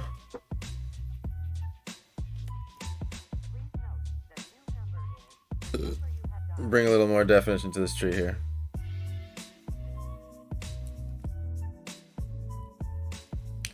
It's going to be an ink drawing after all, so we can be a little bit more liney. Not gonna go as painterly with this one. Gonna go more anime, comic booky, or whatever you want to call it.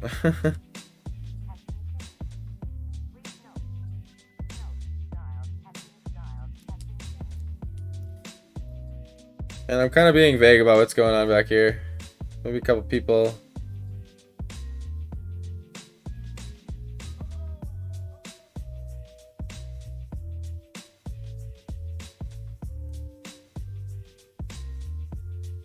This is when you can actually draw a stick, guys.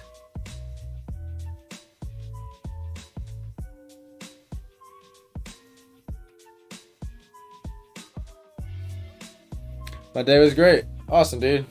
My day's good so far. Been chilling, been drawing. We've made it to episode 10. I'm alive. I'm breathing. And yeah. It's time to get out the pen. Let's do it.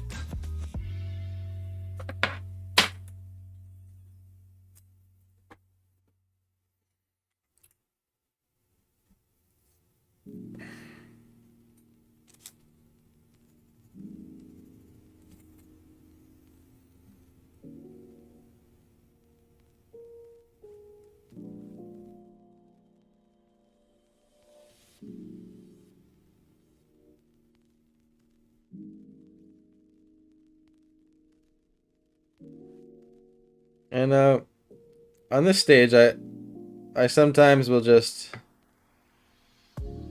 make quick decisions about new details that weren't there before.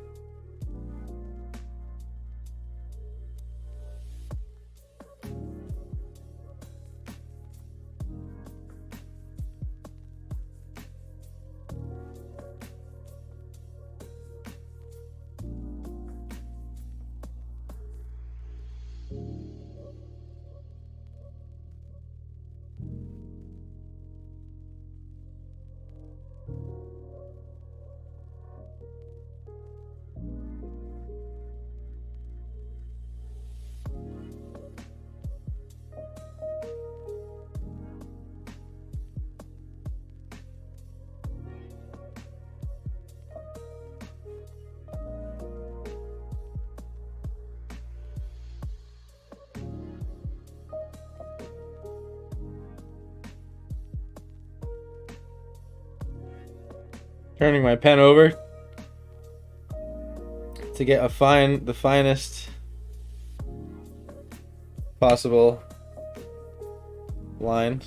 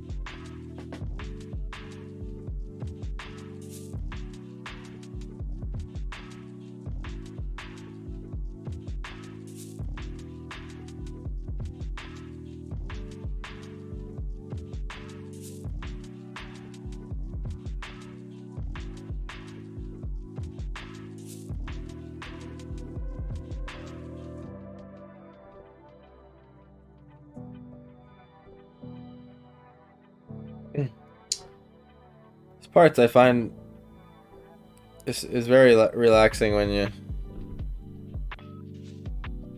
or can be when you have like a lot of the line work done. You can just kind of chill and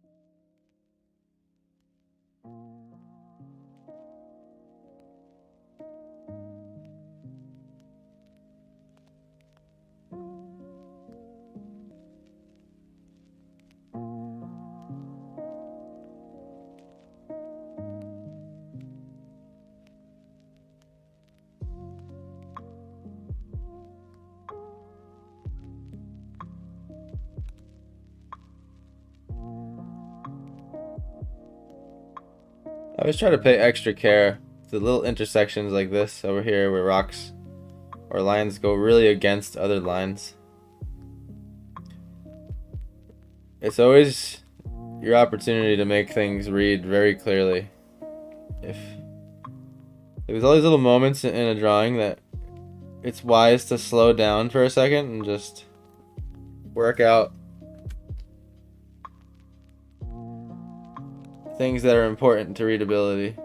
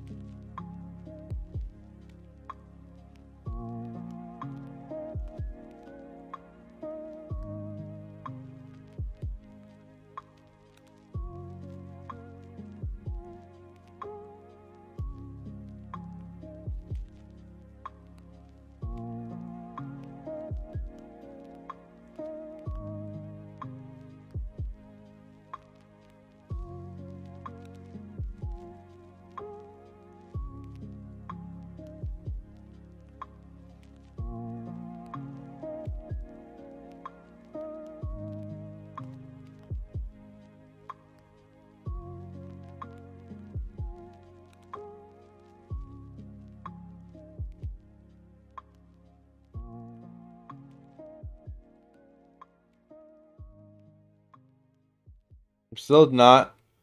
I'm purposely not drawing full circle. Like, I'm not going to draw a complete line.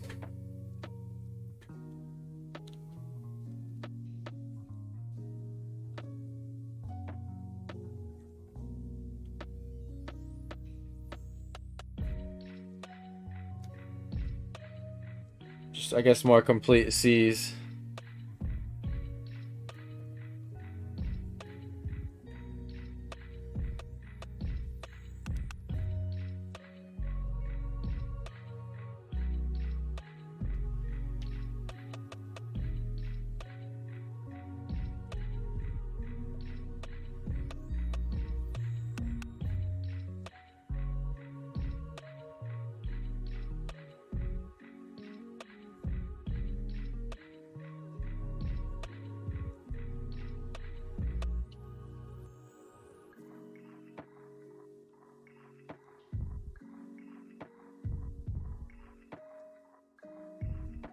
maybe here we can start drawing out some more distinct rocks.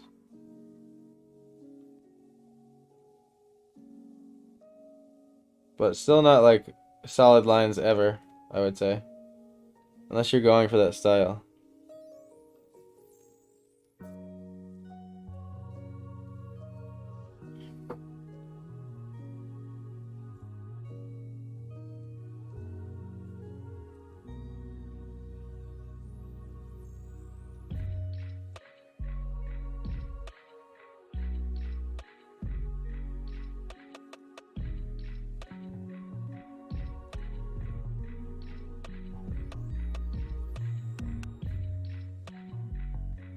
I might as well just zone out on this for a minute.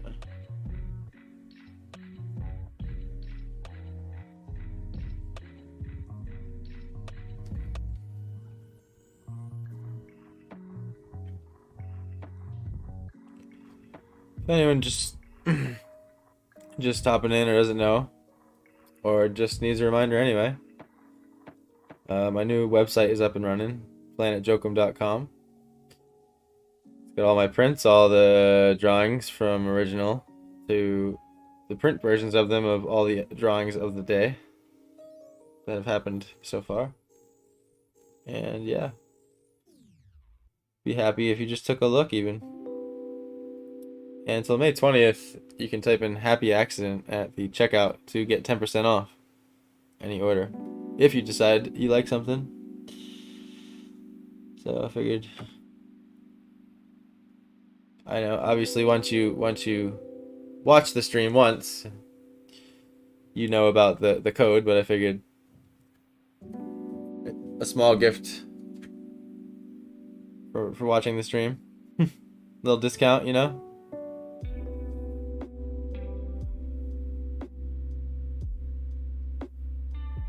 And for the future, I'll only ever be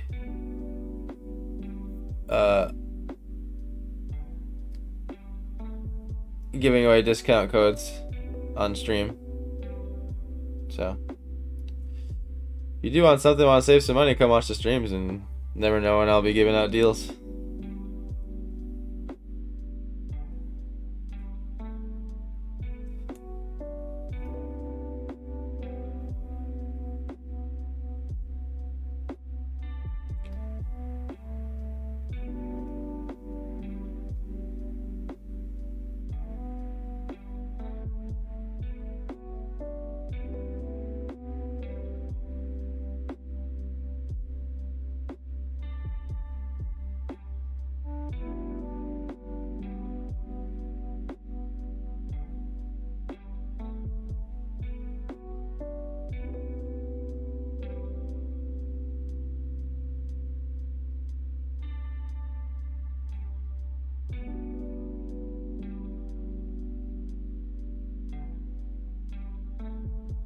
By the way, I don't know who was chilling in here last time. They said they wanted the the Sharktopus. That's up there now too.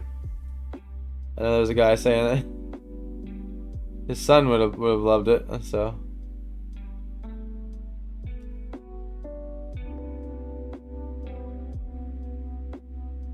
I honestly wasn't even gonna upload those, but y'all were like, nah, I'd get it. So I was like, alright, fine. But I'm my own harshest critic. I'm gonna turn this into like a little crack in the ground.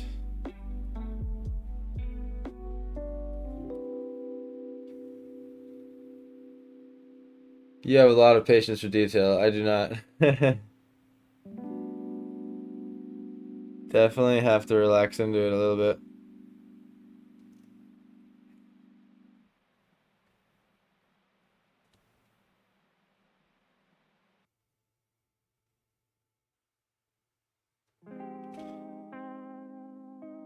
I think it goes in waves for me. Like,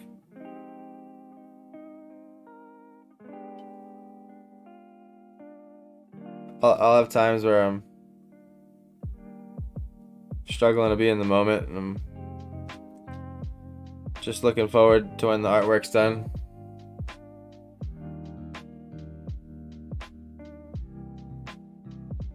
But then other days I can just get completely lost in the detail, and doesn't bother me one bit.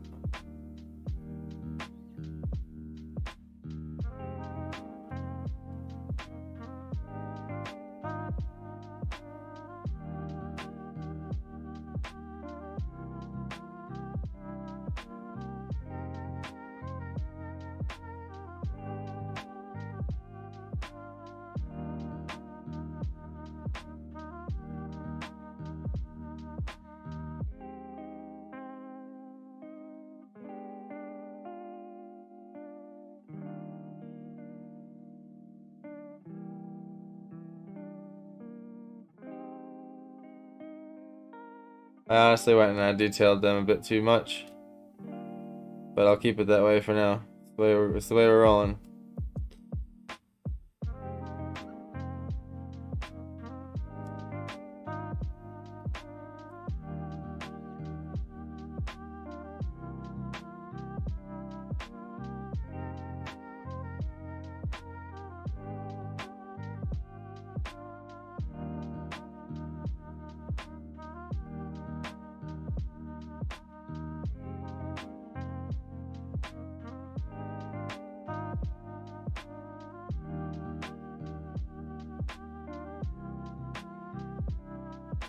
I just get so excited to finish things. Yeah, no, exactly. That's exactly what happens to me too. It's exactly why I'll have one of those days.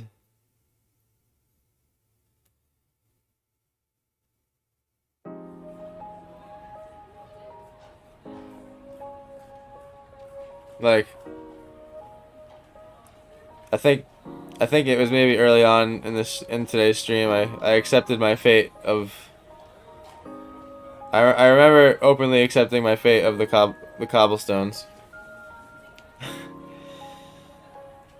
The second it's like, yo, I'm doing a cobblestone city or village or whatever, then it's like, well, I asked for it, you know?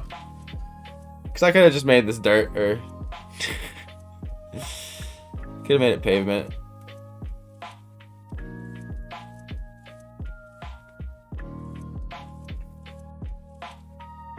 Nope. Of course, I gotta make it cobblestone.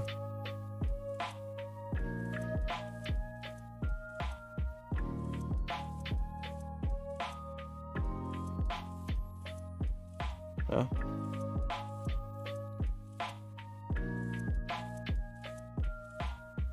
Sorry, I don't mean that. It's my fault.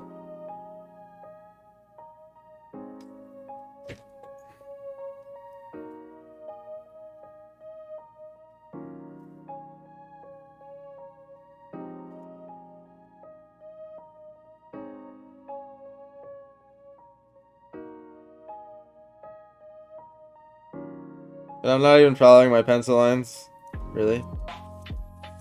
Like, only on the spots I know that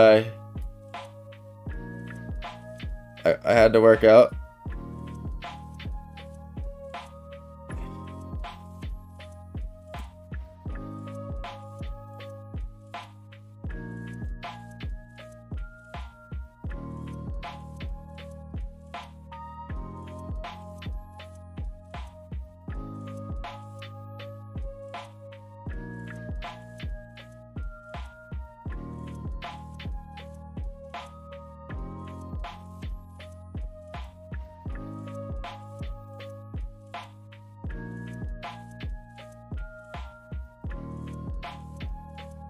Alright, here's where a spot I would say is good for me to slow down, figure out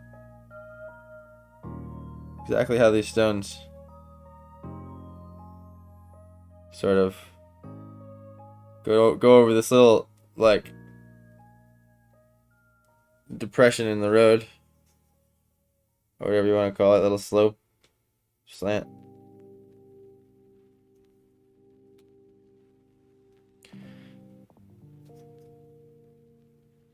Probably gonna be on the cobblestone for a good solid minute here. A solid minute.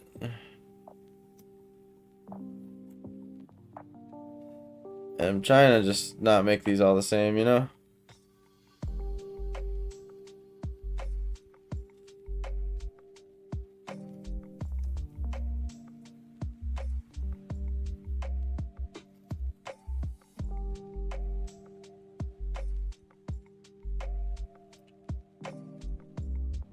It's worth it though. Your piece turned out amazing every time. Thanks so much, Fern.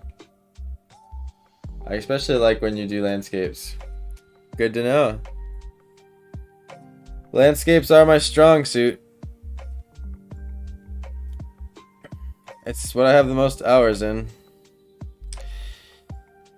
It's been fun doing those crazy, like, hard episodes with you guys about like animals and weird concepts though. Like I say, I feel like I've improved a little bit with those sort of things. So cobblestones aren't really rough like that. It's kind of a mistake that I've been making these a tad bit rough. Like the lines I feel like should be a little bit more like just a little bit more rounded.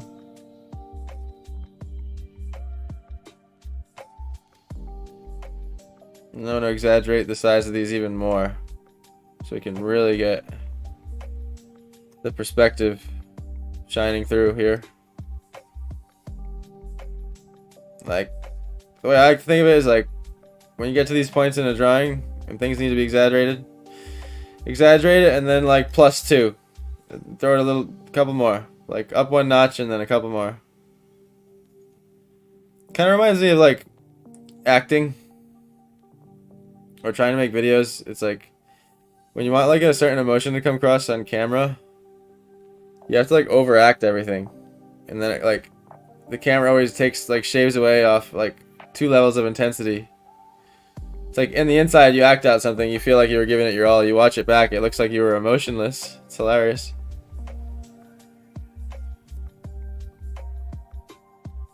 I'm still being too rough.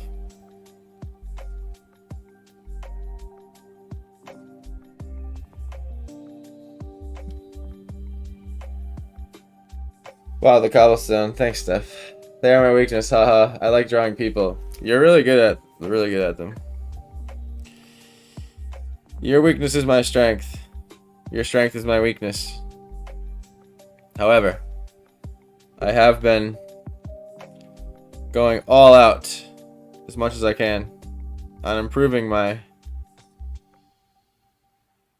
people drawing skills for sure. Like, we added some people in here today, even though they're tiny.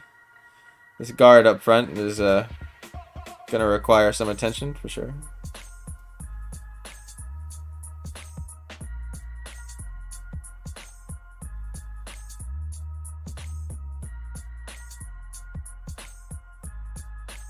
I don't know what's going on there with that one. Kind of messed up, honestly. Whatever. We cover it up with gouache.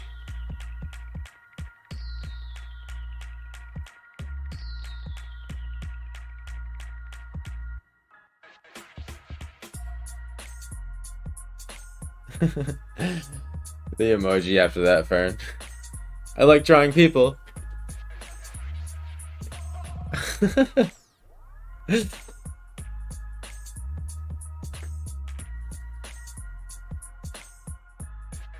That would be cool. I draw the environment, you put the character in it.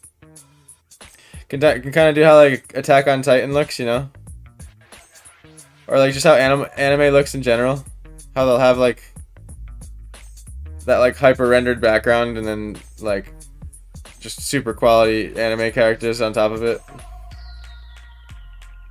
Is there a name for that?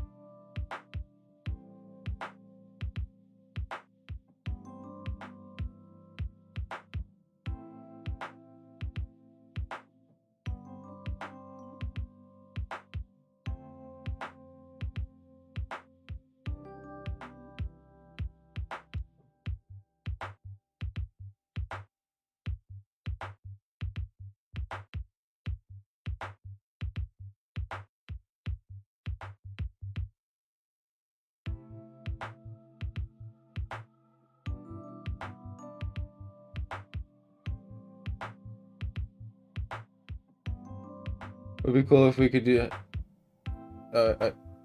No clue if there is a name.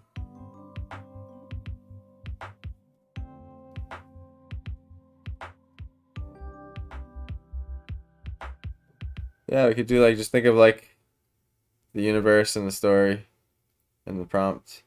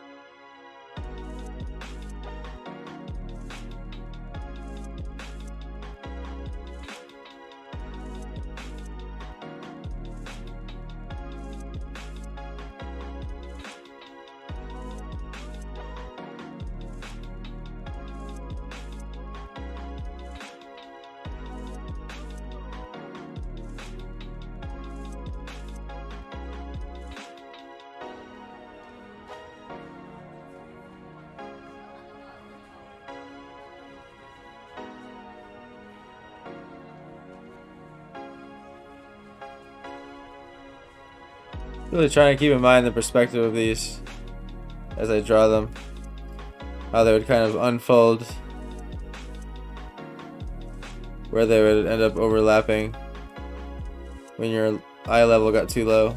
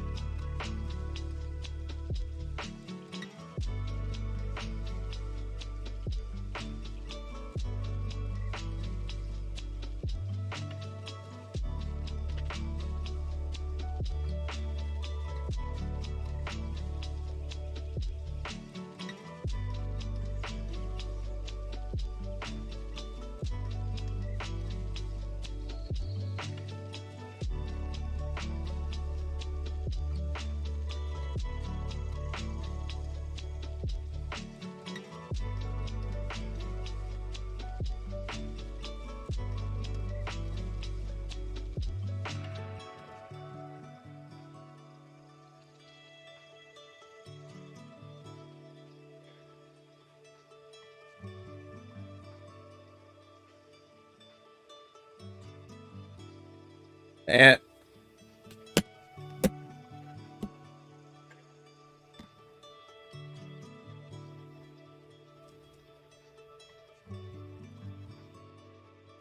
he was exploring the world.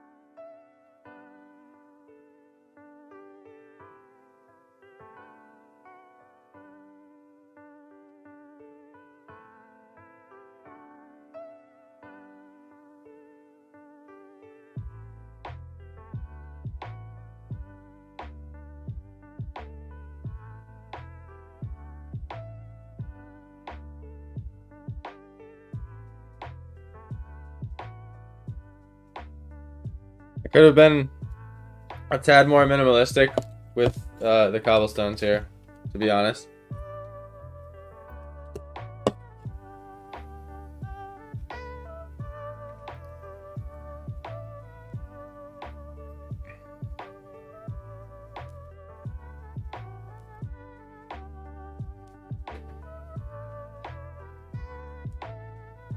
Right after this guard.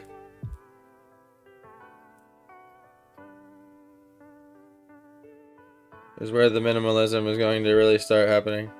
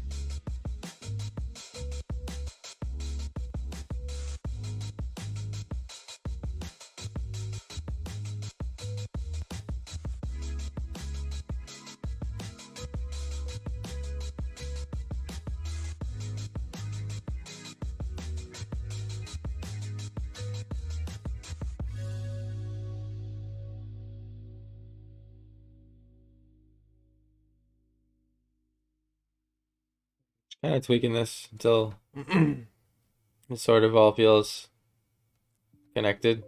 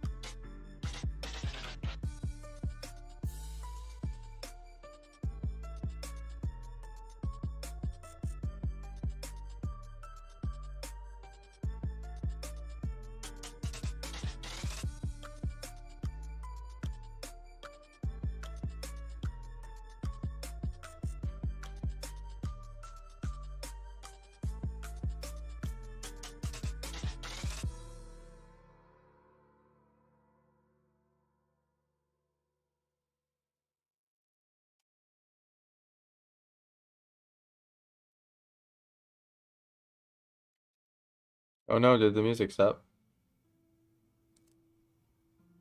Nope. I was gonna say, I found a really big playlist this time.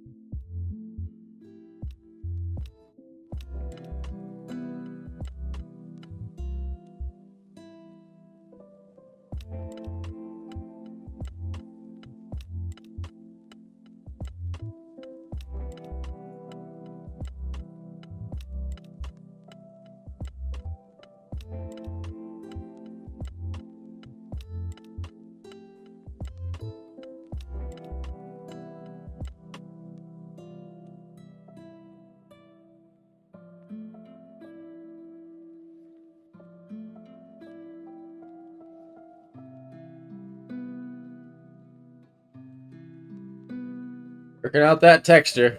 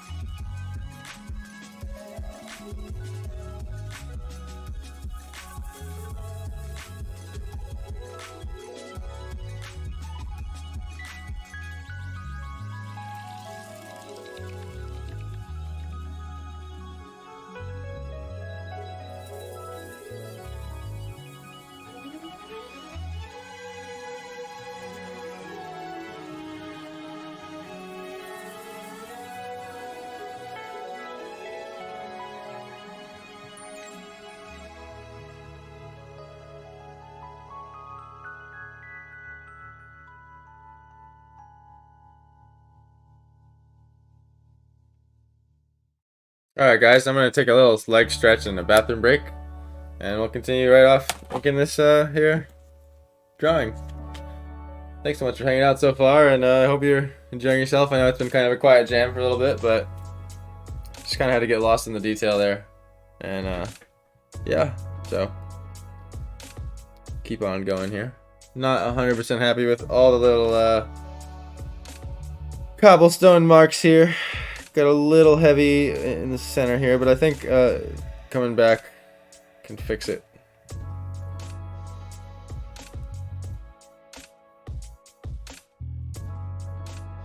See if I can make it like a little bit of a crack. Or maybe just like a part where the rocks just kind of through entropy and where we're standing form a little pattern that's building up here. Just kind of like an organic crack pattern.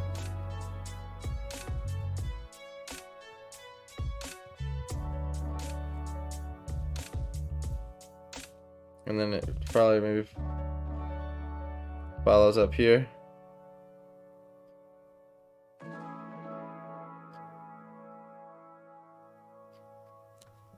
The thing is, I have a lot of these lines. They're not going anywhere. They don't mean anything. That's why there's these sort of, it's all continuative, and then there's sort of these moments where it like it doesn't communicate with the stones next to them, if that makes sense. So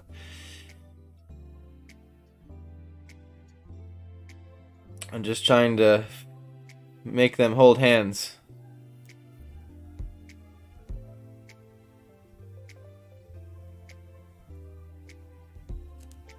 And I can come back in with the paint and cover it up a little bit.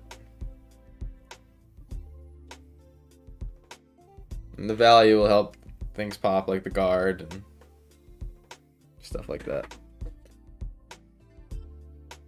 Now I have to remember to put my lanterns in.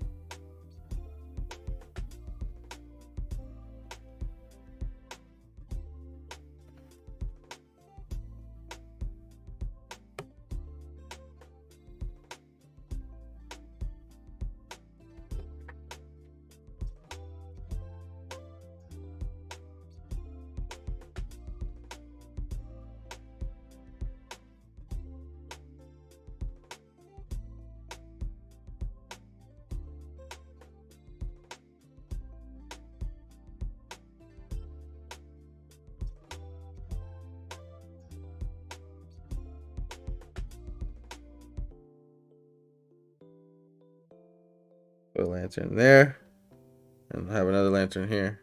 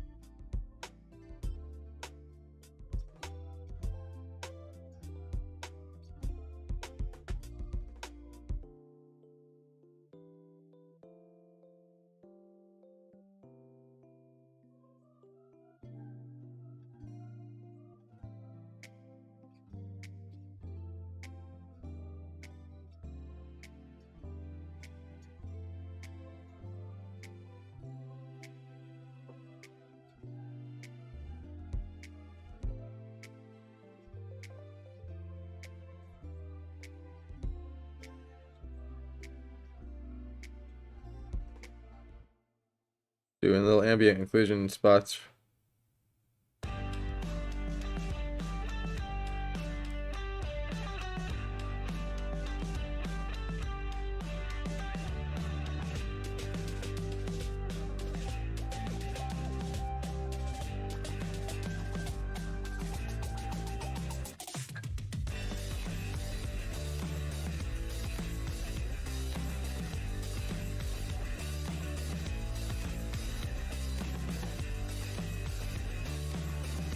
Alright, guys, I'll be right back. I gotta go to the bathroom.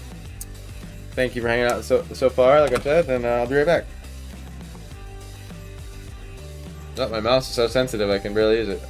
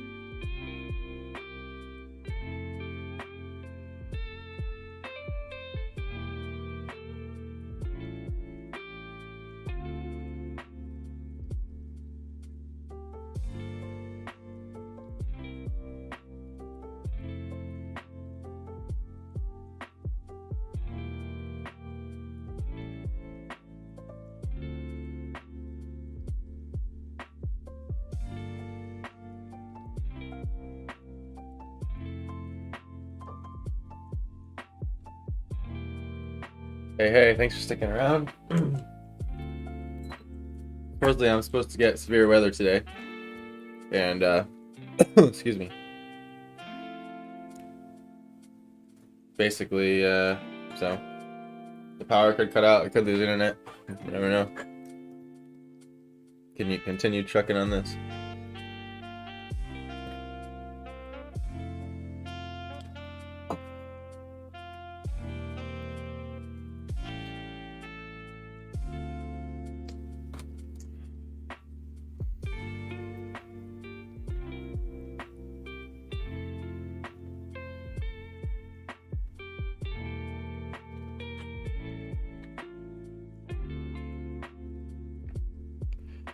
So I had a little banner like hanging from this house here.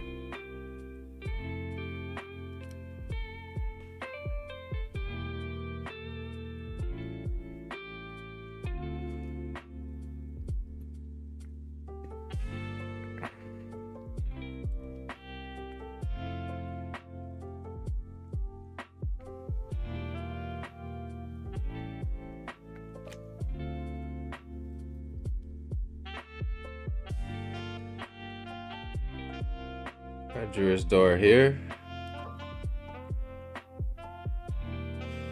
And then I gave him like some porch furniture. I actually remember saying like, oh, I'll finish drawing that with the pen later.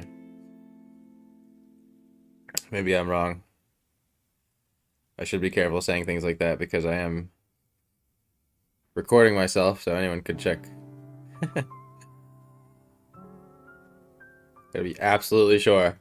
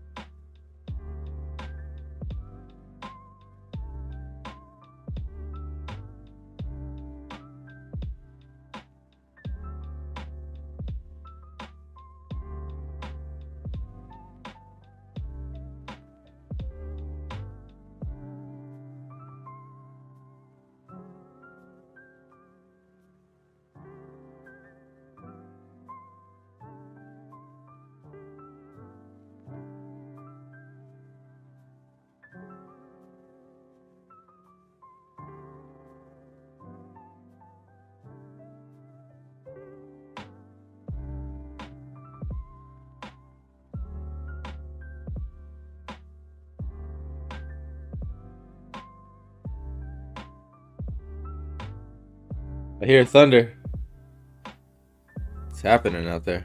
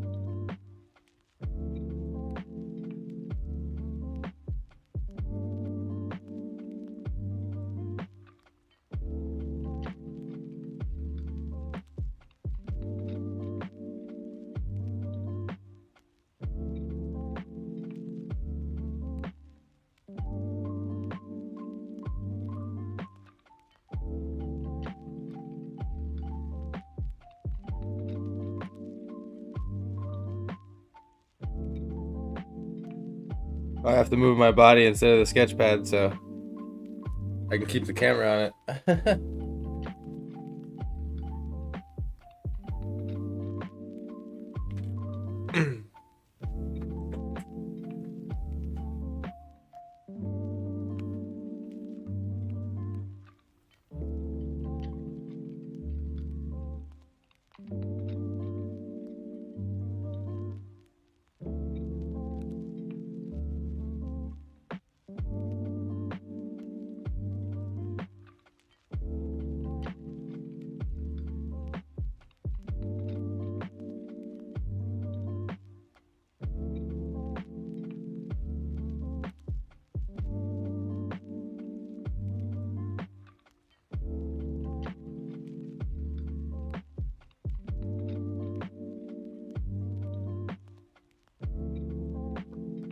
Okay.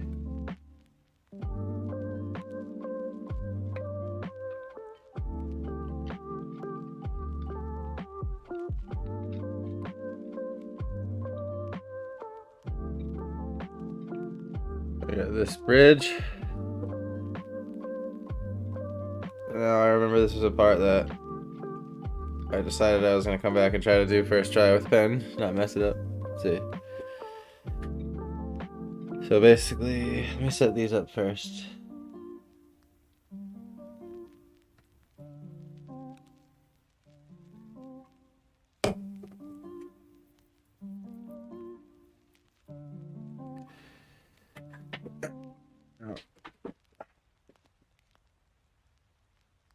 Checking in again. This is amazing. What are your plans with it? Very light, simple coloring, basically. I'm not going crazy. I'm gonna use watercolor. I want to utilize as much as the white of the canvas as I possibly can.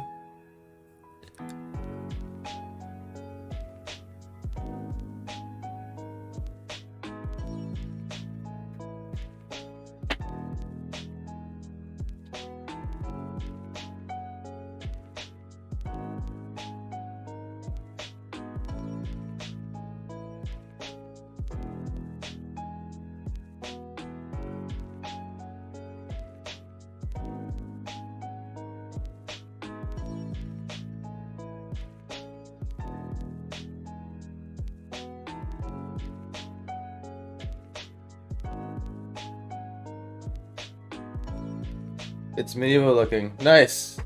That's good. That's what we're going for. So that means we're on the right track. There's some cobblestone details in here that are bothering me. I'm gonna come in and hopefully just try to make them make some sort of sense.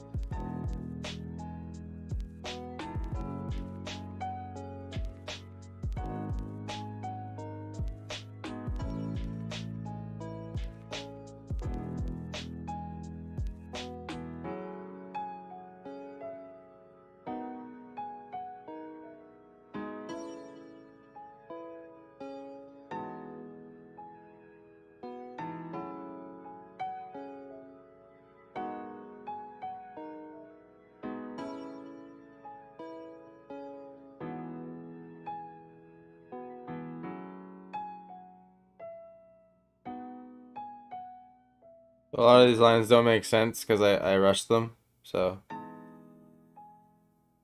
I pay the price.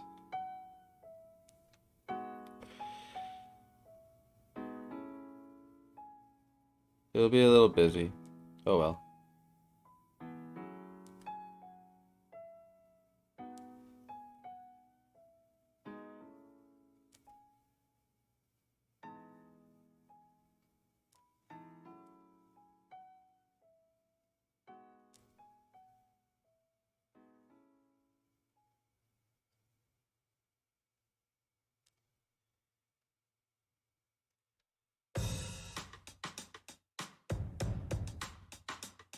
That dip in the road is so good. Thank you. I'm glad it translates that way.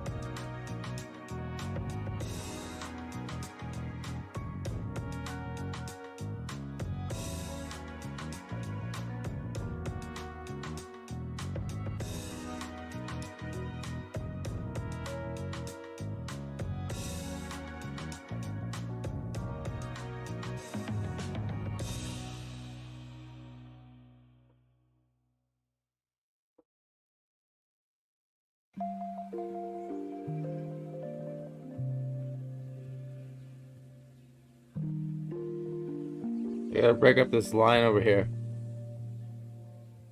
Basically, is what I'm trying to do. Trying to even out the patterns here.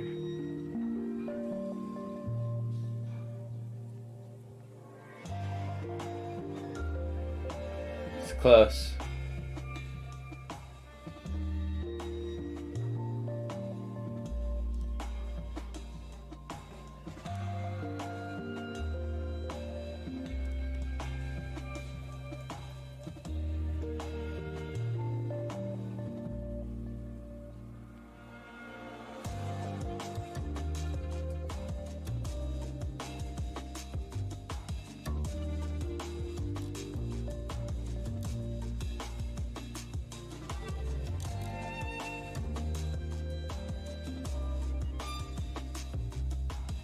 By the way, I'm gonna be like 30 in 2 days. That's crazy, huh?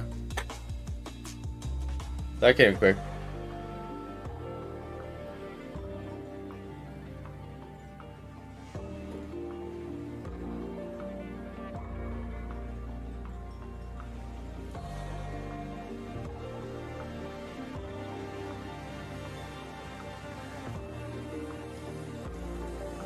The old 3-0.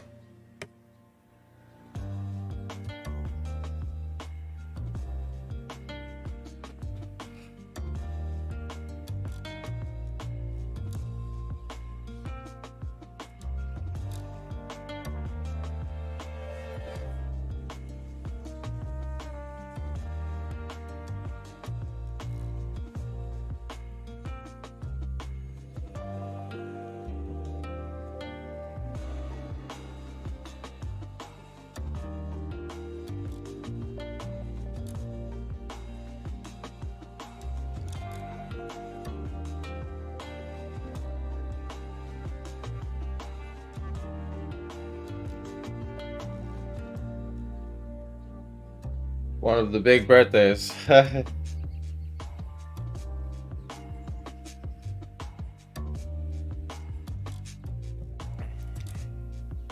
It's crazy to be around this long, even though it's, I guess, relatively not that long. But hey, I mean, whatever. Making it to 30 is an achievement.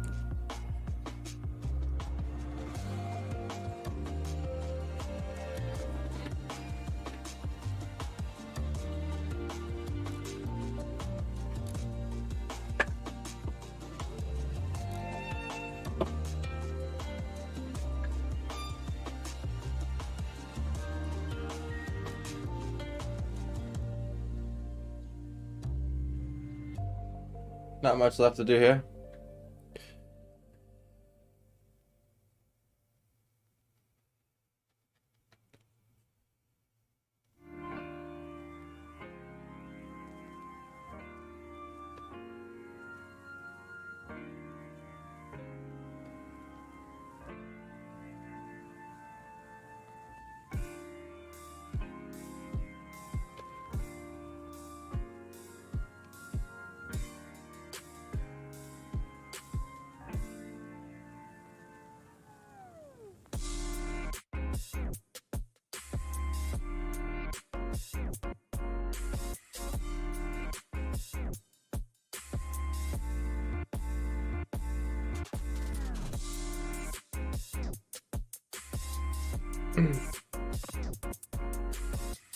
I'm exactly twice your age. Yeah? Did you hit the big 6-0?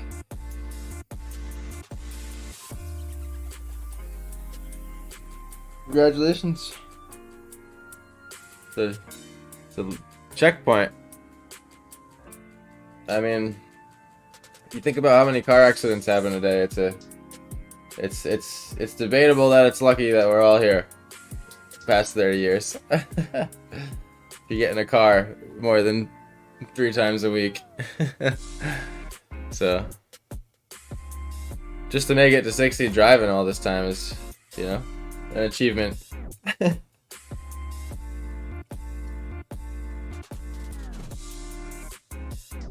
I know a lot of people out there, age is a touchy subject for them, but it doesn't really bother me.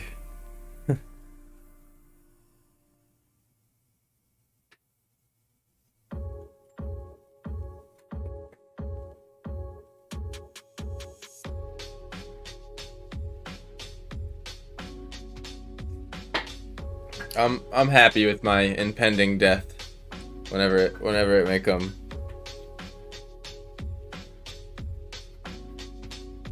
Not gonna fight that, right?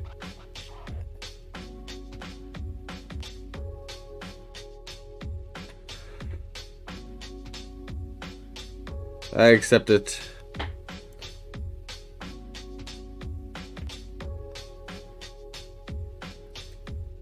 Can always come at any second too. It's the crazy part about that. That's why age don't matter. You could be 24 and just drop dead suddenly.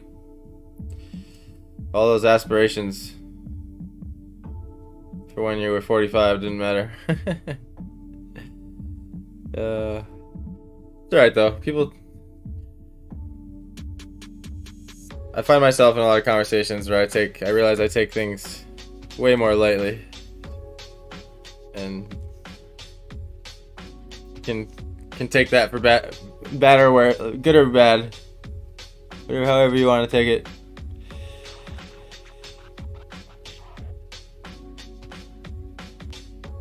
Of course, I'm gonna try to live as long as I can because life is fun. I'm grateful to have a comfortable life so far.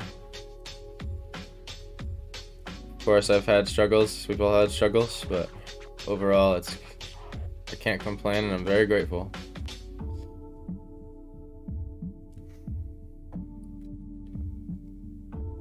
I do somewhat live on the edge, as in like financially.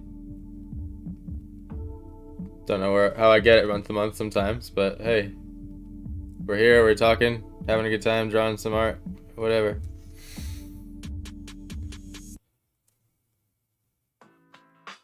Okay, I don't want to overdo these cobblestones, but I rushed them off the bat, so I had to go in and fix that. It was just a little area over there I rushed.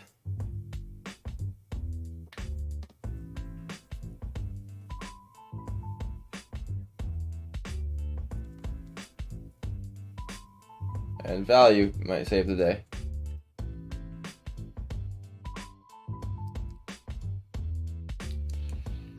Yep, been collapsing the wave for 6 decades.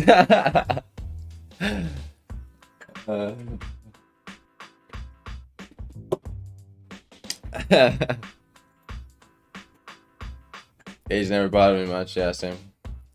I'd rather be 60 than 30. Having my wisdom is everything. Just wish the body went along the same route. Yeah. I guess we trade our physical health for wisdom, right? Kind of through time. I mean, that's one way to look at it. It's not literal, of course, but wisdom is good.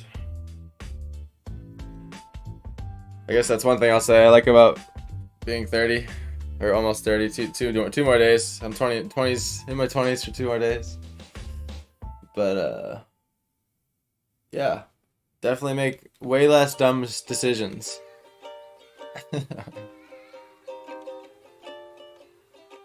More informed decisions. I'm not the same person that I was when I was 25, you know? So it's, or even 23 or 22 or 27. So much can happen in 1 year, you know?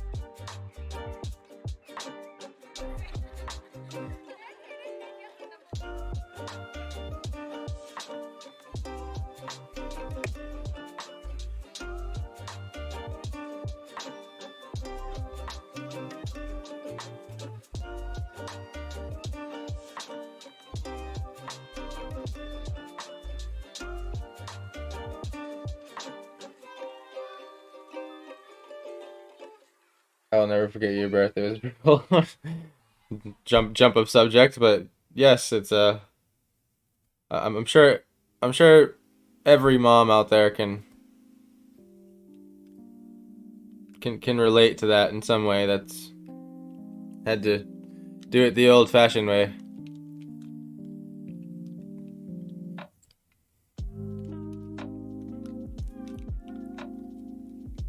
I can't speak on it much as a guy, but you know.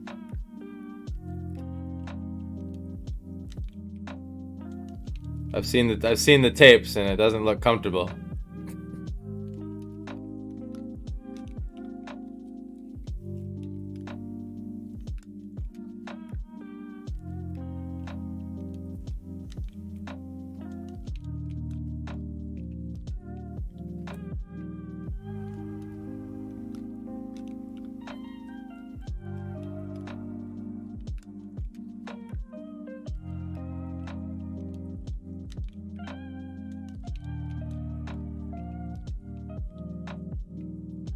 And you looked like a lollipop. I think all babies look kind of gross, to be honest. Like,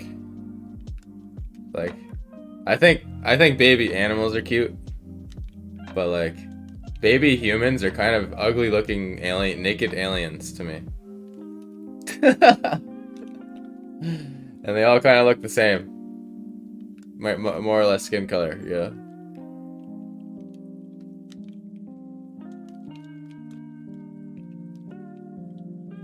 Like these really delicate naked aliens that can break very easily for the first 5 years of their existence.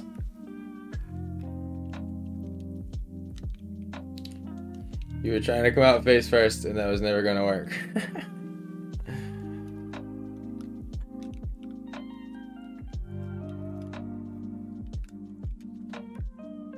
I wasn't trying to.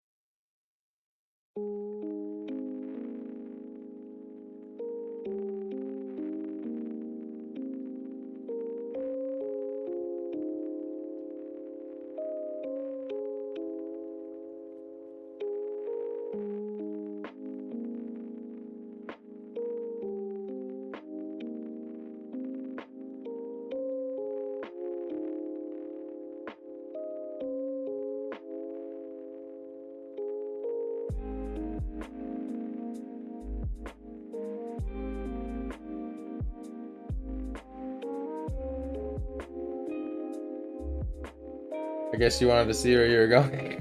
Yeah, I guess so. Yeah. I want to find that first sketchbook that you gave me.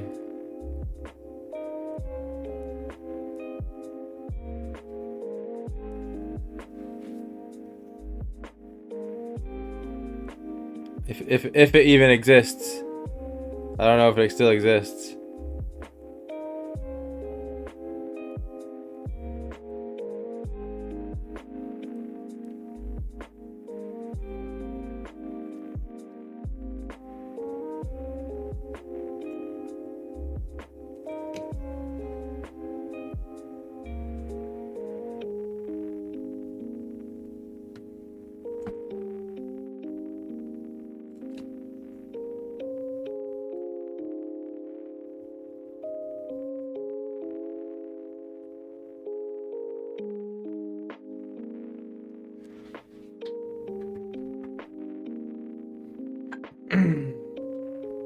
I held on to a few of your very early things. Nice.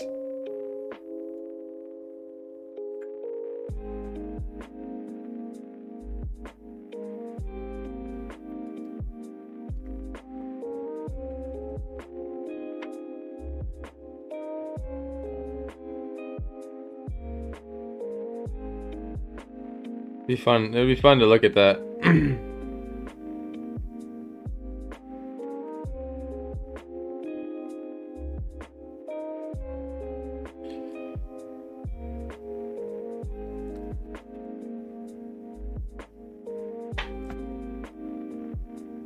Drawing felt hopeless for so many years. Like,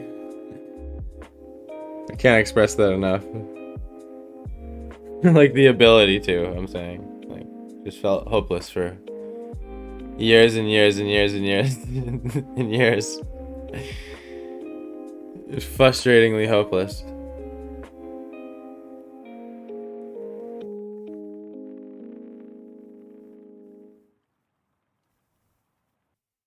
Until one day, just suddenly, drawing started feeling good enough to stop hating it.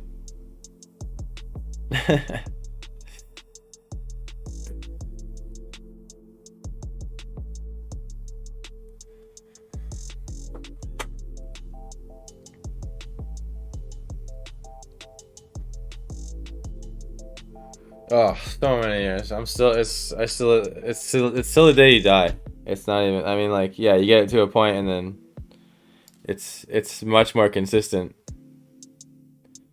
And you kind of hit a plateau of skill level, but or the better way to say it, like, I guess, is like things only get so technical. Like, there's only so many technical things to learn about something before it's time to, like, take it into your own hands and interpret it.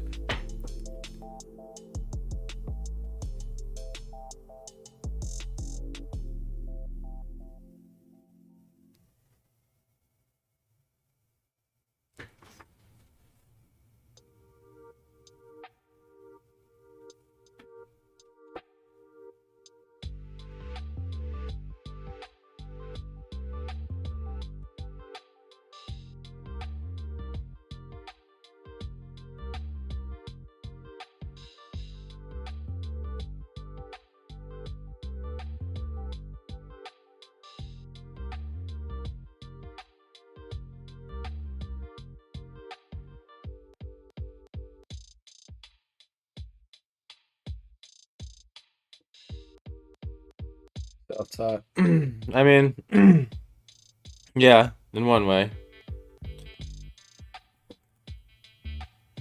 In one way, I guess. But being self-taught is just having the will to, like, go and seek out the knowledge and go to the bookstore and just spend the hours, really. Like, I would say that, like, I guess what I'm trying to say is, like, if you went to college, you're still getting assignments to do and ultimately you have to go home and put the hours in anyway. So college or not, it's like there's no way around this sort of like mileage to it, where like I was almost obsessed. I would just have like my art supplies with me at all times. I'm still like that. It's kind of carried into my adulthood. I always have a sketch pad around or something.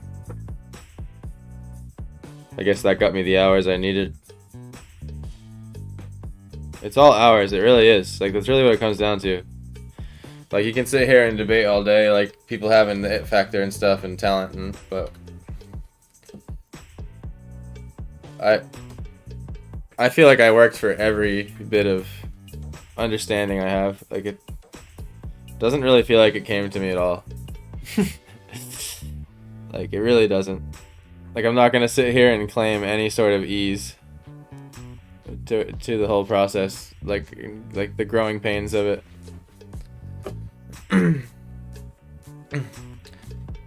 I drew so many ugly, disgusting, monster-looking humans until one day I finally drew one that was remotely close to something bearable looking, and then finally you go from there.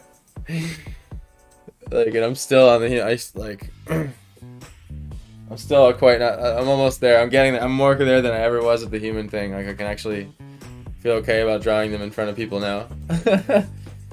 But my nature and objects and architecture skills heavily outweigh my human skills. I think what I'll say is catching up is my ability to draw organic looking things better that sit in gravity.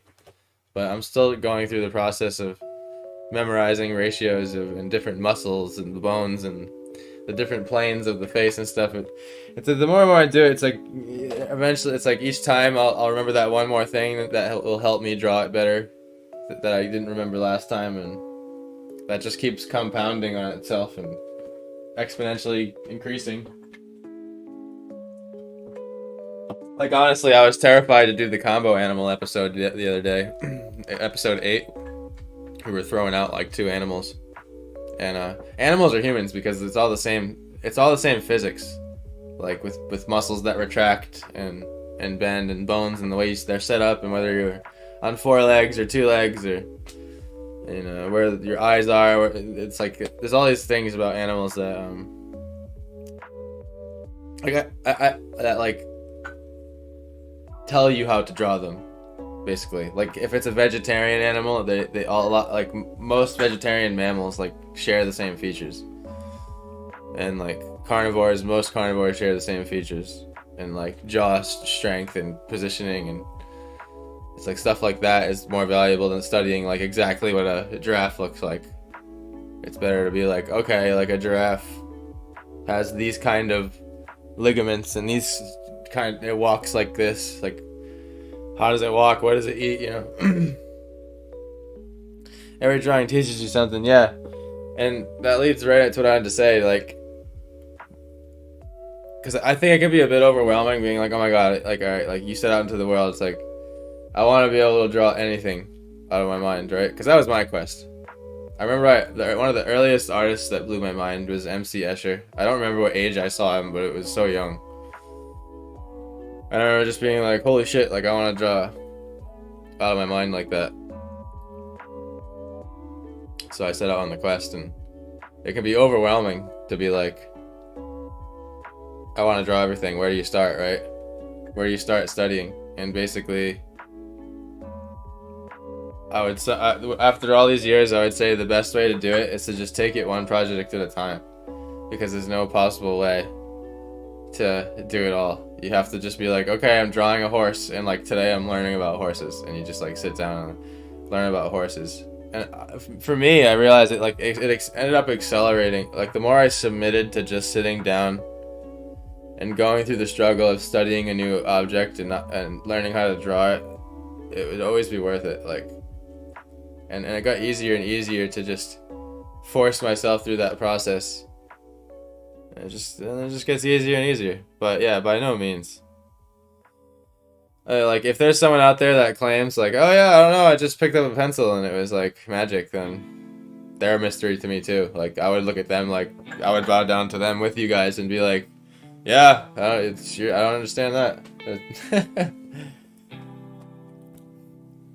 Like if there's anything I have, it's like crazy determination towards like figuring something out. But like to the point of like unhealth sometimes, like not sleeping and not eating and not going out for multiple weeks at a time just until I figure it out, you know. But everyone has their style of practicing, I guess.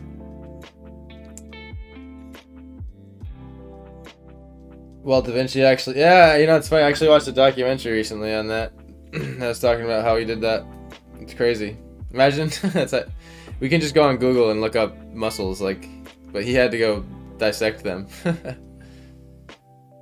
Action shots are even harder. Yeah, and those are things that so like over the years I've dabbled in a lot of animation. Like I wouldn't consider myself like an animator, but I know enough to animate and make something okay in quality.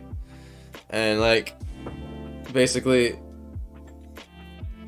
one of the things you learn in animation is drawing motion, and that is absolutely one of the hardest things to do. But like anything else, it has these rules to it and all these things that people have already figured out over the years. And there's something called the 12 principles of animation. I can't remember them all off the top of my head, but I know a lot that I've like digested and I've created as habits in my drawing when I'm animating that help. Like for example, like if you have a guy throwing like a baseball, you always want to track the arc. See, it's nice to draw an arc and have the arm follow a perfect arc, because that's what happens. And when you study figures in motion, everything moves on an arc, and everything is on its own type of arc. Like the collarbones are on an arc, and the pelvis is on an arc, and the elbow is on an arc. Anything that has a joint that swings you can trace an arc, and when you animate along that, it makes a very, very natural looking thing. But in the same way, drawing a still frame, the same principles apply. So if you trace an arc and draw them stretched out, you know, throwing the ball like foreshortened like this, because if I'm throwing a ball at you like this, like even if it's like this, there's still an arc. It's just it's a very shortened ellipse. It's like a 10-degree ellipse, but the arc is there. It's like that. It's a very, very small arc, but it's still there, even in the harshest, weirdest of angles. You can look up the 12 principles of animation. It's pretty interesting. Stuff that'll improve your drawing right away for sure. Because animation's hard. You have to be really, really, really consistent. You have to be able to draw the same thing over and over and over again exactly the same way, and that's very hard. That's something I struggle with still to this day, and I'm trying to improve on. Like make up a character, right? Draw a little cartoon guy. It doesn't have to be some crazy, like, rendered guy. And try to draw him 20 times, and try to draw him the same exact way 20 times. See how successful you are. It's a good exercise, but it's very humbling. Very humbling. I mean, maybe that's something that's one of those knack things that like someone's better at than others, but some people are better at than others. I mean, but yeah, that shit's hard.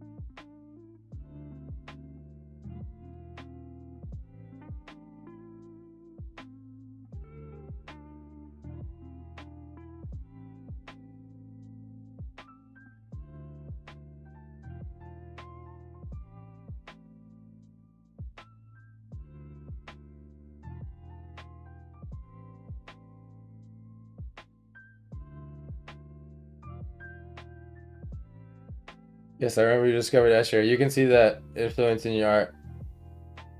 Prodigies are rare. It's all about ratios. If it was easy, anyone could do it. Yeah, I agree with all the above.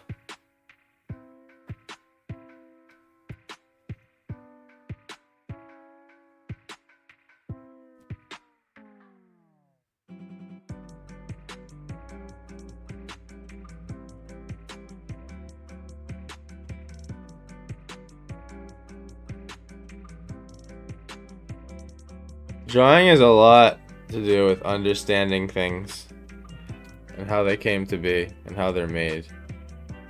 I can't stress that enough.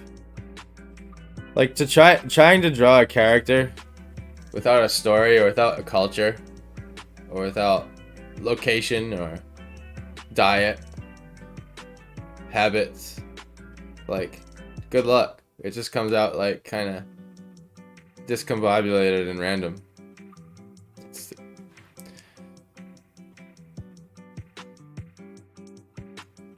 It's like you understand the character and why that character is the way it is, and suddenly it's way easier to draw. It's the most magical thing. Story is very powerful in drawing.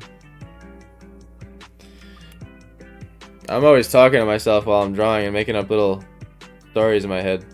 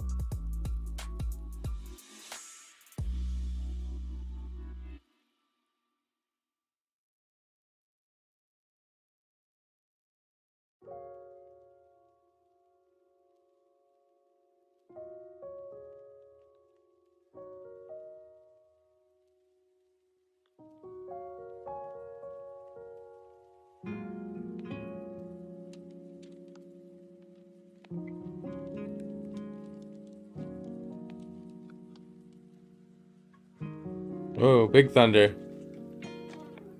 Makes me want to open my window real quick.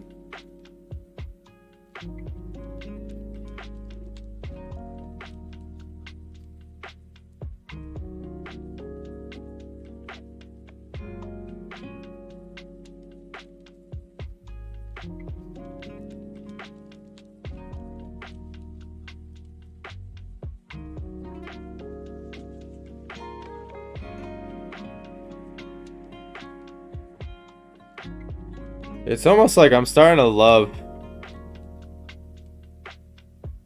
like asking y'all what to draw, like or like just kind of like someone saying something, being like, "All right, screw it," because every day now, every drawing of the day that's happened, I've had to draw something challenging outside the box of my comfort zone, and that's just really good. It's growing on me.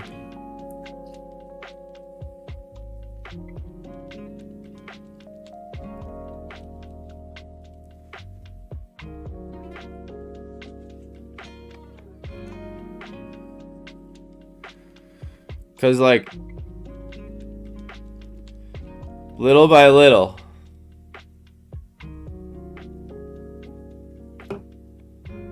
I'm learning to draw things, and it's getting easier and easier to draw everything.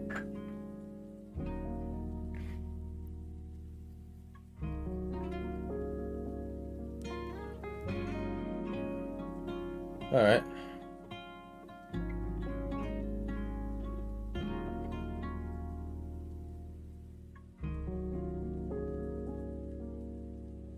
This is a fun one. Thanks for the idea, Oz. Possibly, yeah, we can do that. I can't promise it'll be a full masterpiece, though. I'm gonna probably try to wrap this one up in a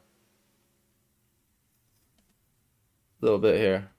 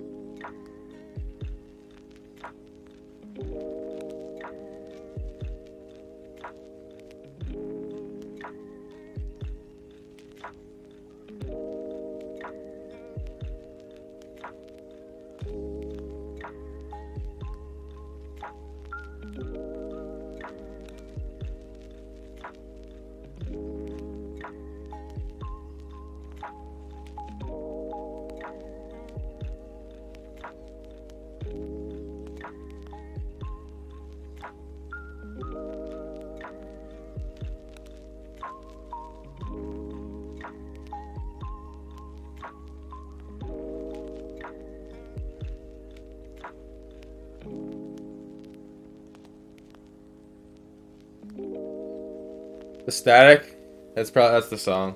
They're being all fancy with the old record sound.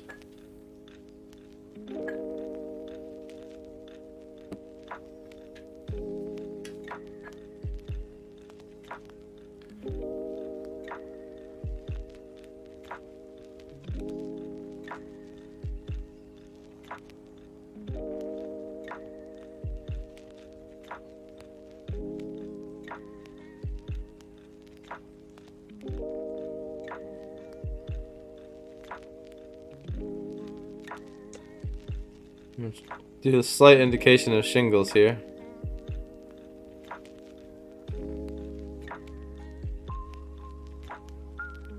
Oh damn, it just started pouring though.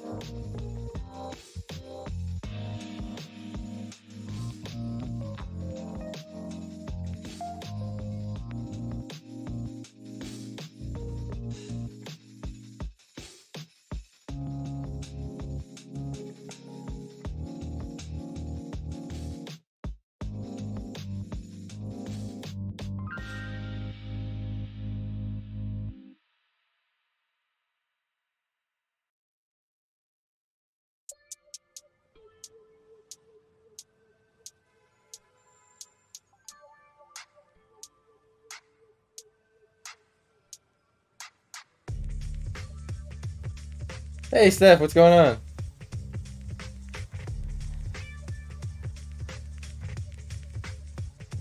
Okay, so how would you visualize creation? Or vibration or a musical note?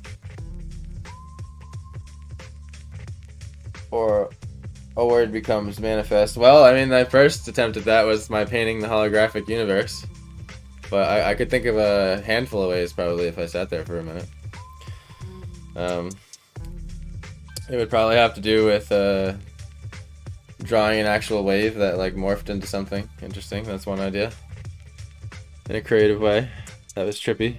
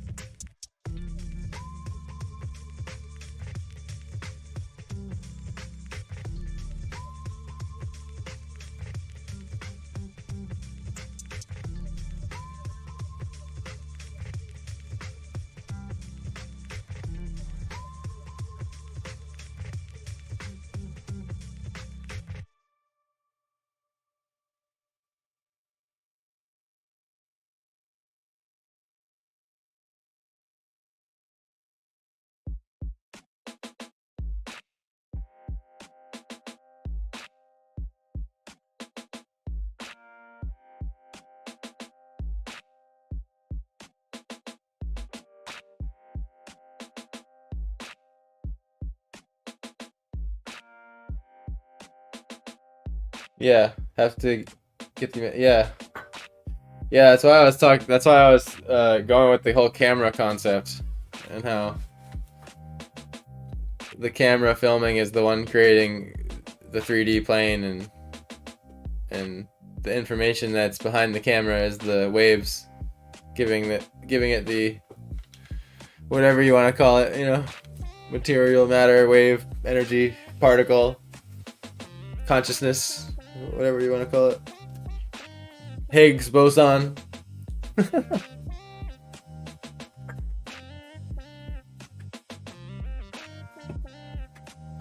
Almost pulled my headphones off my head.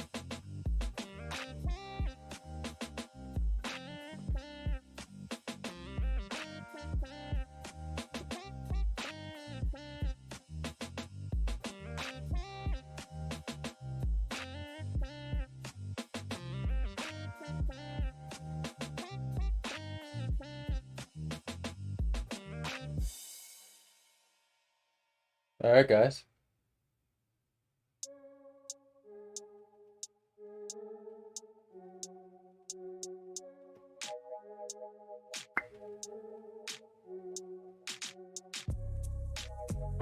There also must be an idea prior to the observer. Oh, just stretching. Ah.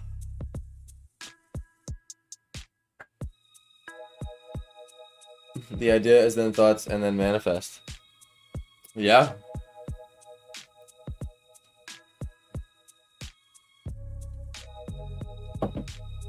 It's funny. It keeps making the brain want to chase back the chain, doesn't it? It's like, then, well, where does the idea come from? And where does that come from? Where does that come from?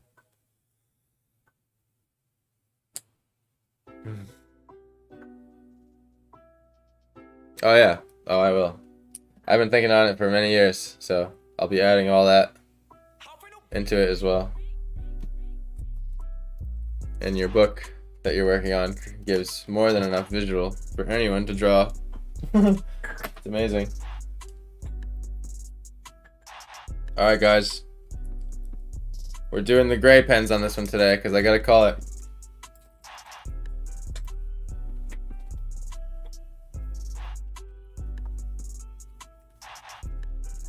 We're gonna fast track it today.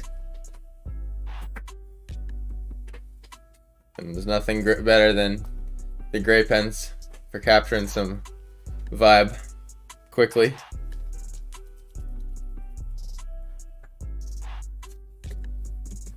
Look at the thumbnails again, huh?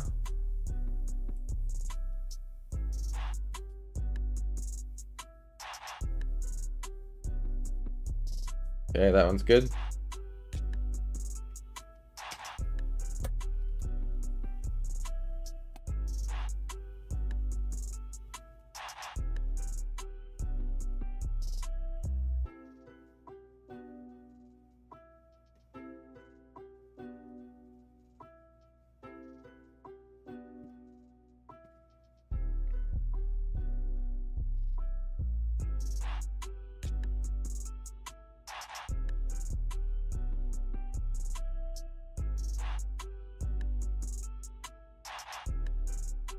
Okay, that one's good.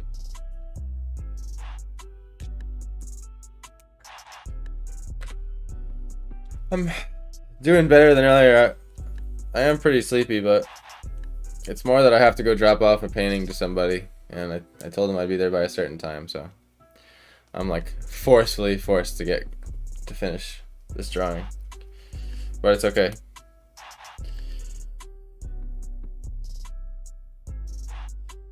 I gotta get a couple other things done before it gets too late as well.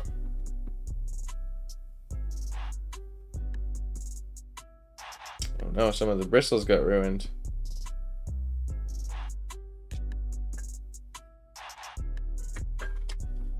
Let's see. I don't know if I can fix that. Actually, I think I have a knife here.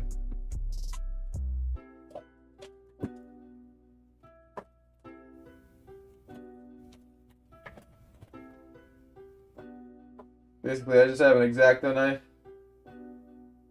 and I'm just cutting off these bristles.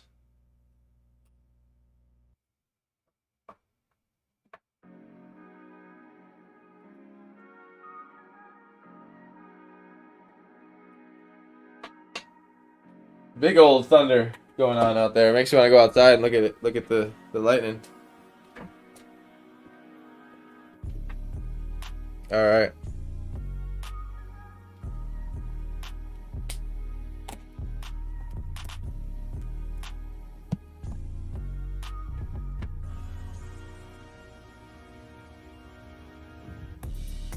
Light to dark.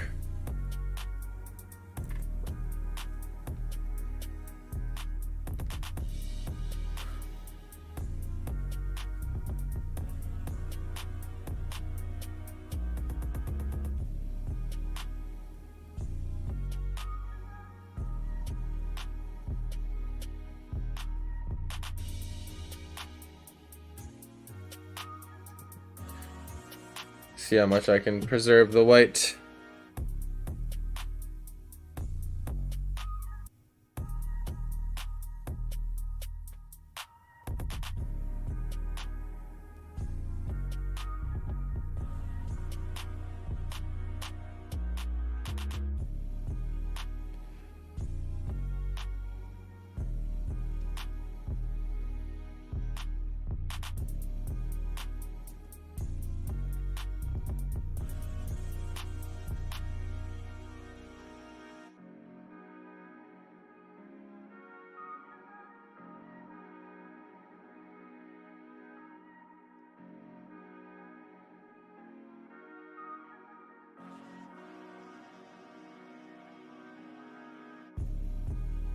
I definitely missed out on a little bit of sleep last night too, not gonna lie.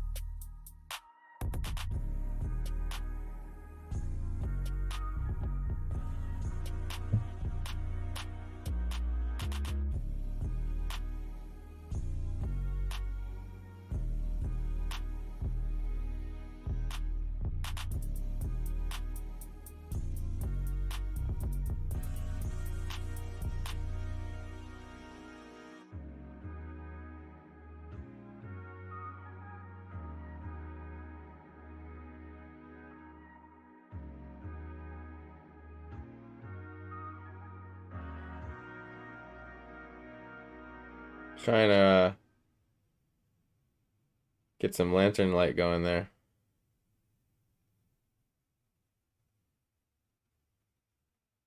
You'll see eventually. There's not enough context yet.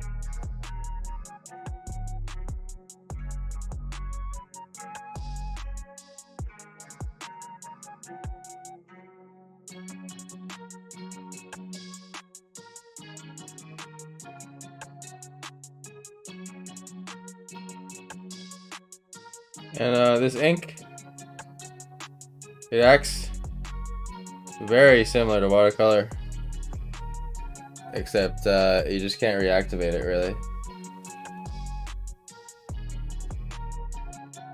So whatever you do, that's it.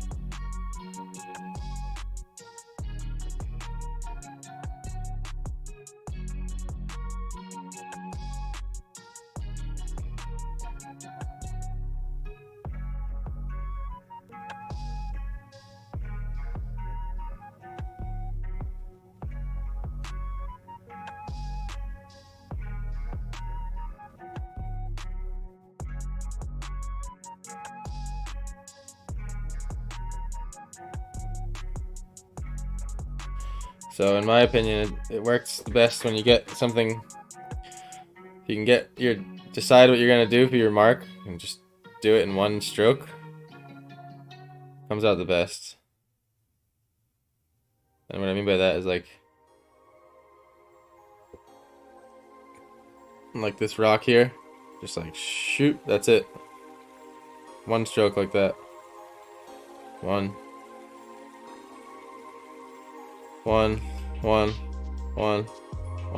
just like that. Oh man, it's killing my hand. Gotta squeeze it.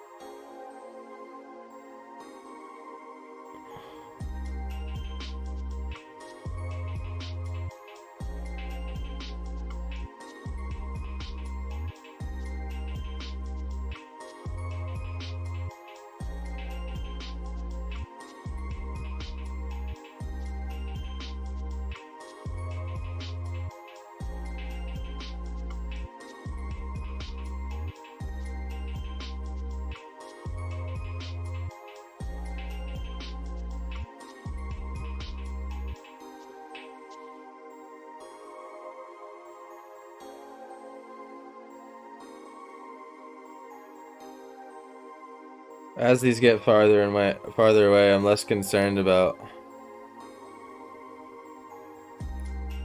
how outlined they are.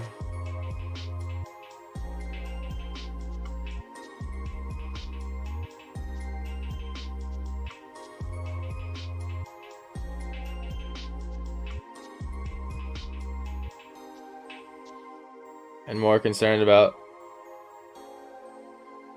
shading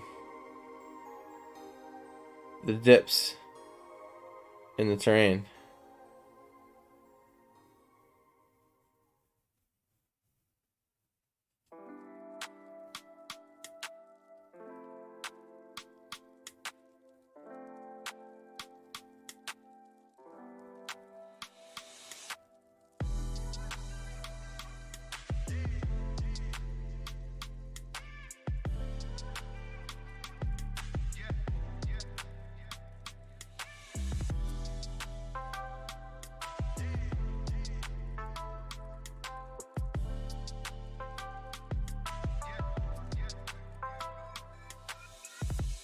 Okay, one more shade up, darkness.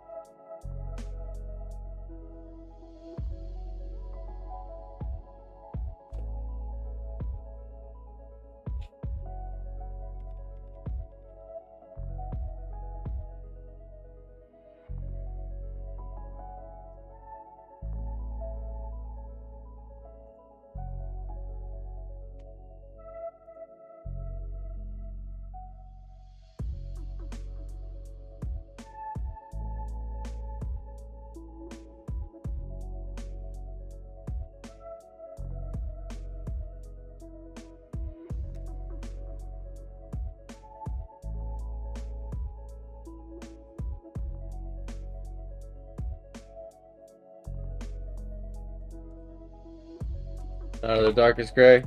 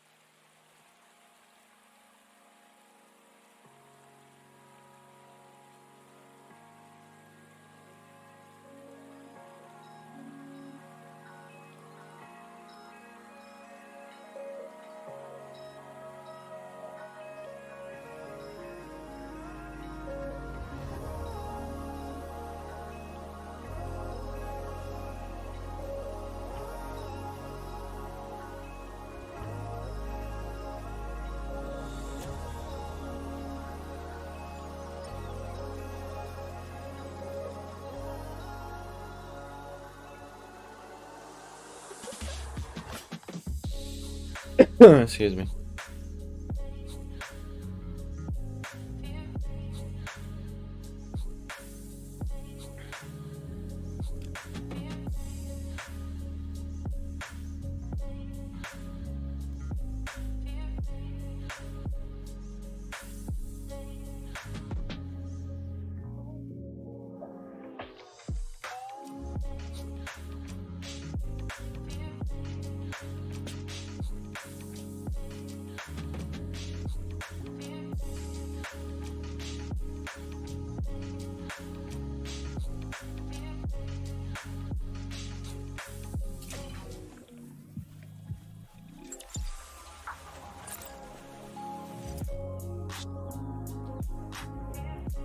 Did a great job, Jerome. Thank you so much.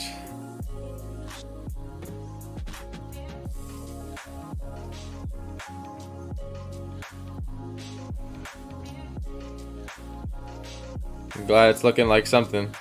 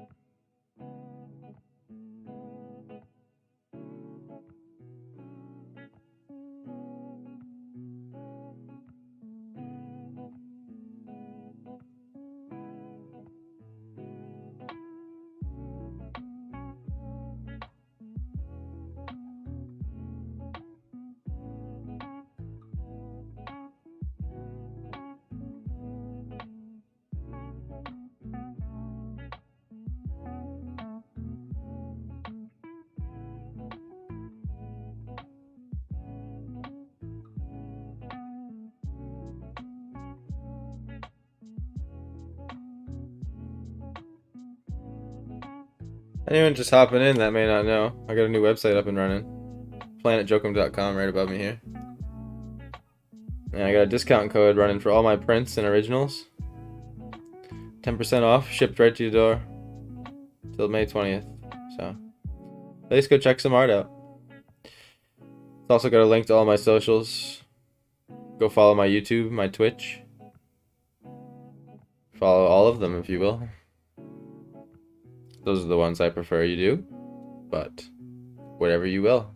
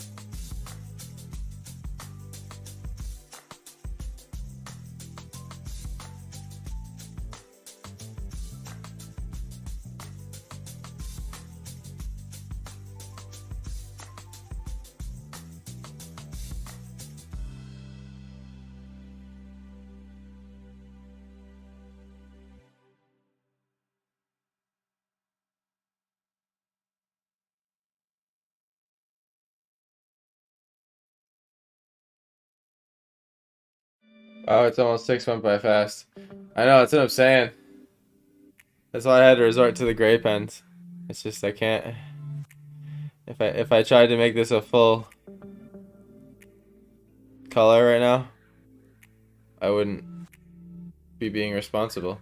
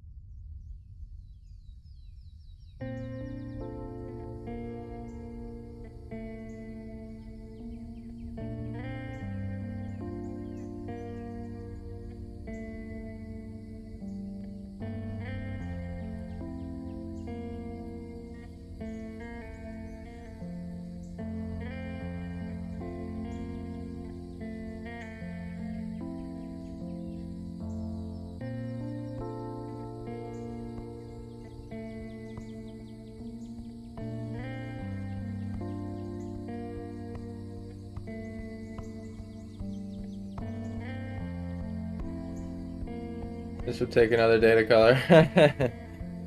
You could take that long on it.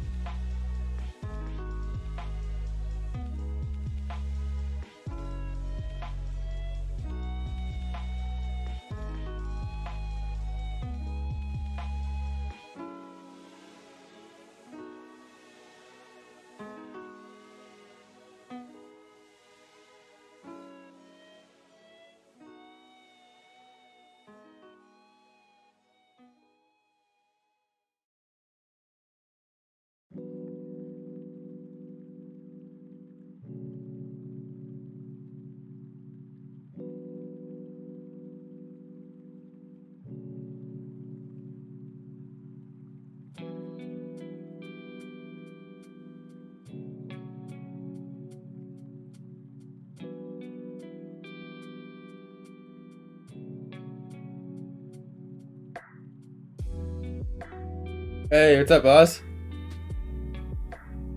We're gray coloring it today because it's kind of ran out of time.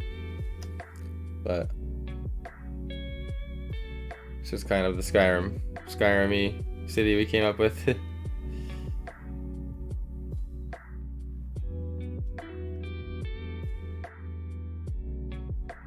Glad you like it, man. Had fun designing this one today.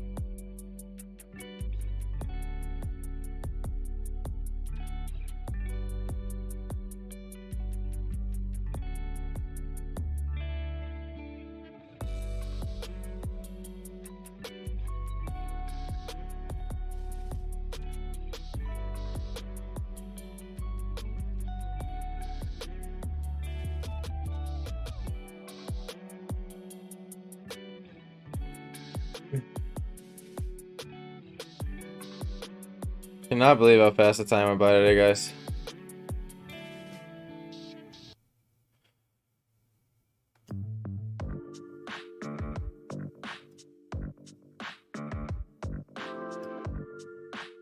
Oh, maybe this can be the fix here.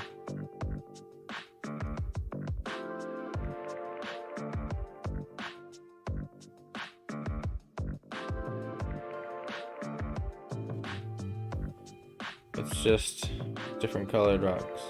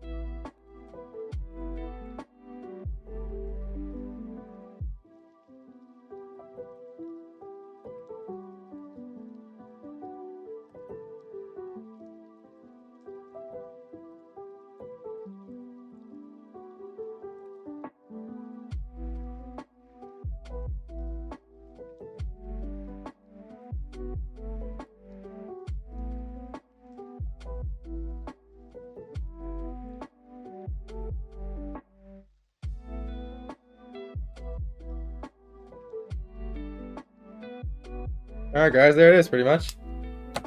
Drawing of the day. Thanks for the idea, Oz.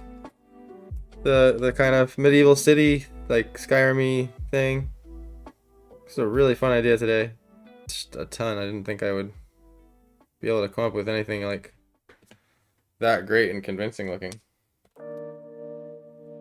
Because it's like I said, drawing these buildings and stuff it's hard to just invent on the spot, honest.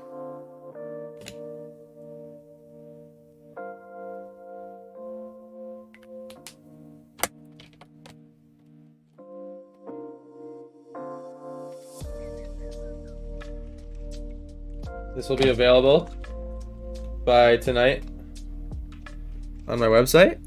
If anyone wants the original or a print, I think they go as cheap as like 26 bucks for like a little desktop, you know, sort of the size you'd sort of have your picture of your wife or your kid or your girlfriend on your office desk, you know, that kind of a size picture.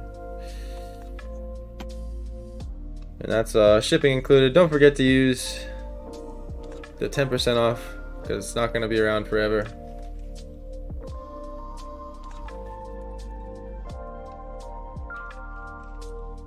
And yeah, I'm just doing a couple last touches here.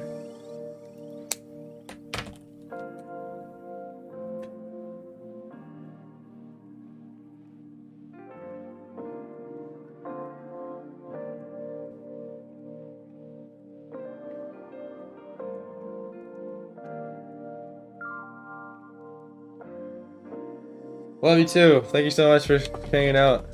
It's always good to chat and shoot the shit, you know?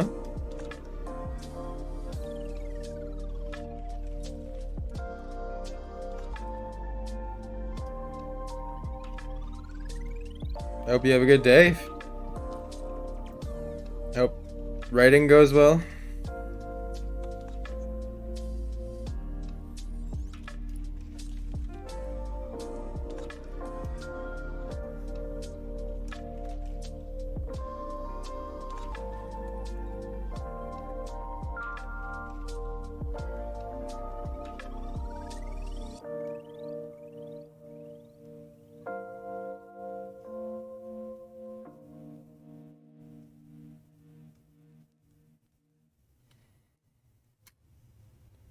Missed a few rocks here.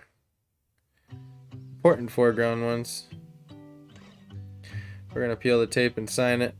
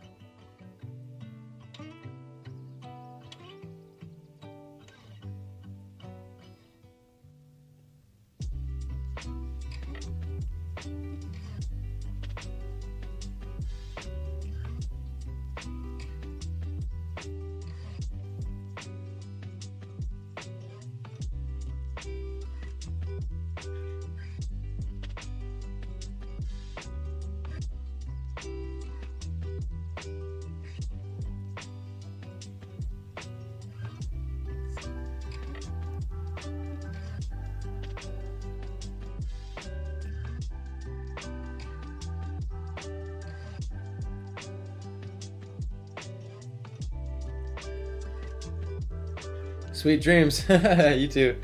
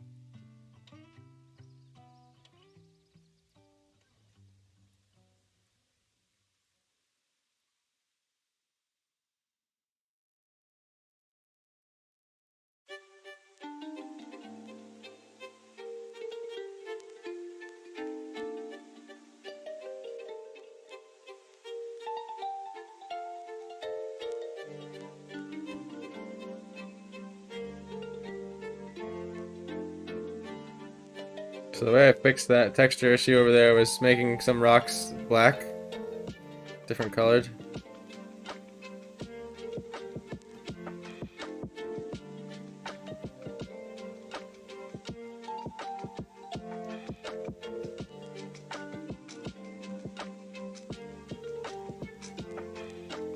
Just kind of carrying out that pattern.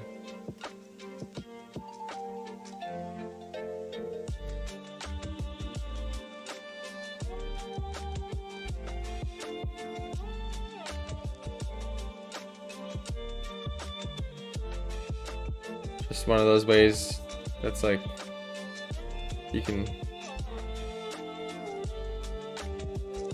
trick the mistake into being a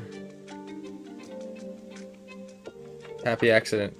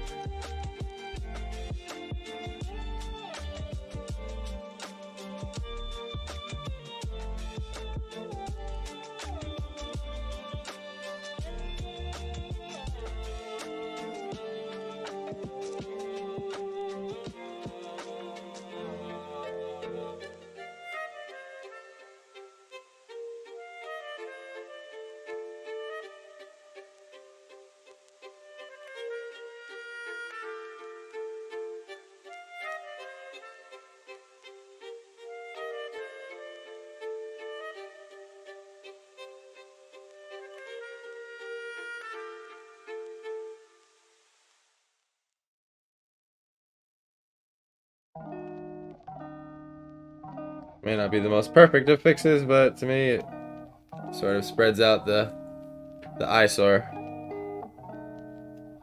Makes it so it looks more part of the family.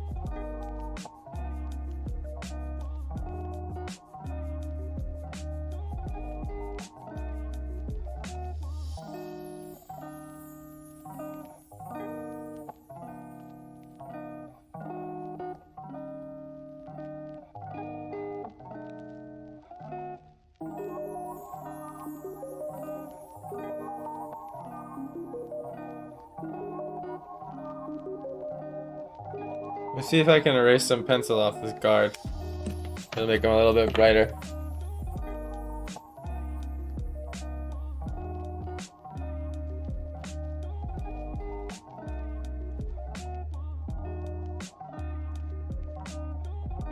Yeah.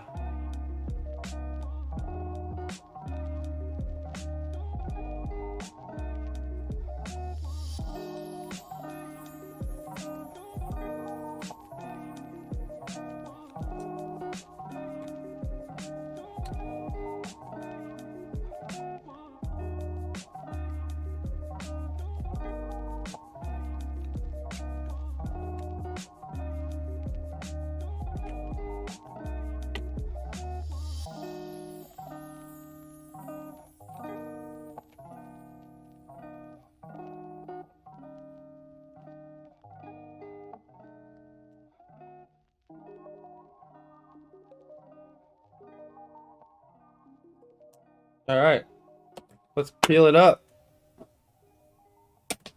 Zoom out a little bit here.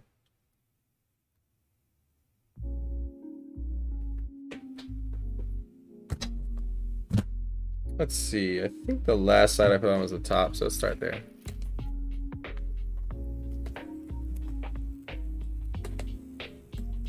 Nice. Love this part.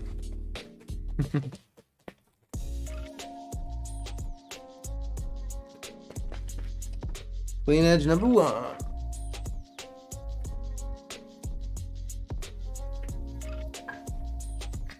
And let's see. Do this one next.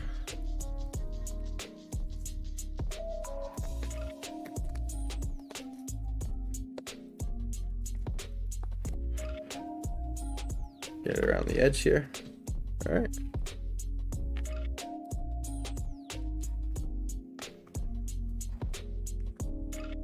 Yeah. Perfect. This stuff doesn't bleed nearly as much as watercolor, so it's the safe edge, but you never know. Can't jump the gun. Might have to rip this.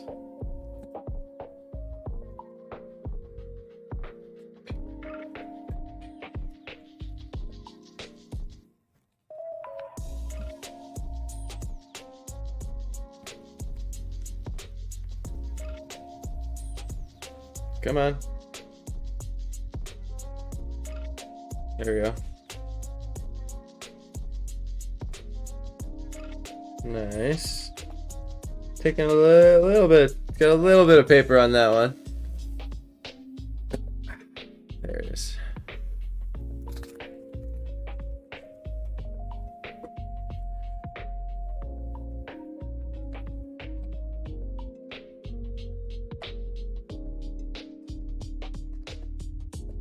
Can't believe I'm already through this sketchbook almost. That's kind of a cool feeling. I like filling up a sketchbook. There's something about that. Alrighty, last edge. Here we go. Please don't take the paper off too much. And there it is.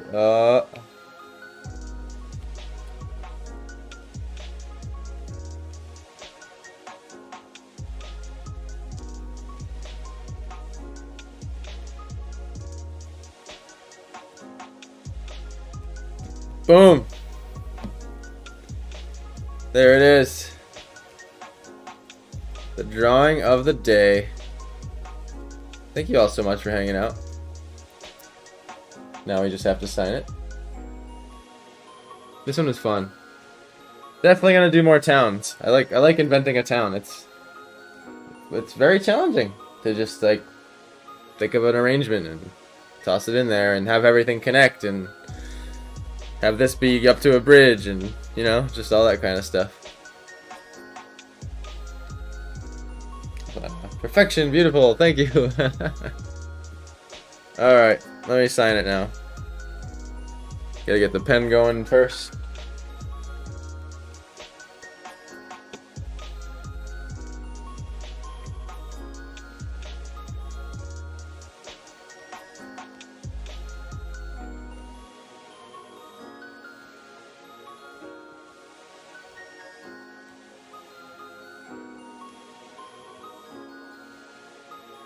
There we have it.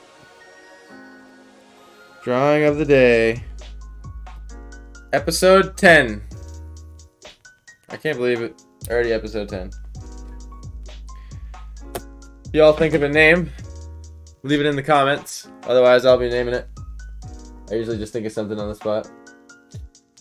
But yeah, it's fun to do another gray pen one. I love my gray pens.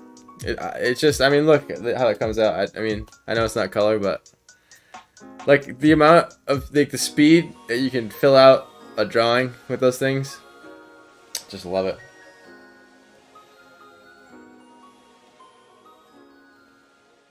But anyway, I love you all so much. I hope you have a wonderful rest of your Thursday. And I was just making sure that it was actually Thursday because I forget the day of the week all the time. And we will see you tomorrow for episode 11 at 9 a.m. sharp of Drawing of the Day. I can't believe we're already at 11. Holy crap. But yeah, that'll be the last one for the week. We're taking the weekend off, and then I will see you again Monday. Don't forget, PlanetJokum.com. Discount code 10% until May 20th. Grab some prints, grab some originals, grab some limited prints, whatever you want. Anyway, even just a look, I'd appreciate. Subscribe to my YouTube, my Twitch. Press the like button, bell, everything. I love you guys. Take care. Goodbye.